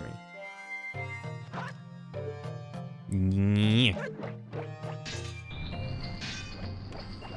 Because I want to tread with caution with marking stuff as priority. That's just gonna make the generation that much weirder at times. No. Make baby Gorn important. Yeah. Oh, the whole thing. Oh my god. So much back and forth. Yeah, I might just exclude that check. It's very easy to do, but it's just so tedious. Granted, it would have been slightly better if I did it on day 1 or 2. In yesterday's rando, I did it on day 3, which means the Elder is as far as they can possibly be. Make it go, maybe make the boss remains guaranteed to be at least 1 skull token each. And require all 30 for the check. Yeah. No, I don't want to get too crazy with that, but I'm just thinking about the very real possibility that I get all the goddamn skull tokens, and I'm like, oh boy, let me go turn them in and see what I get. Even with only 20 out of 30 needed, that's still a lot of skull tokens. And for all that effort to be like, here's a red rupee. So, I don't know. I'm just spitballing. I think I am pretty happy with these settings, at least for now, though. Wait. No. Any percent is hundo random. Well, that is how a number of my Majora runs have gone. They really like to go, I don't have. Oh, wait. A lot of my seeds tend to really like to go, hey, we have everything you need for go mode really early on. But then for that last piece of the puzzle, gonna need you to play the rest of the game real quick. And that's just crazy. Who has time for that? Hello. Halt! Wait. Like small startled Waluigi.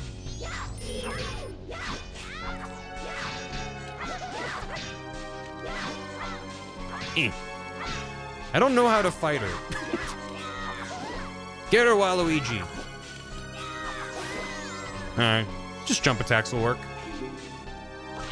Got it for free from Club Nintendo. It's too soon to make it out of town. They gave away Majora from Club Nintendo? Dang.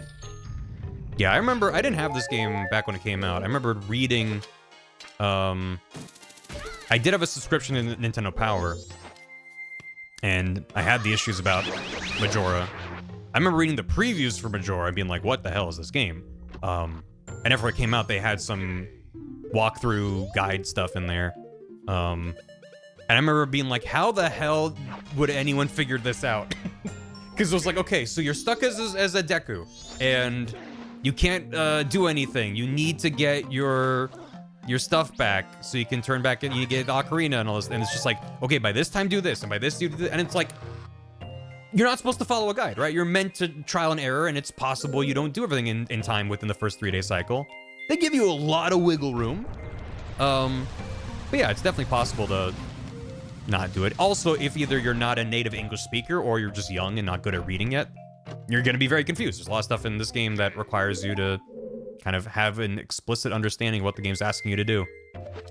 It's not immediately intuitive like a lot of games. I needed to be up there.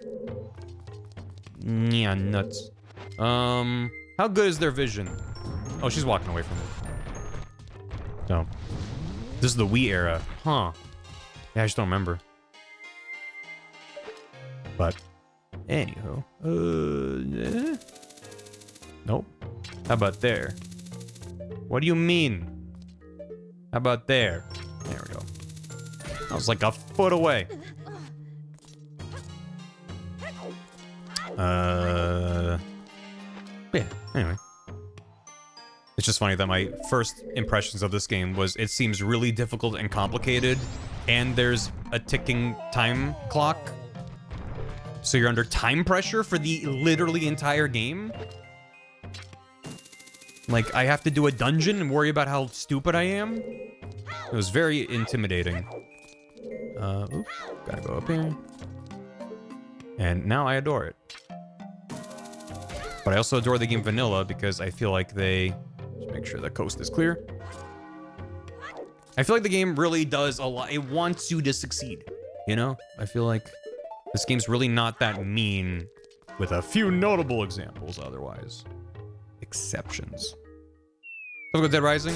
Never played Dead Rising. I feel like I probably would have enjoyed it back in the day, but as I understand it, it's got its fair share of jank in it, especially when it comes to NPCs, and I feel like that just might be really grating on me in my brain.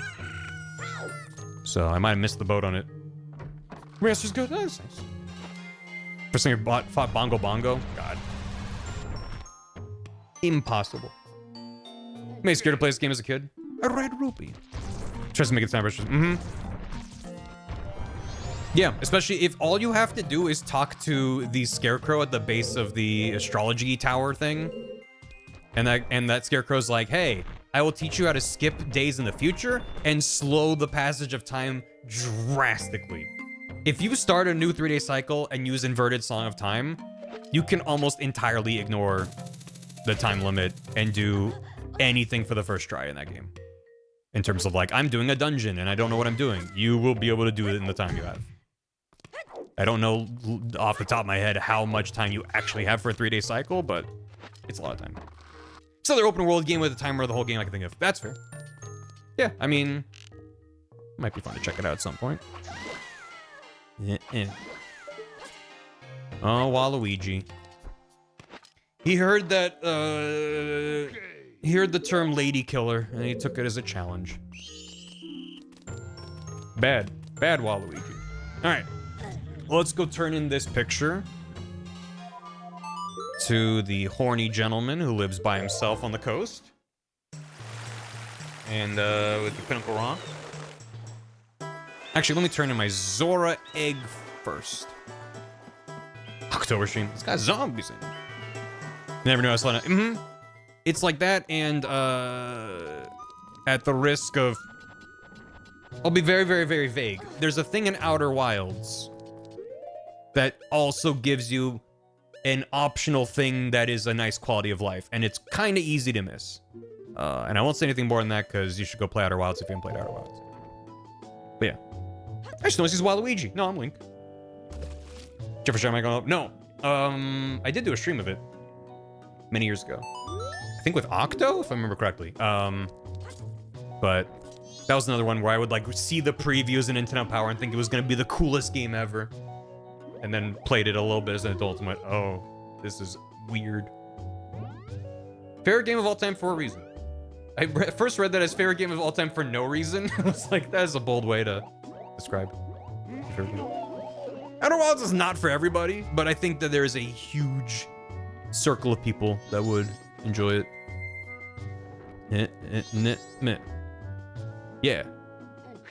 Okay. Map for Great Bay. How do the babies map the Great Bay? That's absurd. Yeah. Oh, I didn't hook shot up into that mess yet. Yeah, that's fair. All right. Up in Zora Cape. Did they feel like Majora's Mask made me feel as a kid? Yeah. They're different vibes. I'm just sort of like thinking about games with time limits. And also how Scarecrow's song in this is such a massive quality of life when you're learning the game. Not Scarecrow's song, just learning the 2 songs from the Scarecrow. Ooh, yeah. And, it's not the same, but there's just a nice quality of life thing you can get in Outer Wilds that is kind of easy to miss. And it doesn't really change the game, but just, you know. I didn't mean to talk to you. I want to talk to you, the thing you're holding captive in the thing. There you go. Help me. On one condition. Show me a picture of a lady. Ooh, so that's one of these women I've heard of. I thought they were a fictional being. Women is real? You don't mind being lost by Outer Wilds? Yes.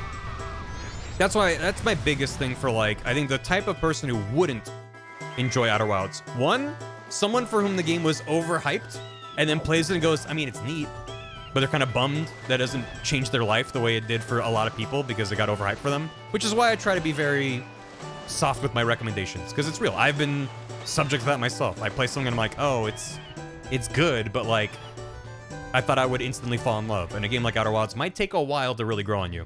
I'm very shallow.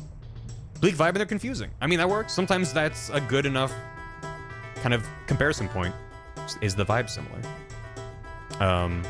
I think also, yeah, someone who doesn't enjoy being lost. Because Outer Wilds, especially early on, when you don't have a strong sense of direction, you're just like, well, what's that? And there's many, many ways you might just die and feel like you wasted a cycle. That might not be true. You might have learned things, but you might be the kind of person where dying and having to restart and all you gained was some knowledge that just tells you something about like backstory might just not be enough. You might be like, oh, I'm bummed because I died and I didn't get anything tangible for my efforts.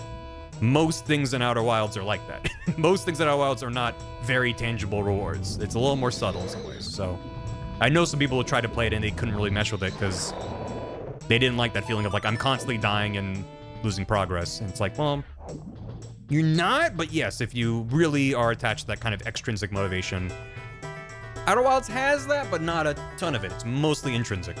It's mostly, I want to see what's there because I want to see what's there. And you slowly build in that map. Anyway, if I start talking more about it, I'm going to get into spoilers, and I don't want to. It's a very spoilerable game.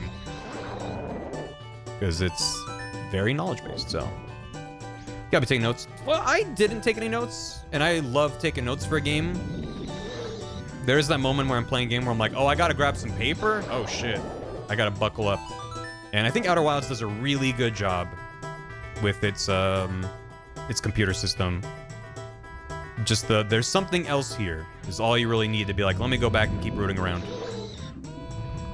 If you want to write down notes, I think it's more like, okay, here's my itinerary. Like, here's what I'm gonna try to do. Okay. It's very nice. I want to explore for someone reach. Yeah, well, it's the Bartle taxonomy of player types, which I've referenced in at least one YouTube video. This guy, Richard Bartle, came up with 4 classifications of players in the context of MUDs, multi-user dungeons, which are an early precursor to a more modern MMO. Just an online game, sort of RPG thing. MUDs! The barreled gaming types. And his 4 types were explorers, achievers, socializers, and killers. I think those were the 4. And basically, you are likely not just one type. And also it's like any, like, you know, like I'm INTFJ or whatever. It's like, it's only as valuable as you really find it valuable. It's not real. It's made up to an extent, right? But I think there is value in thinking of how a game might appeal to certain types of players with that kind of like 4-quadrant setup that there's going to be overlap. You might exist at a intersection between 2 or 3 squares, and also might depend on the game and the genre. You might be like, well, in an MMO, I'm an achiever, but in an open world RPG, I'm an explorer, and I don't really care about achievement. Like, that's why it's messy. But Myers-Briggs astrology, my beloved. Yeah, that's like, well, I'm like, I think it's neat to think about, but it's not like a hard science that's like, well, this is, it's not like it's not real. Anyway, point being, I think for players that are as he calls them, killers, which is basically driven by like player versus player, PvP kind of experiences. Obviously, single player games already are not gonna be their forte in general. But also, you just be like challenge that you circumvent in a combat scenario is also not what Outer Wilds is. And then Achiever is like very extrinsic motivation. Like, I am given a thing that's like, do this, and then you get a guy going, good job, here's a reward. So, anyway, great. Did I get all the chests here? I think I did. Yes, we're good. Let's leave. Ah, cool, I'm gonna base my entire persona. I know. What's your Bartle type, chat? I think that's why I said in that video where I mentioned it, I was like, it's... I think I brought it up in my Elden Ring video. I think that's what I did.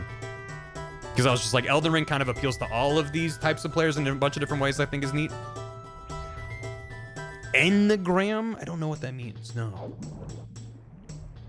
Calling a MUD that had what robust PvP they did exist in all in the wild and unexpected ways. MUDs were before my time. So, I don't have a lot of first-hand knowledge of MUDs. Or second-hand. And I have very limited third-hand knowledge, so... let's... We can do more Zora Hall. We can do the Cape. Yeah, we'll do the Cape. Whatever I'm in the mood for. Yeah. I think a lot of people that aren't... Unless you're the kind of person where you're like, there's one type of game, I only play puzzle games. Or I only play MOBAs. Like, unless you're that kind of person where like, I stay in my lane, I like what I like. If you're anything like me and you like a wide variety, but there's certain genres you gravitate towards and ones you gravitate away from. Then I think it is very much like a, well, different games appeal to me for different reasons. So, which parts you got right? There you go. Over here? Yeah, same polywog. That's why I like Archipelago.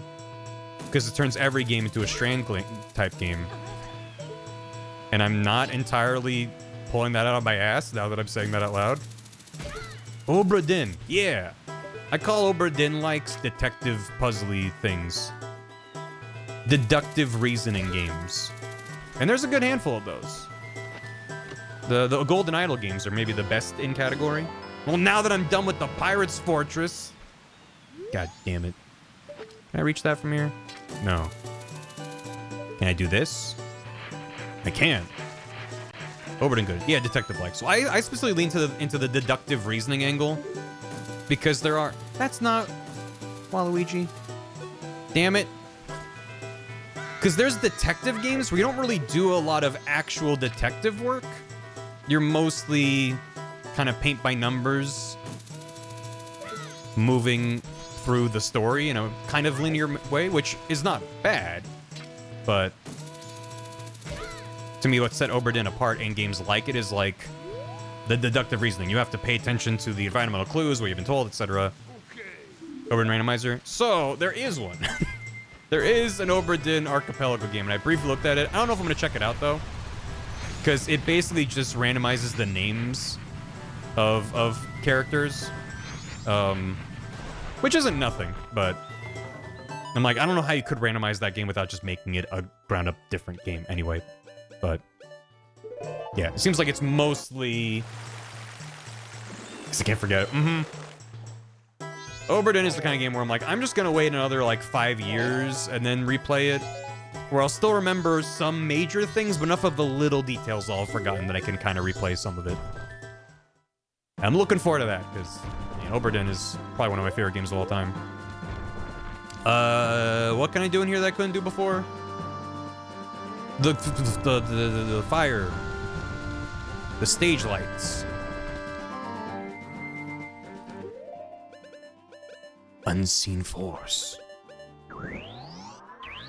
What do you mean by unseen force? Yeah. The fire perverts. Oh, and then this perverts. Yeah, you're right. Yeah, I know I gotta do the feet pics quest. I'm glad that I had Nicole on the call when I was able to explain all the many perverts in this game who want photos of things. And then there's Tingle's dad who's just like, give me a picture of the swan. That's fine. Here you go. Have a stone tower fairy, I guess. Yeah. Being floored at the themes of Outer Wilds are baked even the feeling no longer I can play. Smart game. It is that rare special kind of game that I think is just mechanically kind of genius. executes on its ideas with very little room of like, oh, I wish they did this version of this idea. Like, they really explore a lot of those mechanics. Bad picture of her, sure. And then the actual structure of the game plays into its story and narrative themes. So it's that rare elusive thing that if it connects with you, I should say, you're gonna be like, oh my god, this is my personality now. And again, that's why it's like, because it's that kind of game, that's why I'm like, I try to be very gentle with the recommendation for it. Be like, you might enjoy it, because you might. You also might crash into the moon and have a bad time and be like, it's not for me. That's fair. Do we go to games to beat our worlds? No. You do need... It helps if you're good with a controller, because you spend a lot of time piloting a spaceship in a full, like, simulation style. So it's not like you just press a button and go in a direction, you're good. You might just crash into the sun. So you need to be able to, like, control your pitching and, like, rotate around a little bit. It's maybe not the most intuitive thing. Other than that, though, I don't think there's anything in that game that you need to be, like, good at video games to do. There's things that you might have a slight advantage if you're just kind of good at navigating, like, a first-person character in a 3D space. You might be able to do things a little bit quicker, but... Rocket control thing? Yeah, so if you're talking about in the very starting area in the tutorial, where they give you a little, there's like a little toy ship you can pilot around. I actually found learning how to fly with that thing harder than flying with the real ship. Because you're at a fixed camera angle and you're watching it fly off in the distance, and it makes it really kind of tricky to know what it's doing. Whereas when you're in the ship, you're like, oh, I move, and I'm moving. It's just like it's a cute little novelty, but I feel like I was more confused with trying to be like, oh, this is really, oh, there it goes. Kind of felt weird. Oh, the scrub. Oh, the heart piece. No, that was a rupee. I know I don't need that. And then Great Bay Ferry reward. Do I have enough? I need 10 out of 50. I have 11 for the bay. Well, shit. We can do that. Yeah, the little drone. Yes. You guys do skill in video games becoming more popular. Last of Us wanting that VR simulator. Yeah, which I'm all for. I think we are in some aspects, a gaming golden age.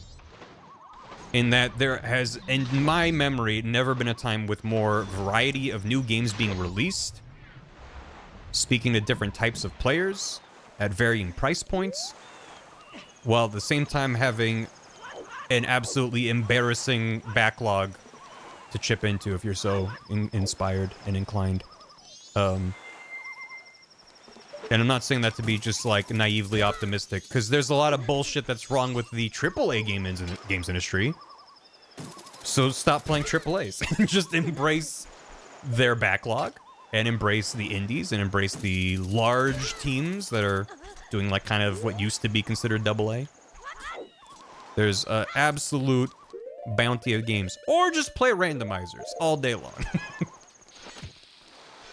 But it's kind of nice. It's kind of collapsing. I think it's a necessary reset, and hopefully some good lessons are learned. I'm not optimistic, but I can hope. What do you got? All right, an ocean token. Great. I have a bunch of weird scattered checks all over the map. We could, oh, I did get Couple's Mask. We got the priority mail. I can only do one of those checks. Yeah, let's do that. They're sure not that much appeal anyway.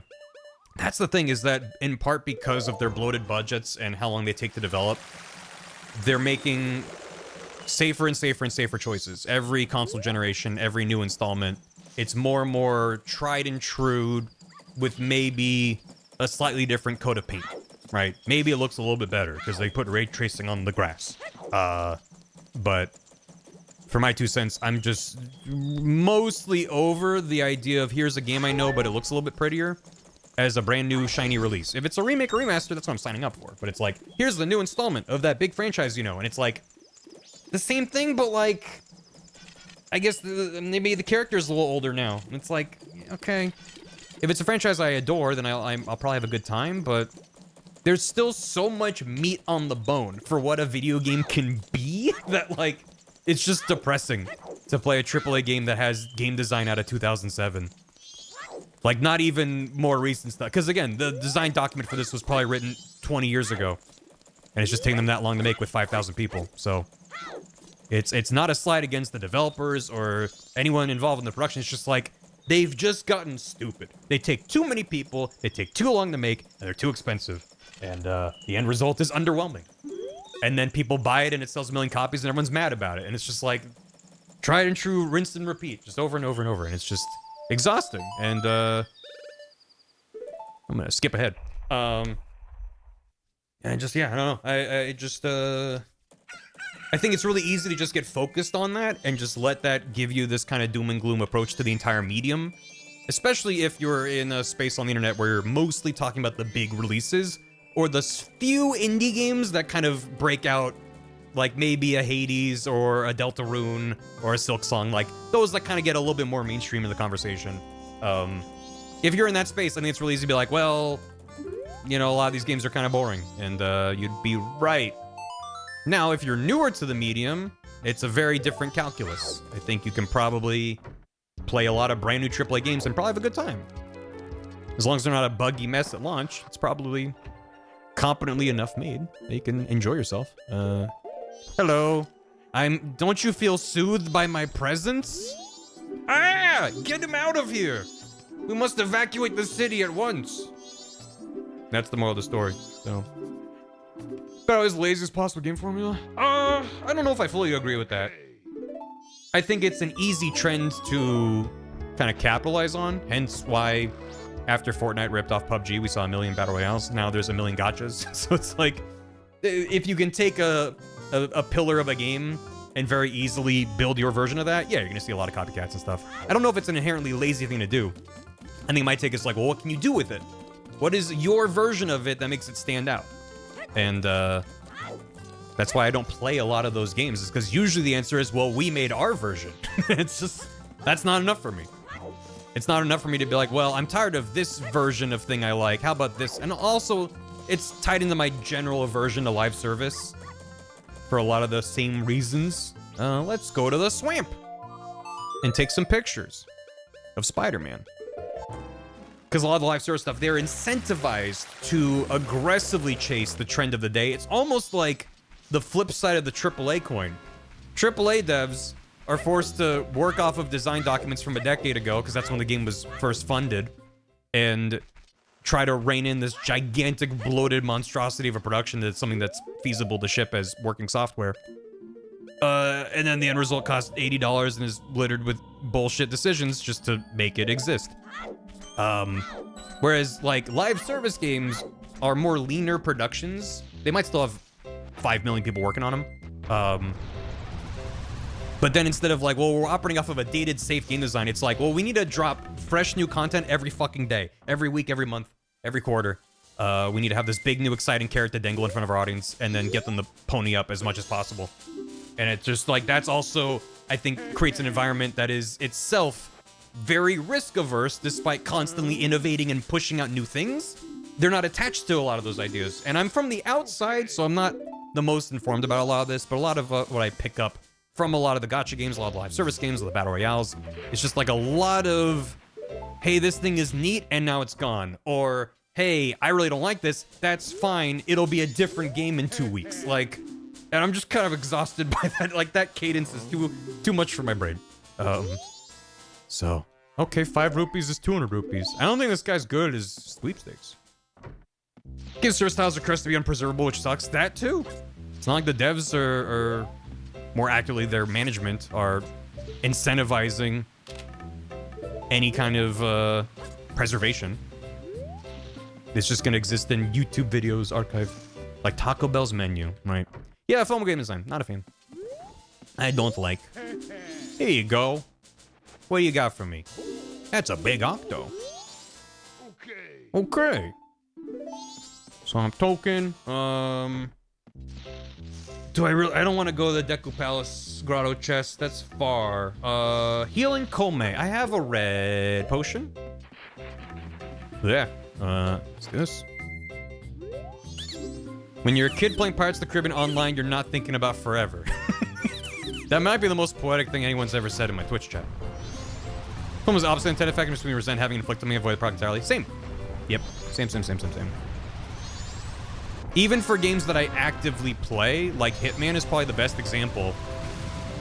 They have a live service model, especially, I have no idea what the day 3 path is.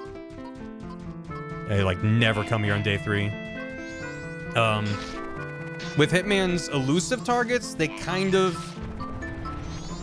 It's a built-in FOMO in a way that I think is an interesting idea, but a flawed execution that's been softened over time.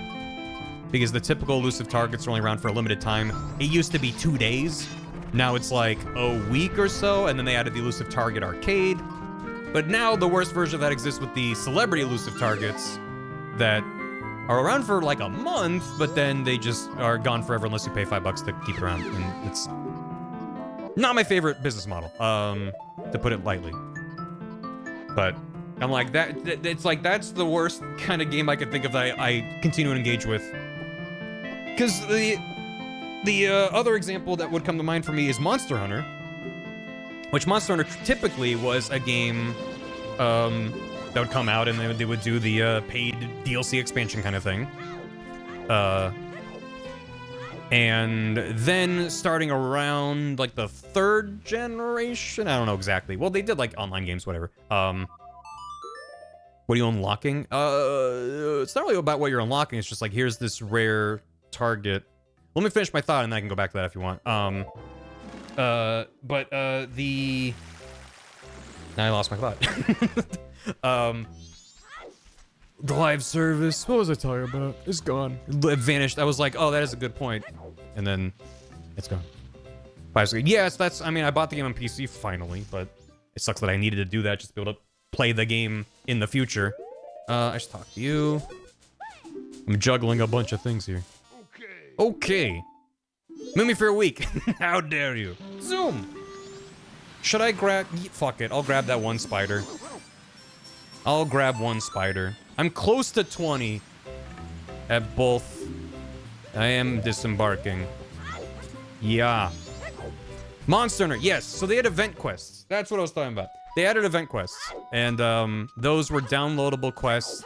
They usually had silly rewards. Like, that's how you could get Mr. Rossetti as a palico that would follow you around.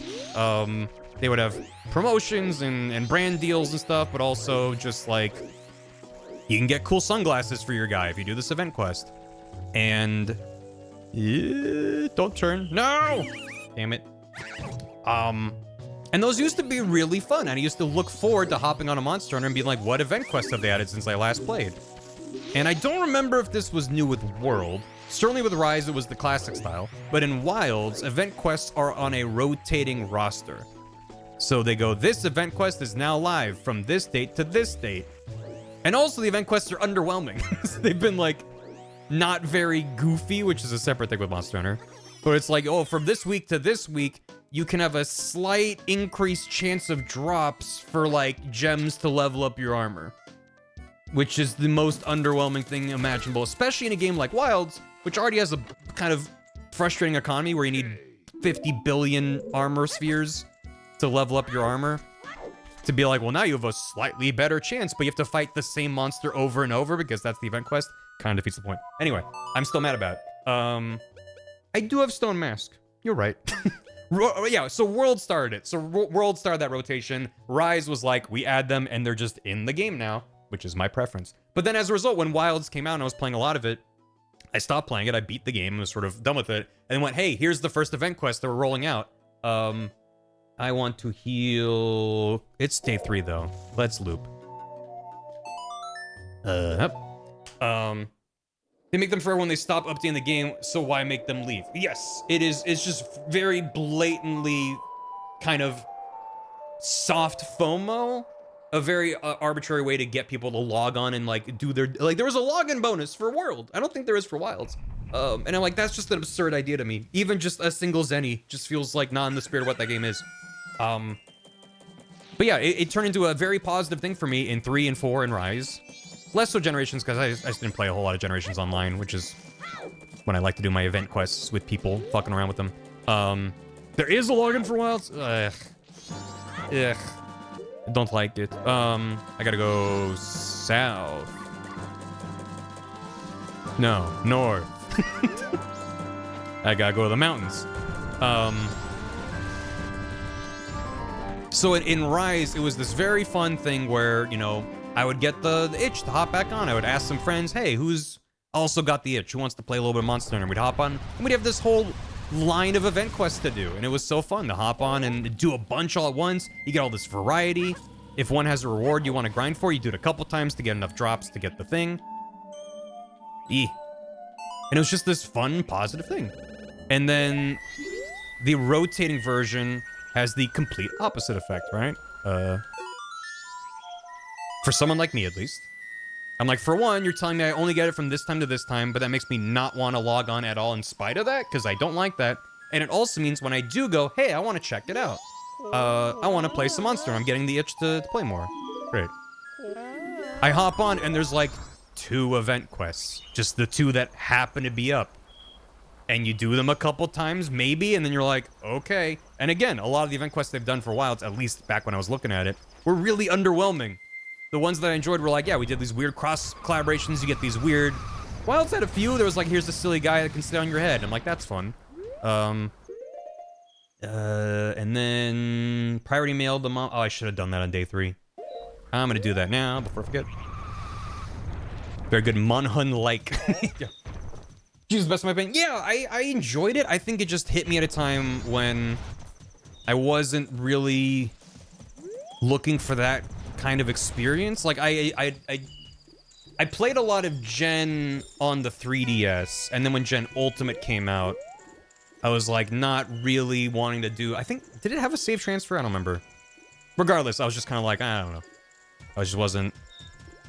I liked it, but I didn't play a lot of it. So it's weird. Shradera, my beloved, yeah. Let's just head up to day 3. Yeah, I thought I did. Just couldn't remember. It's been a while. Played 12 since yep. Yeah, I played it for a couple little event things they did, and it's just like, I don't know. It just, the whole point is just that the live service stuff backfires on me, and it makes me play the game less, because I don't like feeling like I need to schedule time to play a video game that happens to correlate with the real time. Like, it just, I don't want it to feel like a job. Arguably, my job is already play video games, and I do everything I can to keep it fun and light and not to feel like work by design, because I know I would no longer feel that way if it felt like work. It's fucking video games. So, if you have to give me these, it's not just, oh, if you log in, you get a bonus in this period. Like, I don't mind that. I don't mind a game that does like an XP bonus weekend or a free edition for like try whatever. Like, that stuff feels more fair to me. Less dark pattern shit. It's really exclusively the more narrow window of stuff that I'm talking about. Like, I get that they're running a business and there's things they can do to promote that business. I don't mind that. It's going, hey, this is around right now, and then if you miss it, it's gone. Because it means, hey, did you buy this thing after the fact? Like, don't get me started about Destiny. That's like the whole game's worth of shit that you could never play. So that stuff just feels really bad to me. And then, if it's an MMO, it's arguably more justifiable, even though it's shitty. But you're talking about Monster Hunter, which is at most 4 people on a hunt. And then something like Hitman, which is like FOMO for a single player game. Like Hitman, if I didn't like that game so much, I would boycott it out of spite. But also, it's like, well, where are you at? And what are you interested in? So, I'm not shaming anyone who plays gacha games. Like, I can make fun of you. In the same way, I hope you make fun of me. For my choices. We're all in this together. Is story stuff you never see again? Mm-hmm. Metric Sylvesters, yeah, look how many monthly active users we have because we did all this bullshit on top of it. I will shame gacha players. I love to. I love shaming. I'm all about shame. Big shame. So. Don't scare me with the sound. Mm-hmm. It's fun. So, anyway. I want to pivot to a happier subject, but I'm just thinking about gacha gaming now. The root of this, where I started at 20 minutes ago when I started this rant, was just that we live in an unprecedented time of access to good quality gaming. And a lot of hardware can play a lot of games. You can probably buy a shitty third-party laptop and run anything up through like PS2 on that thing. So, great. As I said, I got into the stream. Not this stream, no. You want to get banned? Then open your mouth, see what happens. We can get Hungry Goron. We can get Powder Keg. I don't have Powder Kegs. We have to do it normal. I'm gonna get my most excited for this year. First one that came to mind is Rhythm Heaven Groove. I hope they don't fuck it up. I don't think that they will. But it's been a while since Megamix, so... As they do have a Tsunku as the composer, and that's really the biggest concern would be making one without him. Layton? No. I wanted to be excited and happy and have a nice conversation, but someone said Layton. I just have to wait on Layton. I just have to wait and see. Because, yeah, level 5's been saying a whole lot of bullshit for a while. It's been in the headlines recently, which is fascinating to me because this is not news. They've been talking about AI shit for a long time. So, I'm just like, I don't want to buy it and then find bullshit in there. I'd rather wait and see if other people can go, yep, there's bullshit in here, or no, seems to be bullshit free, in which case it's gonna be like, all right, great. Yeah, oh yeah, that CEO was doubling down like there was no tomorrow. To the mountains. To the mountains. Why could you just make late? Why couldn't? I don't think they're gonna do voices. I don't know. I hope that it's just all talk and no substance, and there's actually no Gen AI anywhere within the end product. But I'm gonna vote with my dollar, and I'm not gonna buy the game until I have a good reason to believe that there's no Gen AI on the game. And if that means I won't be playing it at launch, so be it. I'd rather that than be streaming it on day one and be super excited and go, oh. And then get fucking sad and end stream. So, yeah, I don't plan on currently playing it day one. And, I'm not happy about it, but I feel very passionately about these things. So, yeah, their anime soccer game does. That is what I heard.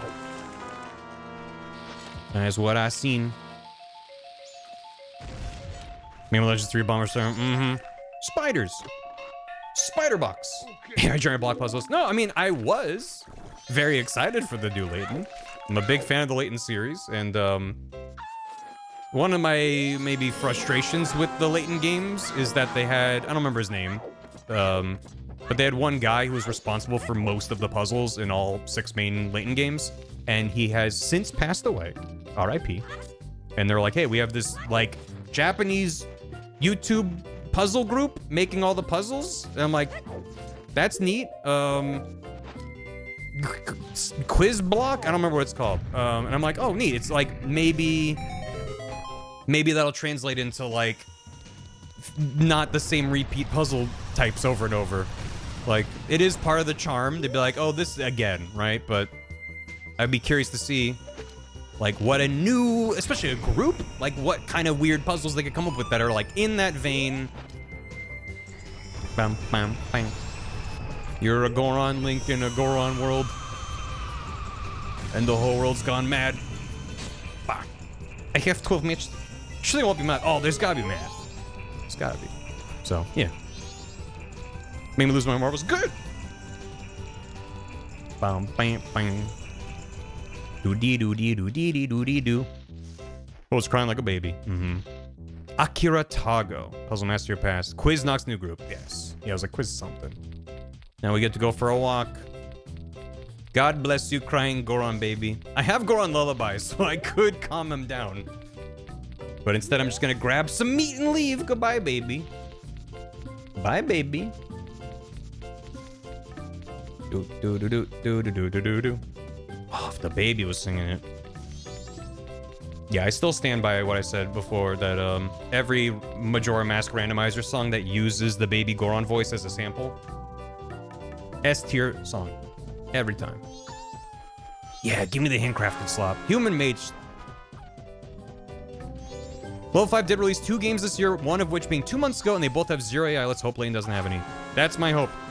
But I have enough reason to be concerned that, short of a pre-release announcement saying this game has no Gen AI in it, I'm just gonna wait. I'll wait for people to play through the game and just dodge spoilers. I'd rather that than spend money on it and be fucking bummed Yeah, I know. He's gonna have Oath to Order. Look at him. He's all cold up there because all he has is a ocarina song for warmth. You. Ah. Whoa. Finish right essay for university. Thesis statement basically should give ratings boards. Peggy and it used to be the legal authority set standards for fairness of monetization. I mean, I would, for my 2 cents, I would rather the. Oh. Chicken. Ooh. Ooh. Oh, yeah. I asked my cat what's the matter, and she went meow. Excellent. Okay, before we go to chicken, I'm gonna get the last checks here. And then I wanna talk to Zubora, my boy. The man, the myth, the legend, Zubora. Get that razor sword check out of the way. And then we can go see what chickens are doing. Check it out. You're a chicken. I'm a what? Baga?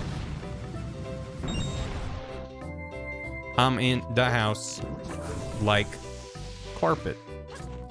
When's that gonna make it into Majora Rando as a song? Hello, we gotta do this the vanilla way. Because the game didn't want to give me a powder keg before this. Yeah, I know. Check it out, it's just ruined. Thanks, Toby.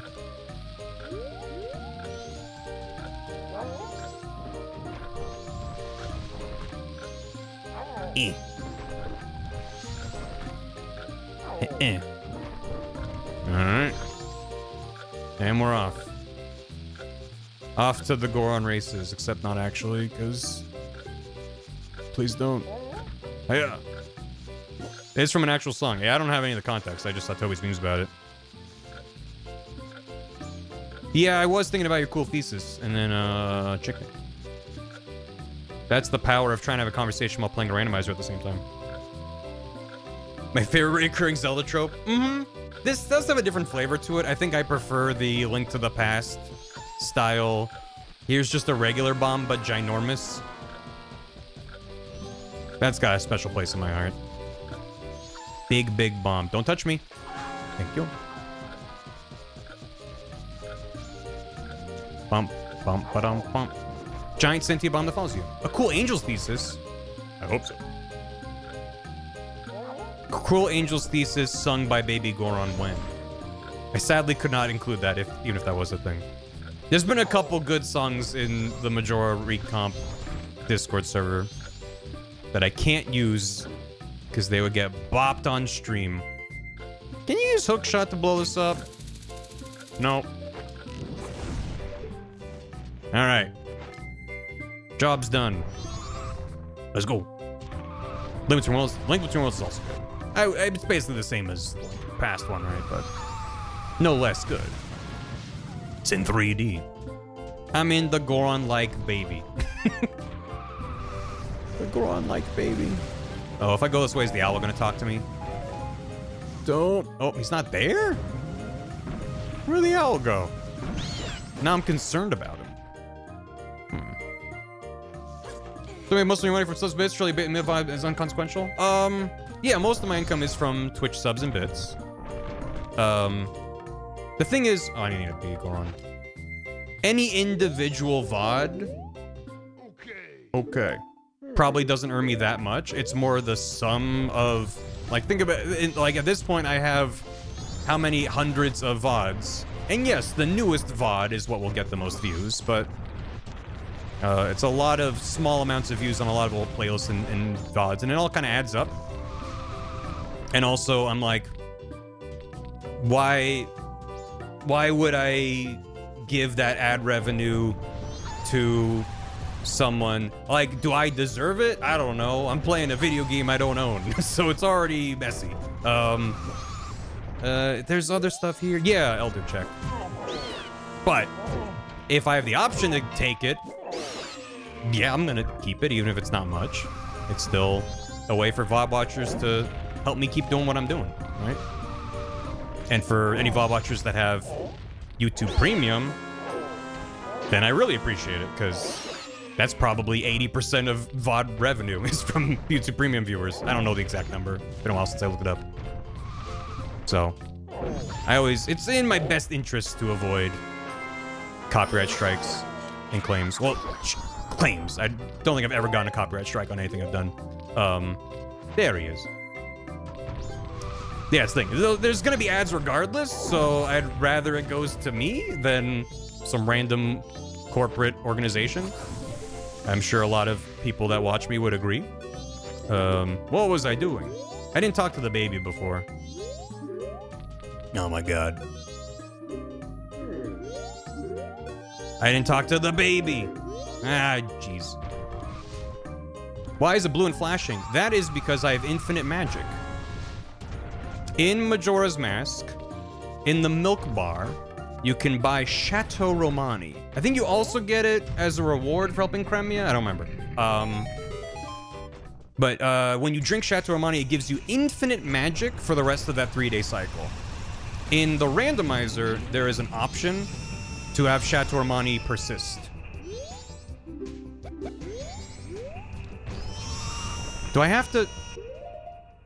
If the baby's asleep, does that let me just get the check? Because normally you talk to baby, then you talk to elder. Elder teaches you the lullaby intro. You play that for baby. Baby teaches you the full song. Then baby falls asleep. And then you get to turn in the check.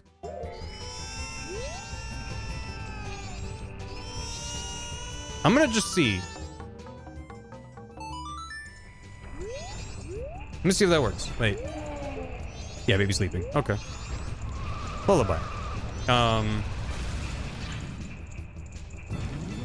Yeah. That was like Cool Mountain. I wish. Is that the guy standing near? What do you mean? Standing near? What is bro yapping about? If you're talking about what am I yapping about, I never know. Genuinely never know. Hiya. And then back. And then everything's good now. Yes. Okay, great. Okay, that makes it significantly better. So you have no reason to talk to the elder unless baby is asleep. Well, the Goron's near baby. What does talking to them do? Well, it would, never mind, Pog. Okay, okay, great. And then... Oh, Grotto Chest. Yeah, I can't get that. Okay, and then I can get a lot of stuff, but not everything in Snow White. Oh, is that just because I'm missing keys? I don't have the Great Fairy Mask. That's why those are out of logic. Okay, let's... Let me here. Okay. Oh, gotcha. No, it seems to be the state of the baby. Can I do this? I think I want to do this while it's still day. I don't know if it matters. Oh my god, incredible music here. I'm not gonna get it in time. Will they still make my sword today? There he is! Chat, I'm pointing, but not literally. Tomorrow morning. Okay, great. We'll still do it at night. Can you talk to them at like 5:59 and immediately get your sword back? Or is there a cutoff point for that? Anyway. In the air tonight. I can feel it. I remember the other thing I was going to say. Is that the other reason that I have to try to avoid copyright claims on VODs, other than pure unmitigated greed, is that rarely, but it happens, copyright claims result in viewership restrictions. Meaning certain territories and regions can no longer view that video. And that has become increasingly less common over time. It used to be like, I don't know, like 1 in every 50 claims might be a viewership restricted kind of thing.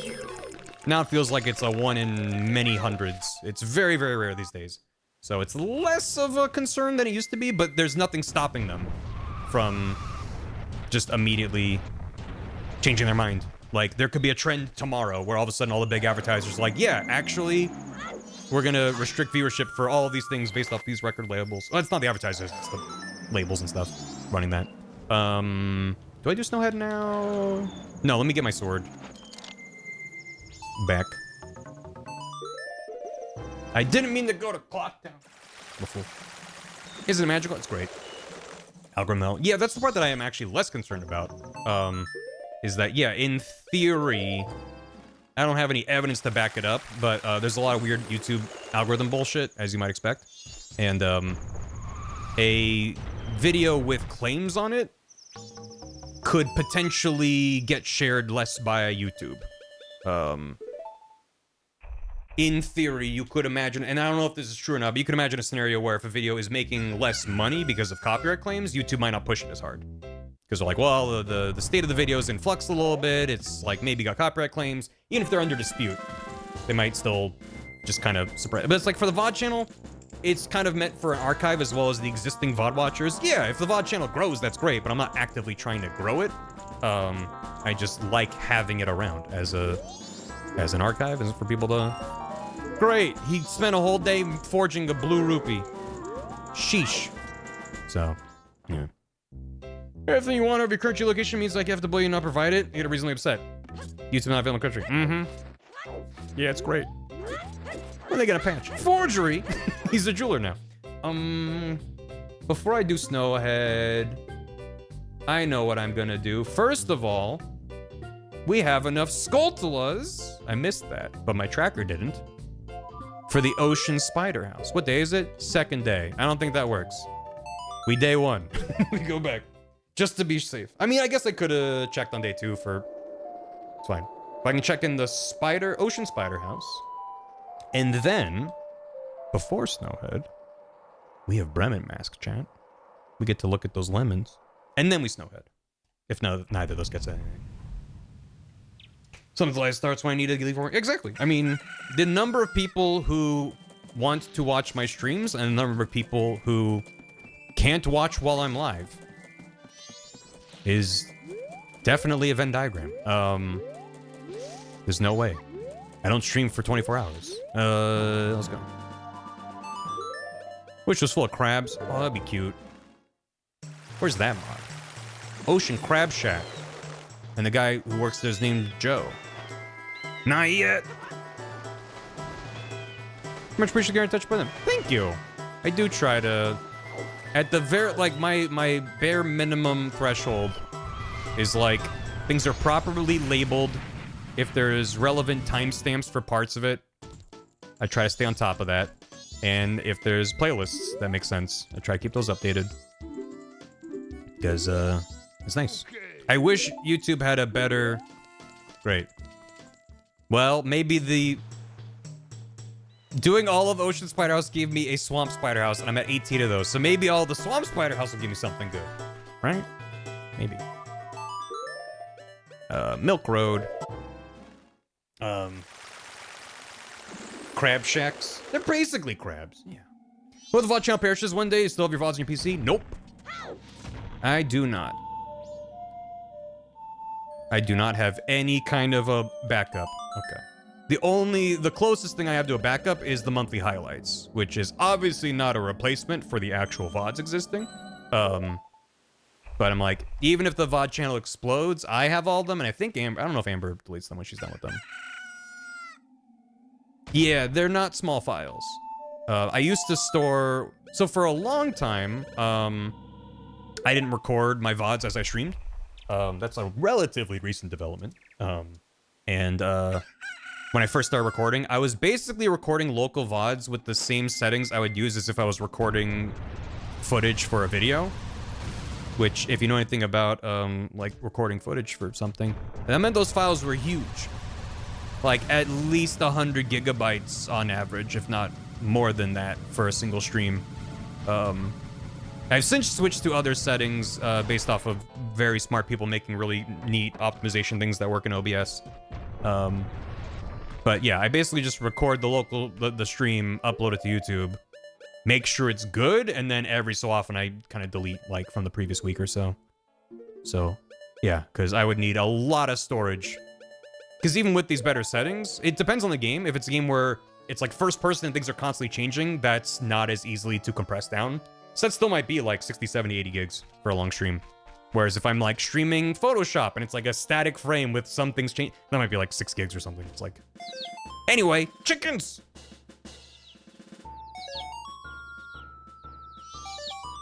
chickens! Yum. Where the hell?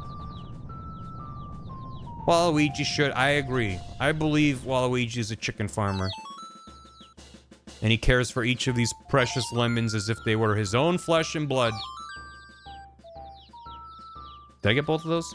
Must have. There's always one near the guy. Wait. There's one to the right. You! Grab him. There's still one I'm missing. Where are you? Gained a chicken. Lost the chicken. Trying to get my cartoons on here. Smart. Yeah, if I didn't stream for 5-6 hours multiple times a week for 8 years, it'd probably be more feasible for me to have my own backups, but... Yeah! She smells the cheese! She liked cheese. Who done? Yippee! Okay. Okay. Well, I need 10 out of 15, so that's enough for... Which was that? Swamp. I can turn it into Swamp. Yeah. Okay, we can get the Great Fairy Reward there. And then that's it. Then we do Snowhead. So, me putting off doing a dungeon, for sure. Fall. Gained the egg over. Easy. Good. Very good. Yeah, I'm gonna grab another fairy. Do I need it? I have double defense and a lot of hearts? No, but... I don't know. Just like not having to think about my health ever.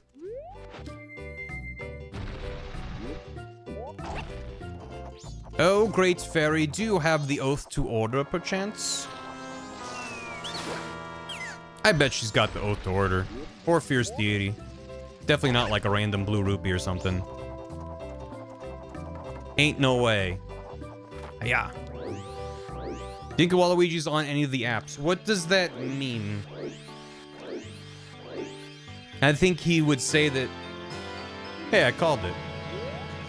Thank you, Great Fairy of the Swamp, for having one of the two things I was joking about you having.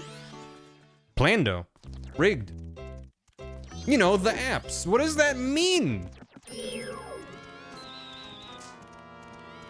Eh. If you get over in the bubbling range, you're in trouble, mister. Yeah, he'd be like, oh, apps, I love appetite. Oh, God. It was fine. I should probably note that, Majora Recomp does support a solo randomizer built in that doesn't use the internet or Archipelago, which almost certainly doesn't suffer from the desync. However, if I use it through Archipelago, I get the pop tracker working for free. I don't have to manually update it. And also, if I'm like, I just want to beat the game, I can just type into the console, give me the thing for go mode. And I like having that option. I stayed at 30 hours with using it doesn't mean okay, that is good actually to know. You're welcome. You're right. And then the number of things that I have, I can't check, but... Oh, but my counts are the same. So yeah, I think you're right. It only doubles up. I just, when I'm playing in a rando, I'm getting a ton of shit from other people. But it's good to know. But yeah, that will be fixed in the future, so I'm not worried about it. It's not even an inconvenience. If anything, it's a convenience because it makes me stronger and better equipped when it happens. But obviously, it's not ideal. Okay, to the Snowhead. Let's give myself a full 3-day cycle to do it. Do the Castle VDS, do it. Even if it's a solo rando, it's just like once I have a automatically syncing tracker, I can't go back. You always get double ups. Let's go. Guess a 2-shot by Steam. Ooh, on Steam Deck. That sounds nice. Maps and few songs probably from settings. I think the maps and songs might just be like the top of that queue. I think it's a million things long, but they're all being sent at the same time. I don't know. You might be right. Let's go to Snowhead. Do I know where all of these fairies are? No. Do I know which ones I can get without Great Fairy Mask? Also, no. Let's do it anyway. Yeah, exactly. If it doubled up, like, masks and then filled up my inventory and broke everything, then I'd be like, oh, I can't play until this is fixed. But as it stands, It's fine. Also, I love that, skipping that cutscene.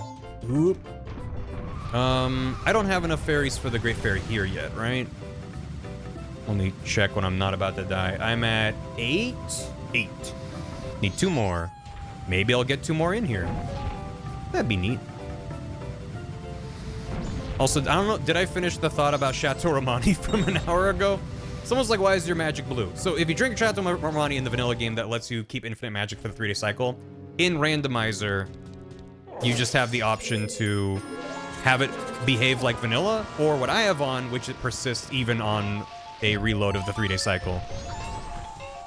So you just drink Chateau Romani once, and you have infinite magic the rest of the run, which is just very broken and very nice. Yeah. 8. I'm glad that even after all this time, people understand what I'm referencing when I say 8. Also, man, these things melting and everything without lag is just beautiful. Also, nice music for this. Bum, bum, bum, bum, bum, bum. Give me that. It's a short 8 game. Not only was it from the Stanley Parable, I think it was from the demo for the Stanley Parable. It wasn't even in the full game. Yeah, I don't know.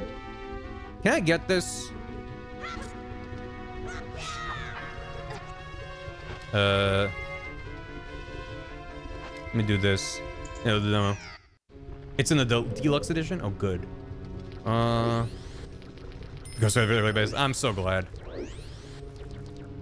I was directly responsible for that happening. Because I met Davey through a mutual friend. One of my best friends from high school went to USC and had some classes with Davey. And I was hanging out when I was home from college for like summer or something. And I was hanging out with my good buddy. And he was like, this is my friend Davey from USC. And I'm like, USC's stupid. And they were like, yeah, we agree. And Davey's like, I have my laptop. Do you want to see this game I'm working on? I was like, I like games. And then he had me play the early, back when it was like a mod for Half-Life 2. I was like one of the first couple people to play it. And I had a great time. I was like, this is the best thing I've ever played. Damn it. And then when it released to the public, this will probably explain a lot for those that know. Back in the day, I was reading Kotaku a lot. Before they were bought by Gawker. They already had a bad reputation, but it was not remotely as awful as it later became, in my defense. But I tipped it to Kotaku. I emailed them, was like, this game came out, it's on this mod website, it's really, really good. And their first article about it had a thank you to me. It was because of me! Can you get this like this, or is there a different way to get this?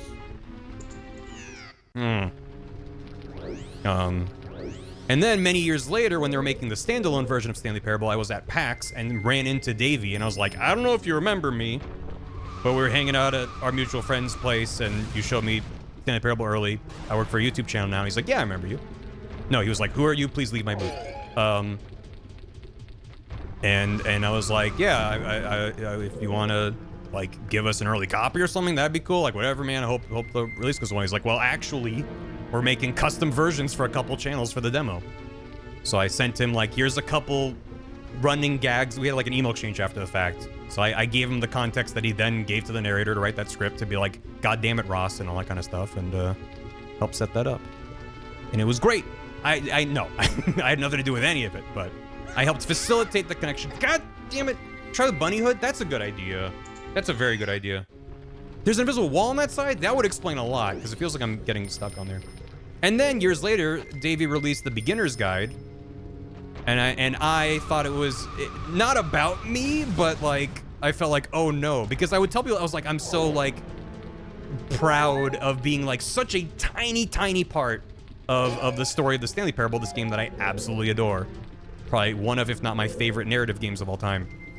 And then the beginner's guide was in part about someone attaching their own self-worth to someone else's success in art. And I was like, oh no, is this about me? And then later I was at like a party talking to a bunch of game devs who knew Davey, and everyone was like, I thought that was about me. It was like this very funny exchange of everyone like, oh my god, I also was like, it's so cool to have met him and known him like before he became this big known success. Oh shit, there you go. Wait, that was just vanilla. Great. So that's fun. Matt Mercer caused you and Bat to get married, and it's because of you that Stanley Parable was a hit. Got it. Yeah, that's the moral of the story. It's thanks to me. Me. And then years later, Davey would pop up in my chat when I was streaming Wander Stop, which is excellent, and you should go play it. And I was wrapping up stream, and I was like, I hope you play this game and you don't relate to it, because it's all about being burnt out. And then Davey was like, I wish you could relate to this. Haha. Feel burnt out. And I love that about him. He's a very good dude. Yeah. Shit. Also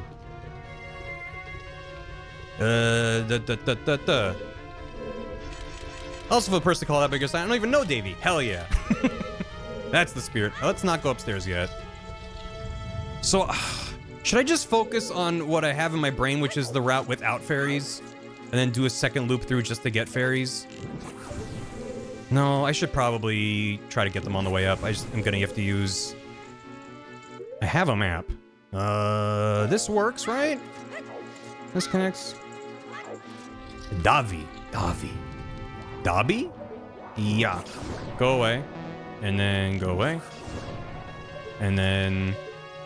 I forget if killing the guys is... There's like a fairy chest in here. Oh, you. Yeah. No. That opens the door. Okay, I don't need to go in there. Because that's how you drop the big pillar in the middle, and I don't have to do that at all. There we go. It's just the guys. Navi fusion. Ugh. 2 screens and a map and one of them. Mm-hmm. Yeah. Spiders. So even though I got the... Yeah, ocean. So I don't need any more ocean tokens.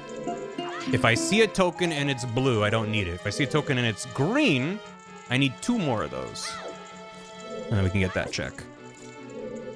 It's the nice thing and the bad thing about not requiring all of them. Because if I needed all 30, then the chances of me ever getting that in logic is kind of low without doing it 100% of the game. And this room is this guy. Okay. So... There is this. This is... Small key. Thanks, Skyward Frog. How you doing? 43.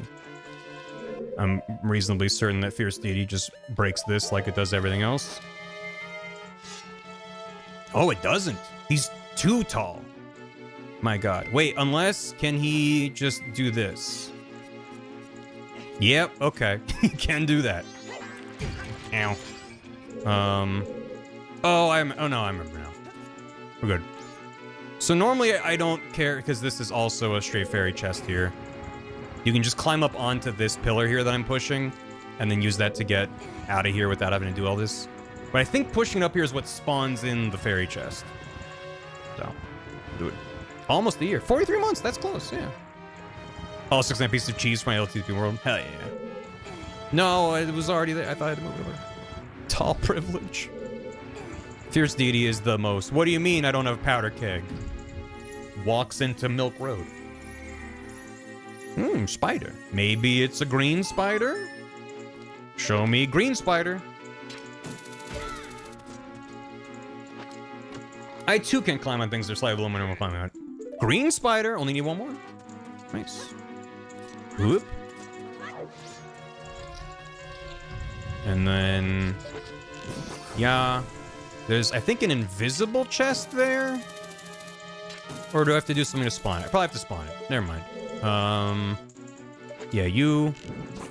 I see you there. Hiya! Leave me alone. Leave me alone. Leave me alone. What do you mean? There you go.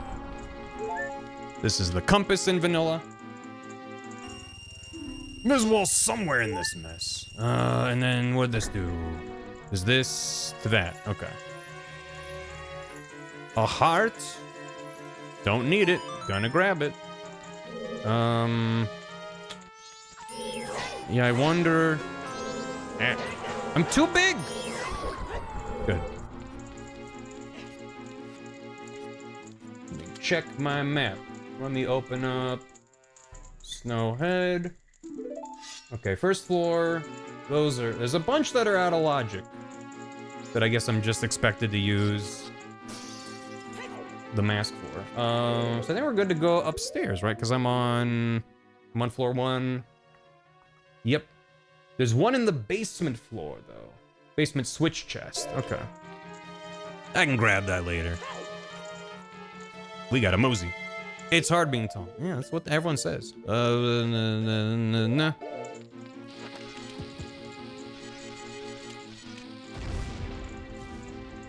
Wait, isn't this a thing? This box up here? It is. Oh, but that's considered out of logic. What if I was really tall, though? Damn it. But what if I was really tall, though? Yeah! Nice. Okay. So that's one of the ones that was out of logic. The other one is the one that was underneath where I was trying to jump into. Okay, good. Just plays them the whole time, right? It's the darndest thing. What's funny is I've accidentally learned, at least in the 3 dungeons other than Stone Tower, because that's the one I just always try to avoid because I'm a coward. I ended up learning what a lot of the stray fairies are just because I would run through here and be like, oh, that's just a stray fairy, and then leave. So like you. Oh, backside. Yeah, I think I'm gonna wait to get the one at the bottom until I'm near the top, because there's one stray fairy in here that involves using the Deku form to very slowly fall down into a corner where there's a hidden stray fairy. And it's slow as fuck, and there is a speedrun strat to do it fast, and I don't know what that is. There's also a fairy up in the ceiling here that you can see through with Lens of Truth, which I don't have. But even if I could shoot it, I don't have the fairy mask. So I think we just leave. Yeah. We're done here. And then... Let's go over here. We're gonna jump to the N64, not 3DS. The one that's underneath the bridge thing? Oh, I'm doing this in a very weird order. Yeah. What about a nice Waluigi? He's a nice young man. I think he's misunderstood. In the center room. Oh, okay. Please be green. Be green! I mean, yeah. Nice. Okay, we can get the swamp reward.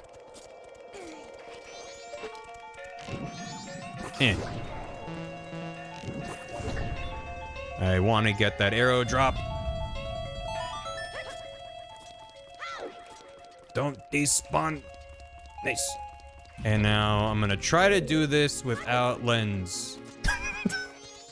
I said I'm gonna try to do this without lens. I thought it was just attached to the wall there. Is it not? Where's the first step? Is it here? Where is it?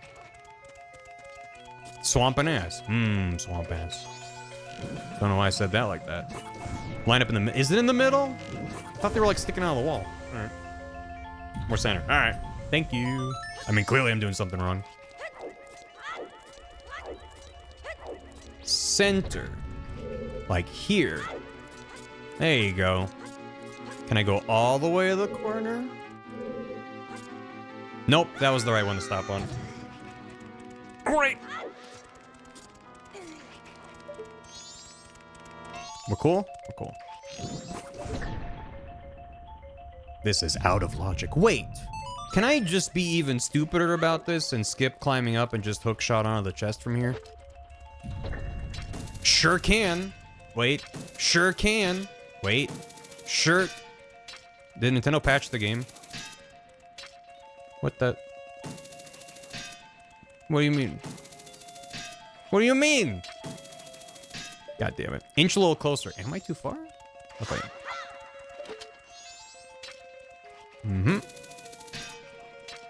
Am I hitting the floor? Can't tell what I'm hitting. What? What? Can I hit it from, like, over here? That is bizarre. Right? Hitting an invisible step. Oh, there's like a step in front of it. Oh. I don't know if I can see it from here. I can just get it. There's probably an angle, but yeah. Lens true platform. Yep, you're right. What? Waluigi.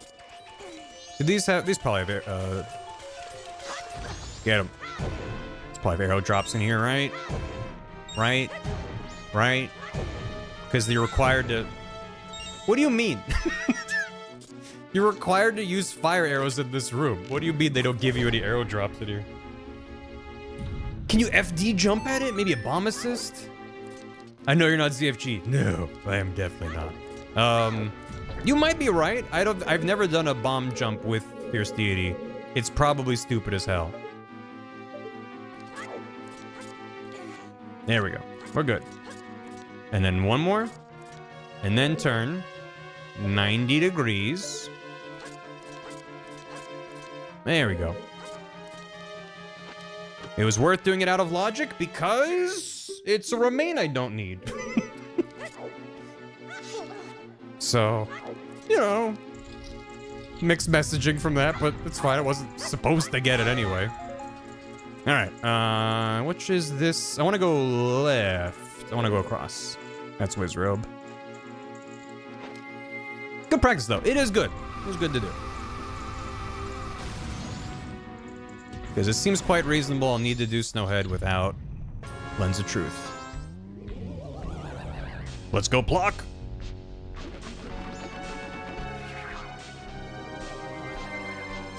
The pure upward hover, no bomb training, you will bomb jumping, you've still a bunch of horizontal. Yes, that's the only bomb jumping I know how to do. I don't know how to do bomb hovers. I know how to do placed on a bomb, sword attached to sword, swing to the edge, and then let it push you for big jump. It's what I use in the graveyard grottos to jump from one to the other. That's where how I learned to do it. Yeah. This is an all check seed so far. So is it 2 shots and then I want to try to get the Goron bounce? I think it's 2. I want to get the thing. I've never gotten it. Oh, I was too slow. Damn it. People make it look easy when they're good at the game. Yeah.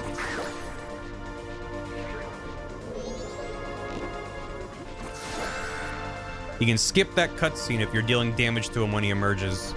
And the Goron ground pound has a hitbox that lasts for several frames. If you can do that with moon shoes, give it a whirl sometime. Okay. Might need to. Oh, I thought that people do the Goron jump. Maybe it's just a different hitbox. That versus... It does take a long time, though. Maybe I should go for the punch next time. Spin works better. Okay. The guide that it wasn't a guide. I was just watching like a any percent run, I think. Or 100% run? I think any percent probably skips this. I don't remember. I think they... Or no, he gives you... He gives you the key item, doesn't he? Yeah, I don't know. So in this corner, right there, that's where another strafe area is that the Deku has to float down to for an hour. And I don't know the setup for the skip. Probably worth learning, because it's just like Goron rolls off of a thing and bounces around and lands in there. Fierce Deity quick spin. Yeah, I do a Fierce Deity anywhere.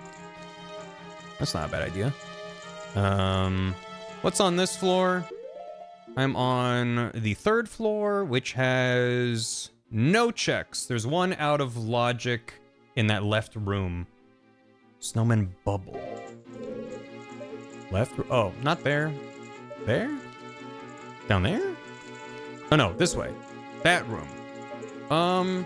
Let me see if I can get it with Fierce Deity. If I can just climb into whatever corner I'm not supposed to get into. Because it's that. I don't know if he can climb up in there. That's weird. Yeah. Yeah, I don't think so. Alright. Keep your secrets, then.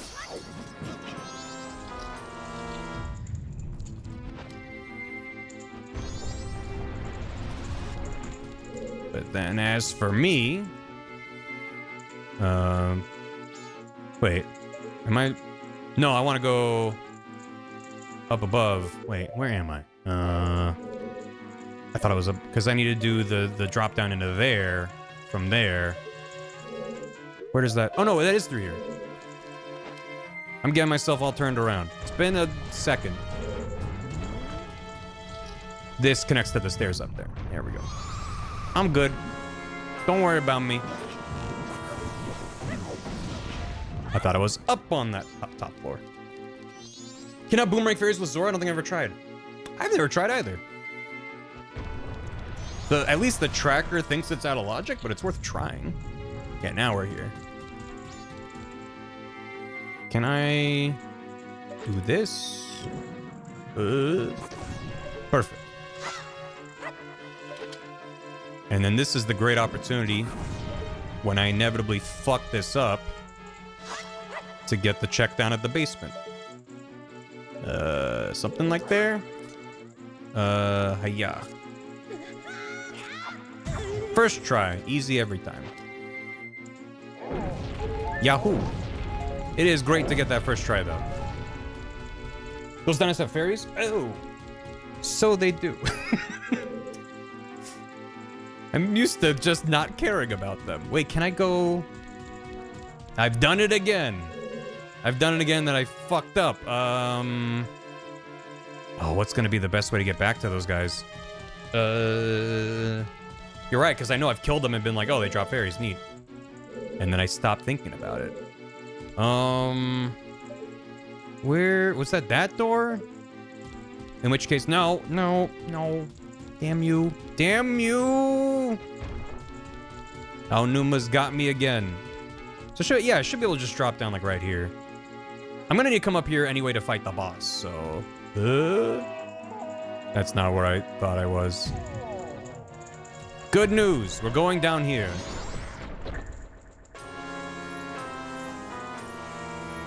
Oh, here it is. Oath to order. Sonata. Is this an all check seed? Is this an all check seed? Yeah, I'm aware, Kronos, but appreciate it. That was my plan from the get. Okay, I want to get to that side. Maybe. God damn it. He's just getting his steps in. It's fine. Dude, that was my Sonata. My bad. I can get back to you. Can I use it first, though? Yeah. Okay. Was this where I wanted to go? Yes. I thought it was another layer down. Perfect execution, as ever. Okay. And magic, which I don't need, but all right. Still good to get them. It's good to put in my brain that I need to do that. And now we do it again. I got it first try, which means now this will take me 30 tries to get. Yeah. And this seems good.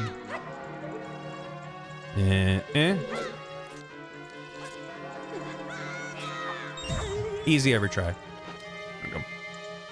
I guess I have double infinite magic. You can't have a number bigger than infinity. I doubled it. Times 2. And then... yeah. There's a setup where they, like, use a notch of the control stick to, like, hold right. And I don't have notches, and I found it's not that bad to just eyeball it. Here we go, second chance. I'll see if I can roll up and punch him. But if he spawns up above, I won't be able to reach him. You can double an infinity. Not all infinities are equal. Okay, what have I missed in the dungeon? Not that much, actually. I'm missing that one Deku Scrub check, like I mentioned. I'm missing the boss, and that might be it. Oh, that's the... Damn it. I was distracted thinking about dungeon stuff.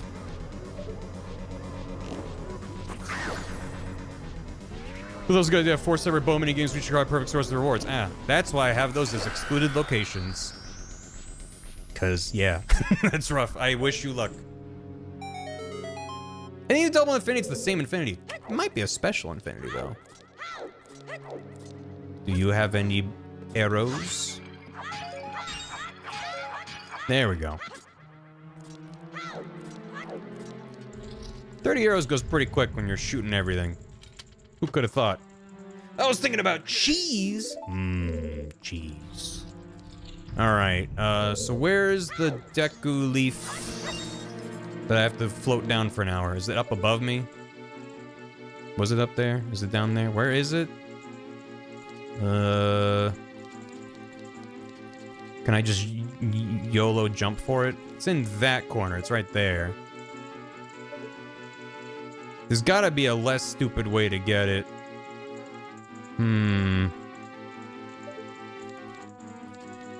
What if I did this? What if I did this? You can jump off the main platform to it? From, like, the one down there? Or you mean up above me? I was just like, what if I tried doing a bomb jump with Fierce Deity? Roll before jumping.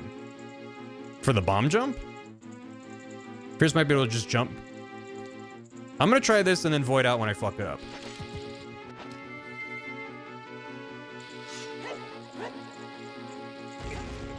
Oh!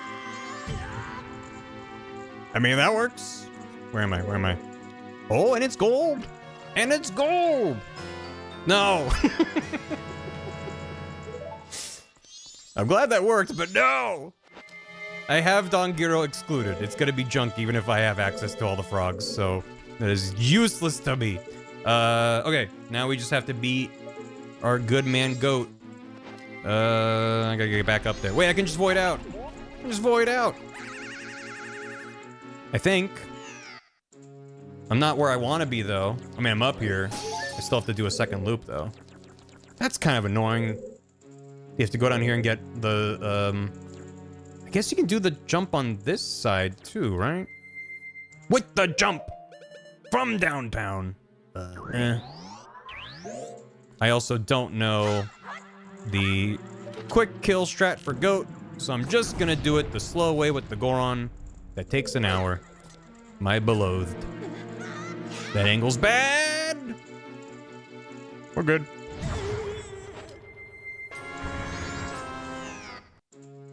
The size of infinity is what comes when we're talking about infinite sets rather than scalar operations. 2 times infinity isn't really a sensible operation. When we talk about the size of the infinite set of real numbers, that's a larger infinity than infinite set of integers, and a smaller infinity than an infinite set of complex numbers, for example.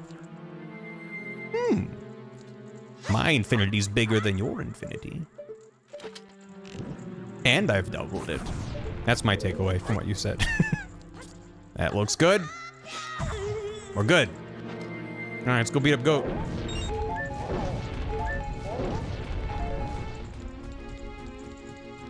Okay, the fun way. Oh, the Deku flower's on the other side. Okay. Like, I could have sworn there was one up here somewhere. So that's what you're intended to do, is use that and then slowly float down. Which takes a long time. Infinity +1. Hotel with an infinite number of rooms, and then you build a second room next to the last one in the line of infinity. I don't get it. Don't worry about it. Hiya. I wouldn't mind this fight the intended way if he didn't have his stupid bullshit homing lightning attack. And the rocks that fall on you and snipe you out of the air that you can't predict. But the idea of chasing him around this loop and bonking into him is fun. Trying to line up the jumps so you can like land on top of him and get some hits on and knock him down, like, it's fun. It's a very different Zelda boss. It's like kind of a precursor to that one, I don't remember his name, the boss from Twilight Princess and the Arbiter's Grounds, where you're on the spinning top and you're trying to, there you go. And you're like racing around and bouncing from side to side. No? Ooh. Get back here, you. At this point, I don't even know if it's worth it to take off Goron and put on Fierce Deity. Fierce Deity probably does more damage, but I feel like I lose time. See, he's already smoking. Best selling man is like him changed my mind. I want to agree with you, even ironically. I can't help but think it was underutilized. It is a very silly, it's one of those rare Zelda items that I can just vividly remember how I first felt when I first got it. Of like, what do you mean? What, huh? Which is so much more fun a feeling than like, okay, my bow. Oh look, boomerang. Even like Twilight Princess that's like, it's boomerang with a twist is like, it's a boomerang. Not that exciting. But a spinning top you stand on and you can really awkwardly spin around? What do you mean? Yeah! Uh-oh. Goat, are you okay? Yeah. Second claw shot. Yeah, second claw shot bummed me out. It is genuinely a very good item. I was next to it, wasn't I? There we go. A fairy. For Woodfall. And a blue token that does nothing for me, but will get Oath to Order check, which is a piece of art. Okay. So, we can get the Snowhead Fairy reward. We can do all of our spring checks. What day is it in game? Second day, good. We have time to do Goron Racing and get the gold dust check. Am I excited about that? No. No. Was that this was not this cycle. I'm gonna have to blow up the... Oh, the racetracks are open. That was this cycle. Thank God. Dongiro Frog, no. He is a junk check. He is excluded. We got Cleopatra here? I'm doing this right away, so I don't even have to worry about it. Alright, here we go. Wish me luck. Because that's all this is. It's just pure luck. I'm glad we have Cleopatra. That's gonna give me some strength. Never mind, it's just Goron races now. Luck! Oh, I don't have to worry about magic. Never mind. Haha, you fools. I have infinite magic, and that's still not enough of an advantage to actually win this reliably. Holy God. I think sticking on the ground is faster than jumping, right? Yeah. That one is going a mile. Yeah, hit trees, stupid. Fuck you. No, no. Why are they so fast and have rubber banding? That's what I want to know. Where's the Blue Dog equivalent to this that just makes them all have 1% speed?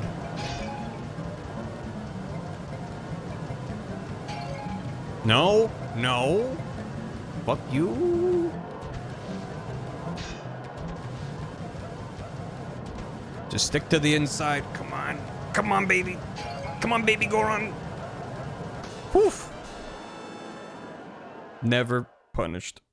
There is a mod for this I saw and installed. Okay, well, I might have to look into it. And, yep. Woodfall. And our gold dust. Beautiful. There it is. Let's go back. Yeah, thanks for bringing me back to that. Yeah, second claw shot was cool, but as a, hey, congrats, you did a cool thing in a dungeon, here's the reward, I was like, I'm very whelmed. Like, it feels like it should have been the equivalent of, like, an ice cavern from Oot in Twilight Princess. It should have been, like, a side dungeon. It didn't feel fresh and exciting enough to be a main dungeon item. Don't snort on. Don't tell me what to do. Ugo, Ugo.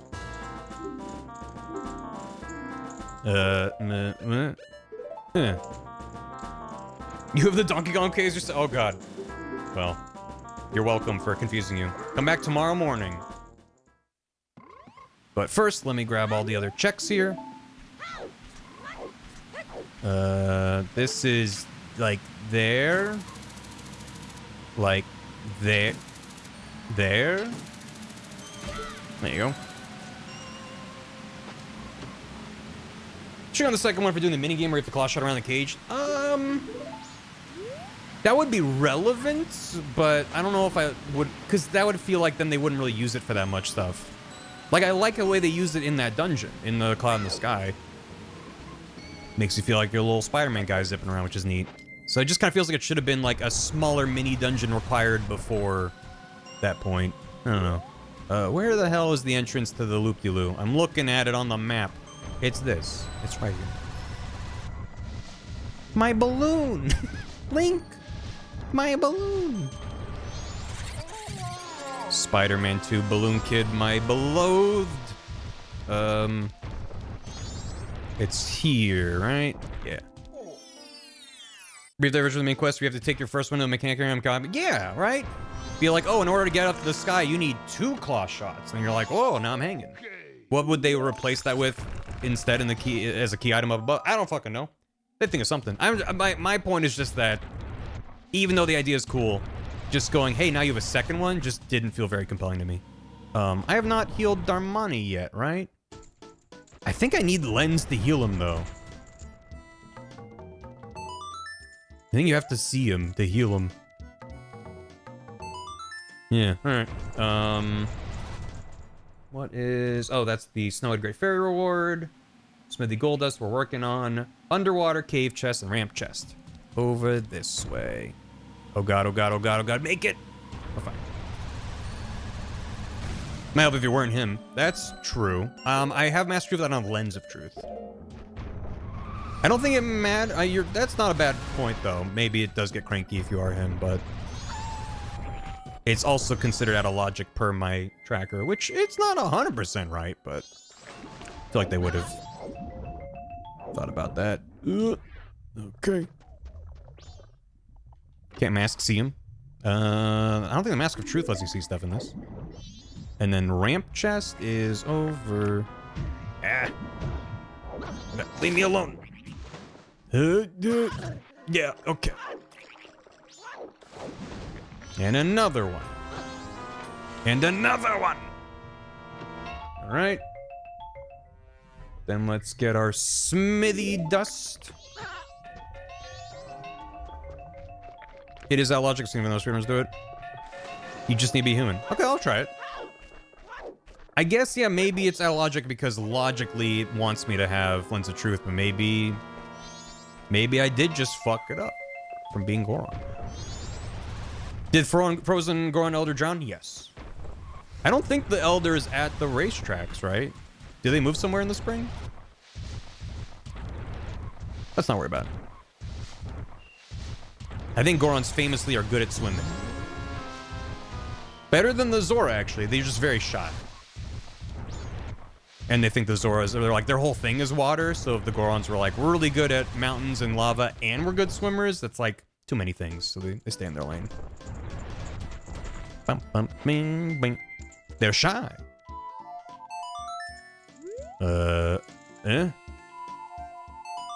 Nope. You can see a shadow. Shadow. Oh. Shadow. See, we're across water. That'd be funny. They can't go in the water, but they're good at skipping along the surface. Well, I tried. Because the father of those abominations is the Conacane path. Oh, those are his babies. Oh, wow. It was worth a shot. Let's go to Snowhead. Turn in our fairies. Once more, I'm looking at... Yeah, he's fine now. And once more looking at the tracker going, there's like 5 checks I could do. This has been a friendly, unfriendly seed. It's been friendly in that I've gotten a lot of quality of life stuff, and I really can't complain. But they really are making me do a lot of stuff to be like, okay, you get 1 more check. And that gets you another 1 more check. And another one. Unless this is out to order right here. Boom!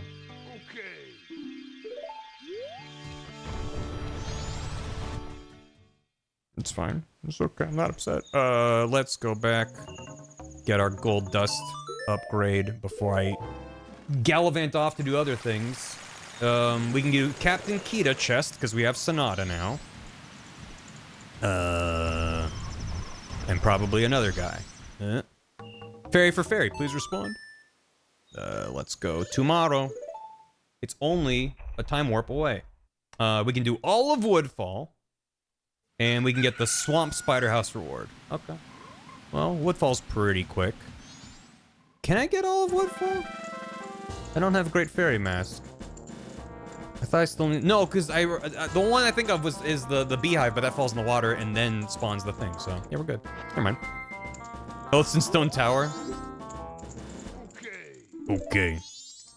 Well, but if the seed wanted to be mean, which it's not mean, but it's like angling towards mean, it would mean what they could do. Yes, that let's grab Cat and Kita. There's nothing else over there I need to do. I could out of logic grab Akana Canyon, at least the owl. Yeah, we'll do that, and then we can loop. Oh, those instant tower. I do all of Woodfall, and then in Woodfall is what, Bossa Nova? Yeah, I don't have that. And then inside of Great Bay Temple is what am I missing for Akana to be in logic? I have Epona. Oh, I don't have. Do I not have either mask? Oh, I don't have Garo or never mind. I can't go up there. But I can still get Captain Kita, and I will. It should only go for fun. You can watch live one day. I recommend. I have attended 2 SGDQs. I've never been to an AGQ, but I've been to 2 SGDQs and had a great time both times. Let's just take the goddamn horse. I just don't want to deal with these goddamn bomb chews. The horse is here. 20 GQ this year. That's soon. That's like a couple days from now. Every time. I had a really good time at GDQ. God damn it. I want to see Barry play All Cheat Row if I switch online? Maybe. I didn't dislike what I played, but I wasn't like, holy shit, this is a game I gotta see through. I was like, cute. Oh, come on. Everything's fine. Everything's good. Meow. I second and third this. Well, maybe. Maybe. Yeah, I mentioned earlier that I need to look at the GDQ schedule and decide, as I'd rather decide in advance than day of, although I might decide day of, knowing me, if I decide in advance. If I'm gonna take any streams off and just be a bum and watch GDQ and not even bother to play a video game. But sometimes there's just a couple banger days on GDQ. Good runs, good runners, good schedule, good timing for my time zone. Which is usually later in the week, usually early in the week. It's more like spread out throughout the event. Like there's things I want to watch, but I'm like, I can just kind of watch the VOD of that. But when it's like back to back to back, like all really solid things I want to watch, then it becomes really fun to watch it live and just veg out. Yeah, I got that and I got that. I wasn't fast enough. I got this last time. I want to get it consistently. Come on. Come on. Yeah, let's go. Okay, don't fuck it up this time. I still need to slow him down. I thought you just do that and then you're good. You probably are if you're good at the game, but... There we go. Ah. So yeah, as you can see, it just means he starts fighting me much sooner.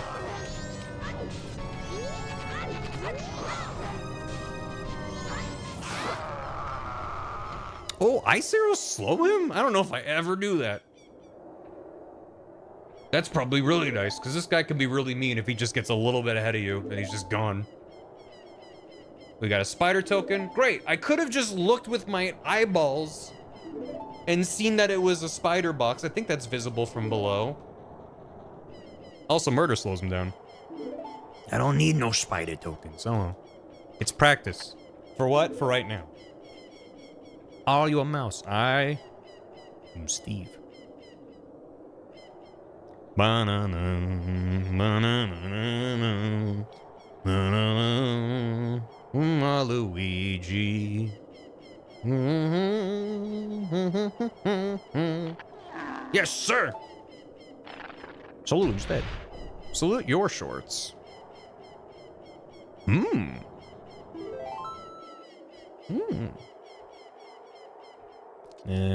I jump across this? I know I can. I don't care if I fuck it up. Yeah, you can just jump across. Probably don't even need to attack. Okay, this is useless. All right, let's go. Swamp Spider House, which again is awkward to get to. A Swamp Spider House and Woodfall. Yeah. Let's do this, and then perhaps we loop.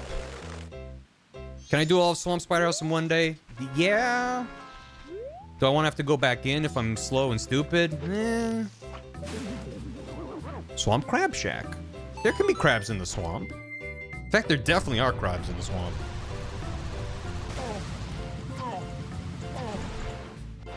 All right, this has got to be good because if you forgot, we got enough ocean spider tokens to get the ocean spider house reward, which gave us a swamp spider token. So we've got pretty much every swamp spider token in the game riding on this reward right here, right now. Okay. Which now is pointing to the Woodfall Ferry, which we already got because I only needed 10 and I have 14. So, well, I guess something important's in Woodfall because that's all we have left to do. There are 18 checks left in all of Cars. Holy shit. Let's do it. I said I was gonna loop. What if we don't? Wasn't that Fierce Deity? Yes, that was Fierce Deity. So actually, okay. Yeah. All right. Hey, Typolian. Appreciate it. Welcome. Be-de-dee-dee-doo-dee-doo. You were close. You were very close. The cars are reaching their destinations. Yeah, at this point, it's like only a couple players have checks left. No, I'm out of film. Wait, I said you were. I mean, I knew it was here. But yeah, it's like players can get their remaining checks. Hopefully, they're not locked out. It's just when they have time to hop on and finish their checks or finish their game. And then just a handful of players who are waiting to be in go mode. But well done, everyone. Anyone that's in the... Oh. That's not Oath. That's Bossa Nova. Remember when I was like, yeah, you know, if they wanted me to go to the Snowhead and then... Oh, but now I have a dilemma. How can I easily grab that? If this doesn't automatically warp me, I can say no. Yeah, okay. Really good music for how I feel right now. Do I do all of Woodfall or do I go to... Do I go to all dungeon run? I'm gonna do Woodfall. Wow, fuck. How you doing, stud? Every dungeon. Might as well, but it's like I'm gonna... Here's what I'm gonna do. I'm gonna beat Odawa first. Because then I can just get the checks and then just fucking bail. I don't have to worry about finishing out that room. There he is. Now I know he's gonna Ronaldinho Saucer when he dies. I get to really savor this.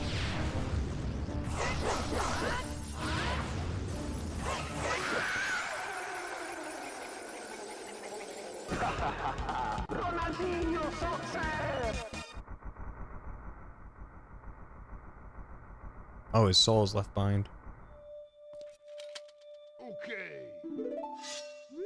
Okay, and a bottle.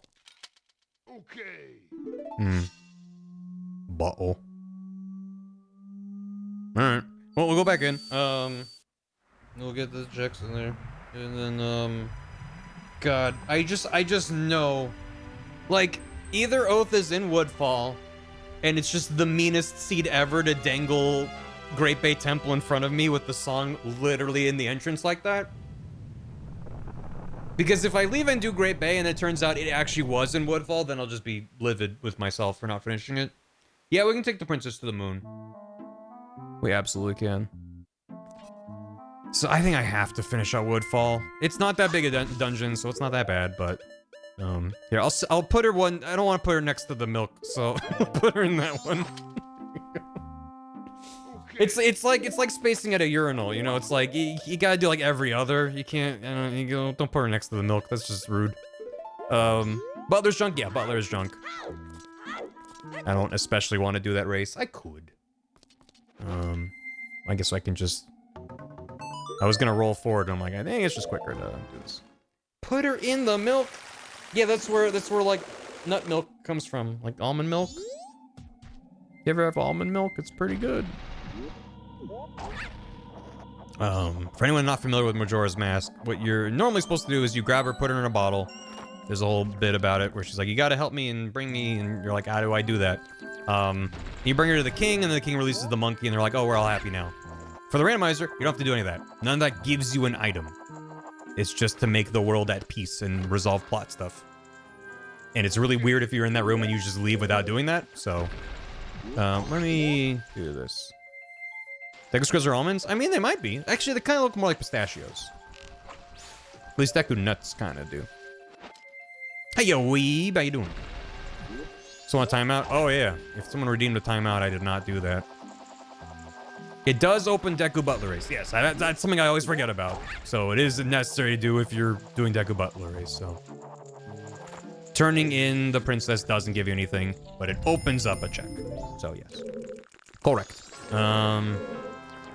What if I just do this? You can sell her? What, do you sell her to the curiosity shop salesman? God. That's fucked. Does this not work? Oh, you have to shoot it past it? That's the one. Great. So the the randomizer does have an option now to turn on curiosity shop trades. There are categories of items that you can turn into the curiosity. When you talk to them, it's like, hey, you want to sell me something? You can sell them stuff that's stored in a bottle. And there's different categories. There's like one that sells for, there's like a group of items that sell for a blue rupee or a red rupee, whatever it is. And so I don't have that on because I don't want to do that. But yeah, I guess you could, whatever the Deku Princess category is, you could do that instead. And you could get her, get a check from putting her in a bottle and selling her, in theory, if that works, which is pretty good. Yeah.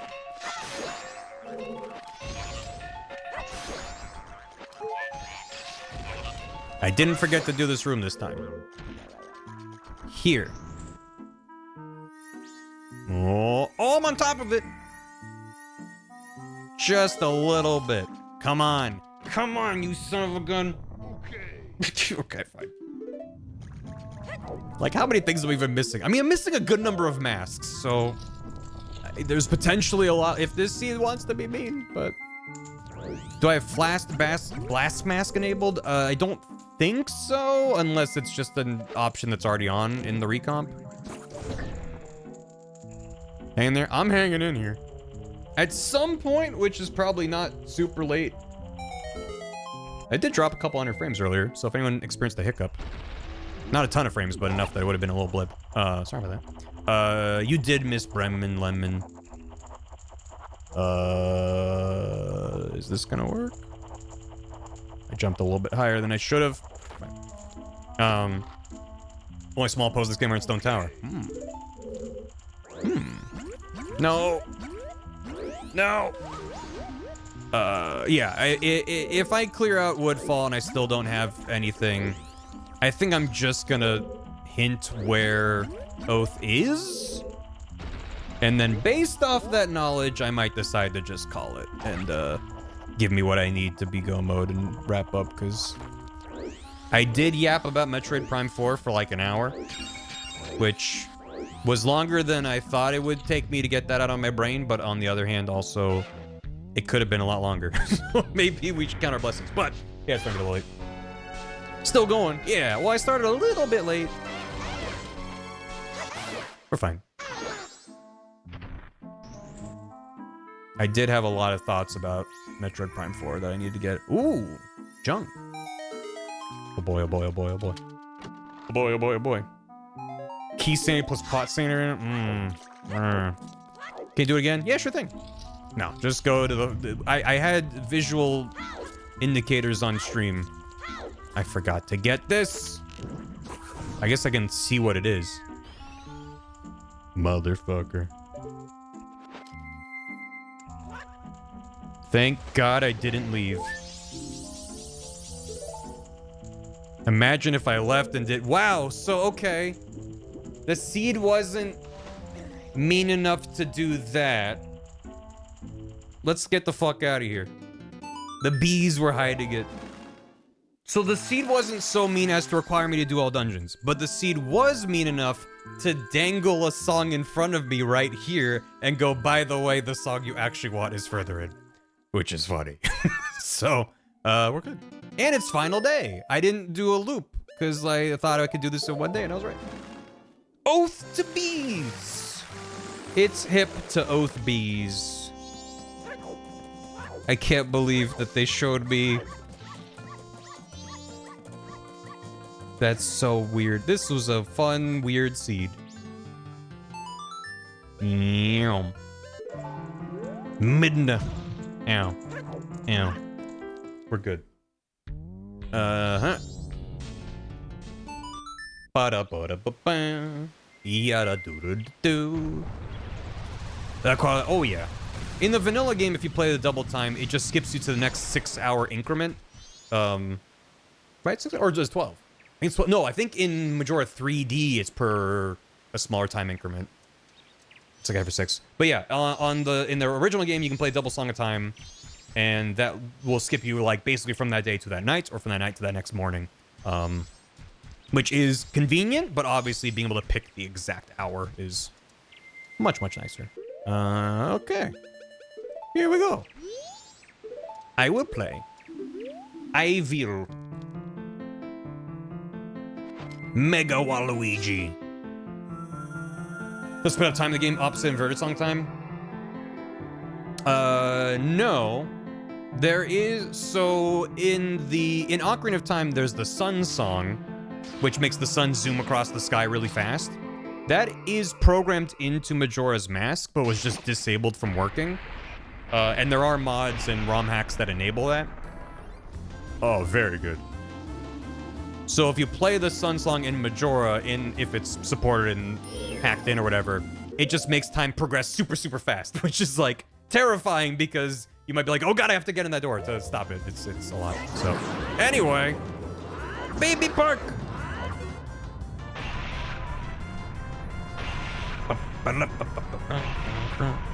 Yeah, I like when second phase gets a really silly song. It's always very appropriate. I don't have to get rid of the masks, but it's just nice. Yeah. Fuck. Bottled waifu? Yeah? What do you think? Doesn't work here. I showed you my Deku princess. Please respond. Hiya! Wait. And yeah. So we got a silly song to start. That means that now we're gonna get a really serious, intense song for phase 2, which is a silly phase.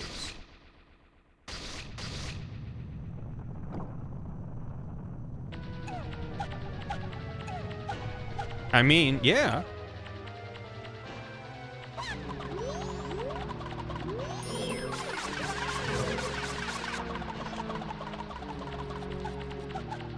Only one that I'm gonna use is bottled waifu. Stop moonwalking! Hiya!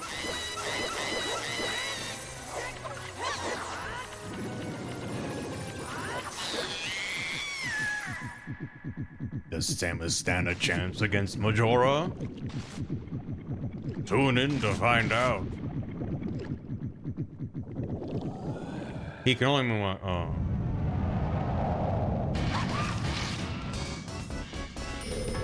Fuck yeah!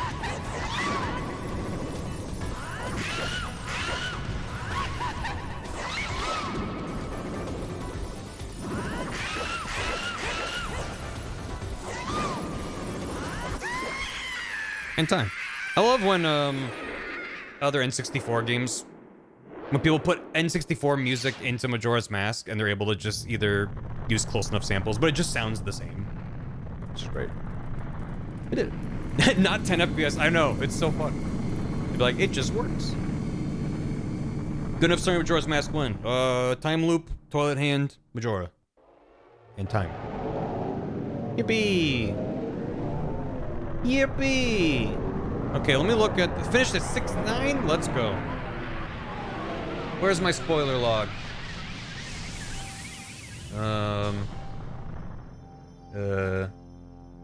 Yeah. Unzip. Extract. Yep, and then...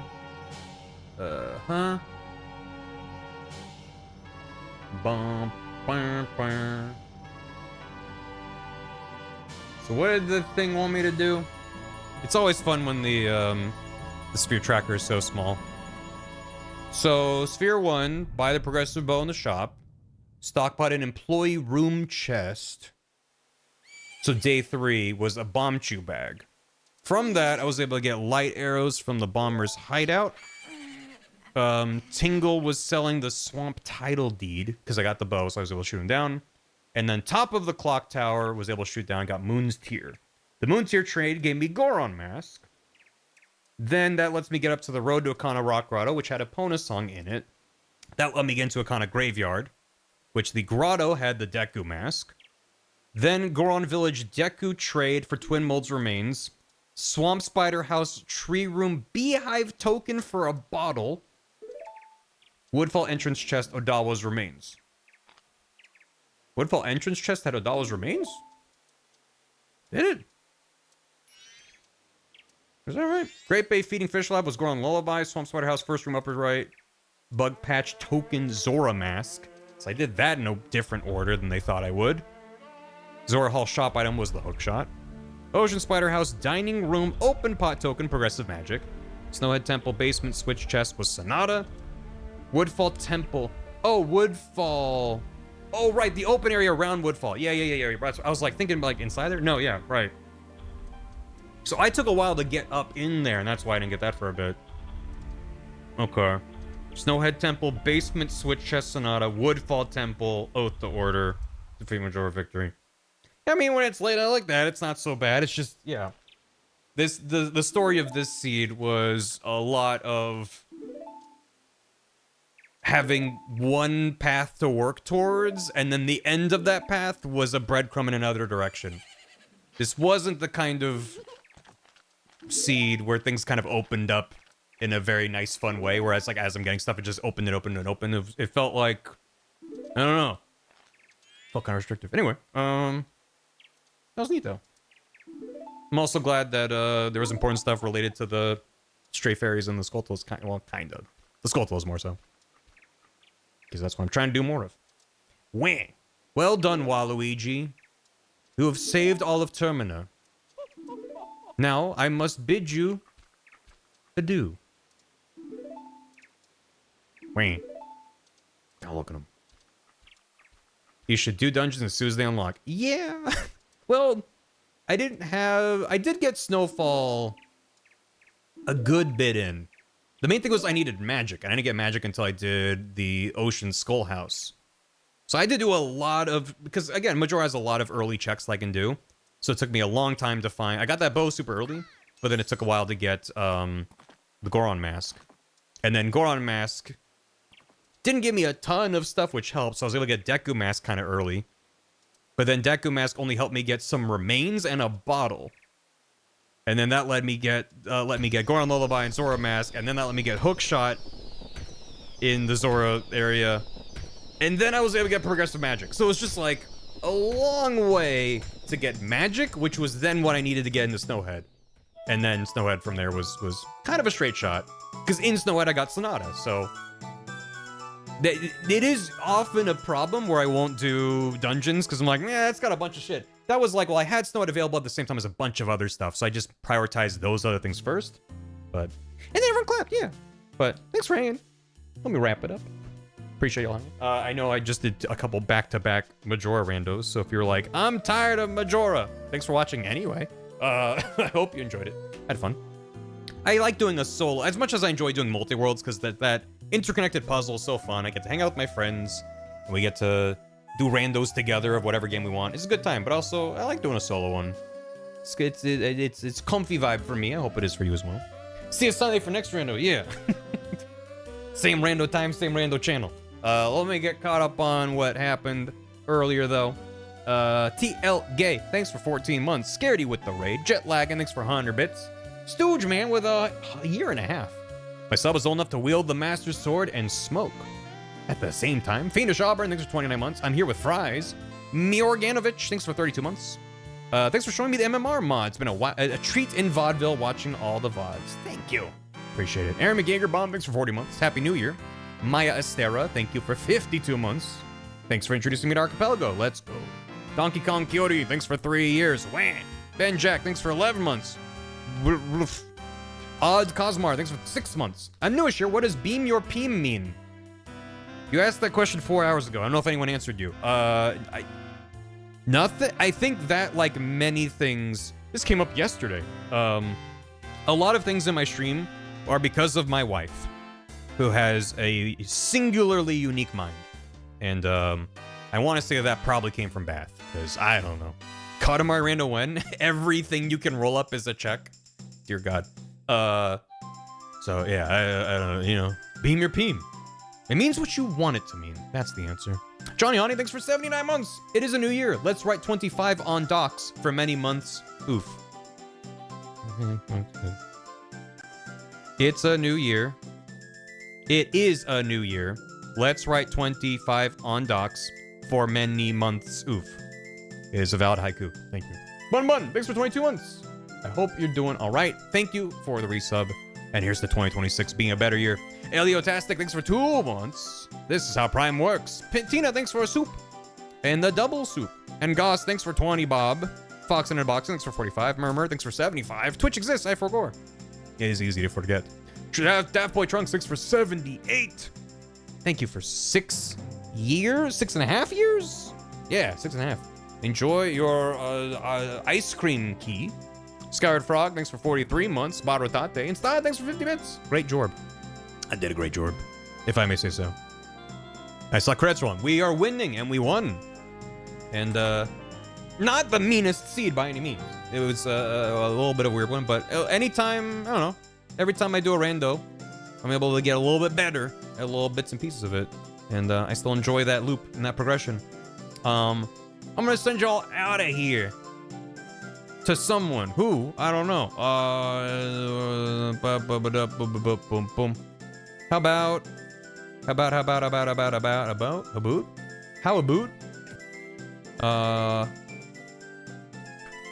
Caillou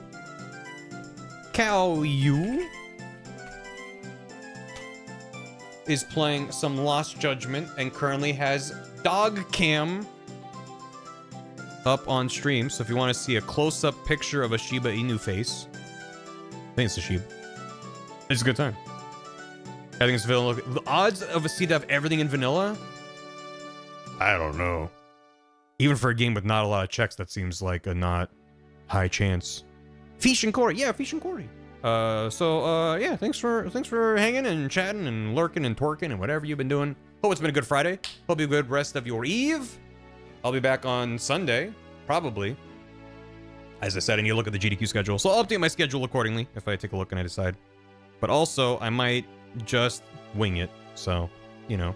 Yeah, go say hi to the fish and to their incredibly cute pup. I don't know what a raid message is. Tingle Tingle Kulu Limpa? I don't know. Oh, how about Wah? I was Waluigi for a lot of today. So, let's go send some Wahs over there. Don't worry about the Deku Butler. He had a happy ending, actually. This is part of a play that they did later. This is unrelated to anything else that happened earlier in the... Tingles invited the wedding. Yeah, he officiated the wedding, actually. So anyway, thanks for watching. Have a good one. Get the fuck out of here. Bye. Thanks for... Go play randos. They're good. Go here. Thanks for watching, VOD watchers. Hope you enjoyed. More Majora? I know. I can't believe I, of all people, did more Majora. There probably will be more in the future because I am obsessed. Thanks for watching. Hope it was a good time looking at low poly waluigi. I wonder if that's just his model from tennis. Anyway, goodbye and good luck. What, I don't know. Happy New Year. Yeah. Goodbye. Wait. Feels weird to end it right before the final shot. So we're just gonna sit here for a second. My opinion on what? On Salt? Why didn't you join the raid? Get out of here. I'm done.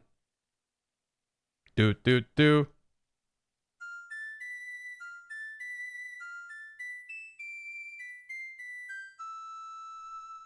Okay, goodbye.